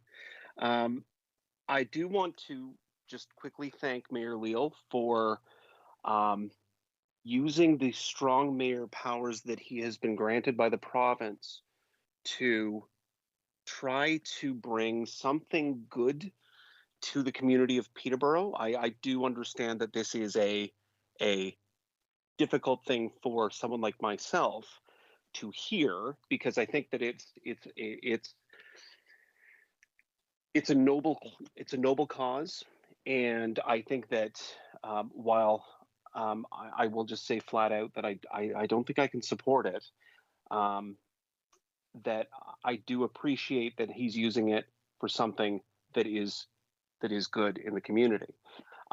There's reasons that I won't support it that I think have been already mentioned around the table about the speed with which this came, with some of the changes that were made last minute. But he certainly does have my respect for bringing this up, as does some of the councillors who are in support of this, as well as some of the councillors who are against it. So I just wanted to sort of thank everybody for coming and delegating tonight, and thank you, Madam Chair, for allowing me the opportunity to speak. Thank you. Okay, Deputy Mayor Baldwin, and then Burke, and then Councillor Beamer. Yeah, thanks, Madam Chair. The second question I had was with respect to the current zoning bylaw amendment. If it does fail tonight, I'm not sure. I guess this should go to perhaps Mr. Appleby or again to Commissioner Potts. Can it come back to committee with a 2/3 majority, or does this particular site kind of die this evening?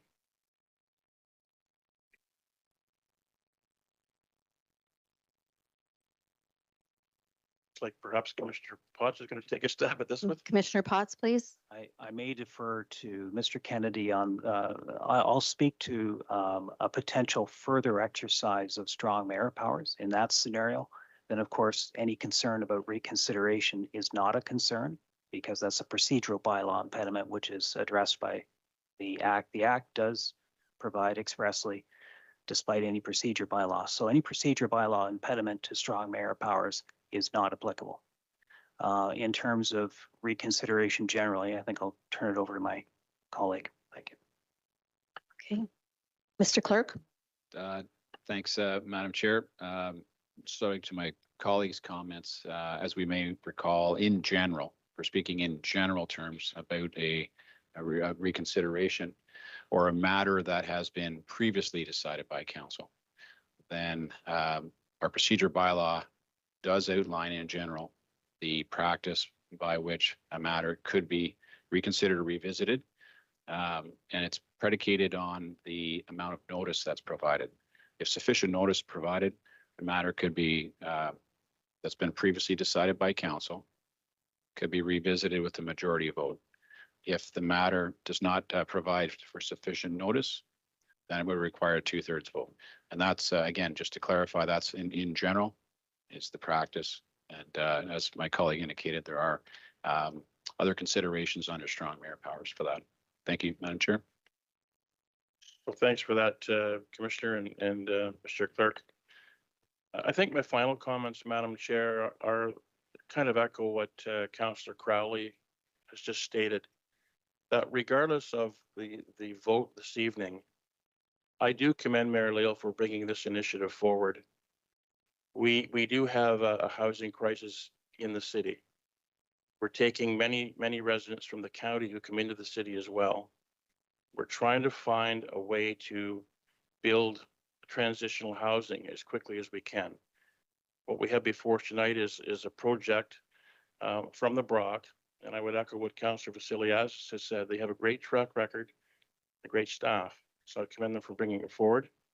And I commend Mayor Leal for trying to do the right thing. Thank you, Madam Chair. Thank you, Councillor Burke. Yeah, thanks, Chair Parnell. I think I'll also like echo the statements from the previous speaker where I believe that the mayor's heart is in the right place with his emphasis on trying to get this done for the city. I truly believe that. And I truly believe that from our meetings that we've had, that the mayor is very correct in realizing that the sort of missing piece of the puzzle in the housing continuum locally is that does point to there being a need for transitional housing. I do agree with that. My question for the mayor, with that being said, is that I think from at least 3 or 4 speakers, there's enough of us that have issues with some of the aspects of the project to where we're reconsidering our vote on whether we support it or not. At least that's where I'm at. And to me, I don't think that that decision has to be made like this. And I'm actually looking, I'll quote myself, Mayor Leal, can you throw us a bone? Because it seems to me like it doesn't have to be this either or scenario right now. It seems to me that there's a need for certain elements of the project to be considered from different perspectives, and that I think that our staff have the ability to work with the people that are in charge of the project to consider what has been raised at the meeting tonight and in the last week. And so I don't want to be put in a position where I have to vote against a project that I believe there's a need for. So I'm asking the mayor through Chair Parnell if there would be any consideration for us to workshop something we could do tonight that would allow us to follow through with some of the suggestions that have been made. We can look at alternate sites. We've heard from Mr. Wilson that the building can go anywhere. Is there any way for us just to like not be put in this position where it's a yes or no and pause the project for a week, 2 weeks? Councillor Burke, I believe the mayor has already answered that question.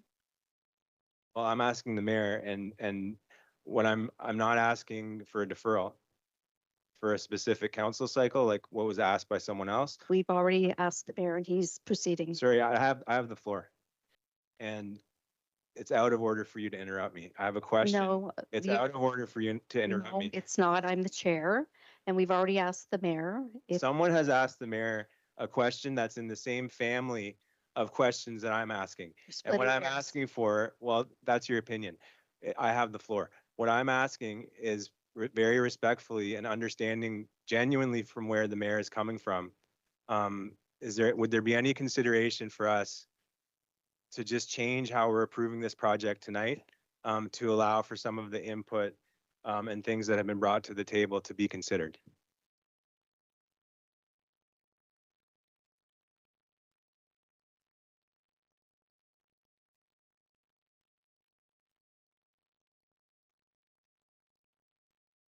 I don't hear any response.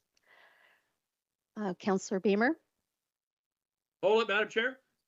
I'm sorry. did you want to respond to that, Mayor Leo? I will. There will be a vote Okay, then. tonight. There will be an up and down vote tonight. But what we could do is put together a working group, Brock Mission, other players to look at that site and how we can move together in a unified fashion. The question is, do we want people living in tents? Do we want people living in shelters?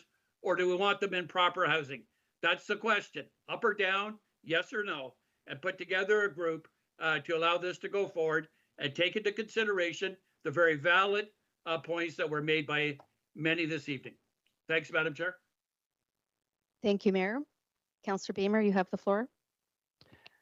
Thank you very much, Madam Chair. Madam, this one is a tough one, and I too commend the mayor. We need transitional housing. We need all types of housing, and the mayor is leading on this one. And I've made some commitments on this that people aren't going to be happy, and I came in here as a strong yes because we desperately need it. However, Mayor Lil, I have listened to the residents who, by the way, I support or I represent as the North End councillor, and their concerns are very legitimate.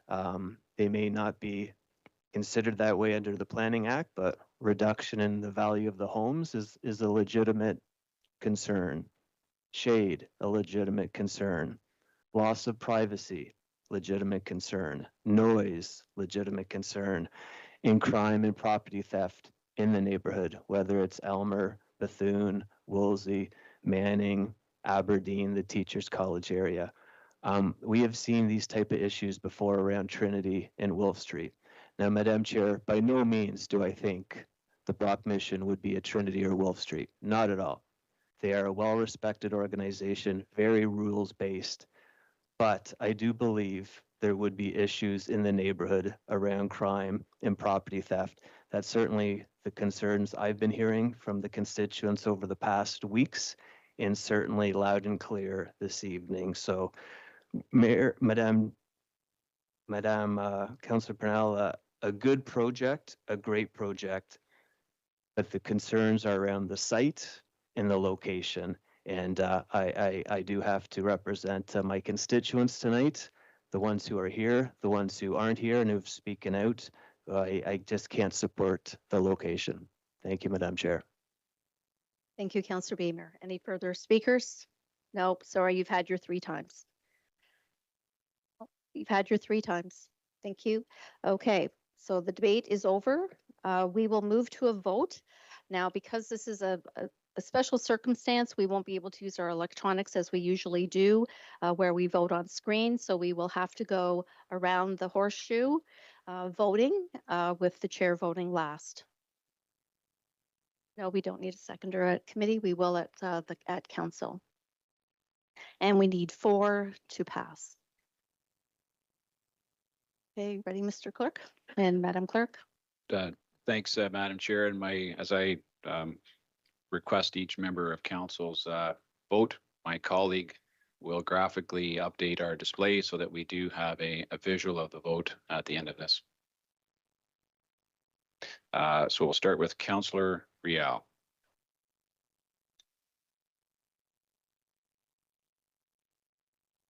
Councillor Baldwin. Yes. Councillor Duguay. Yes.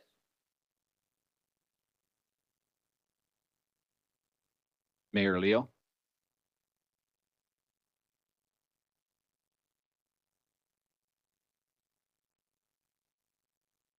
Mayor Leo to the recorded vote.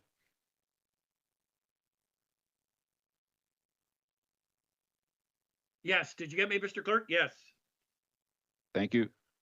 Mayor Leo's a yes. Councillor Beamer.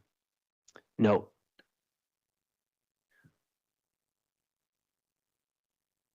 Councillor Hakey. No. Councillor Vassiadis. No.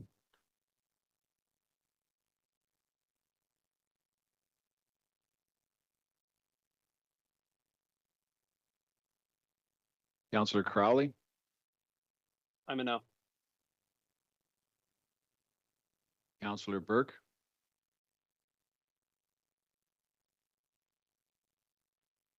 Councillor La Chica, No.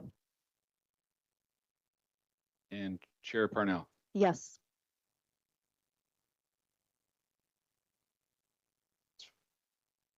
Four yeas. Thank you, and that motion carries. Thank you. I need a mover to adjourn the meeting, please. Moved by Councillor Duguay. We are in adjournment.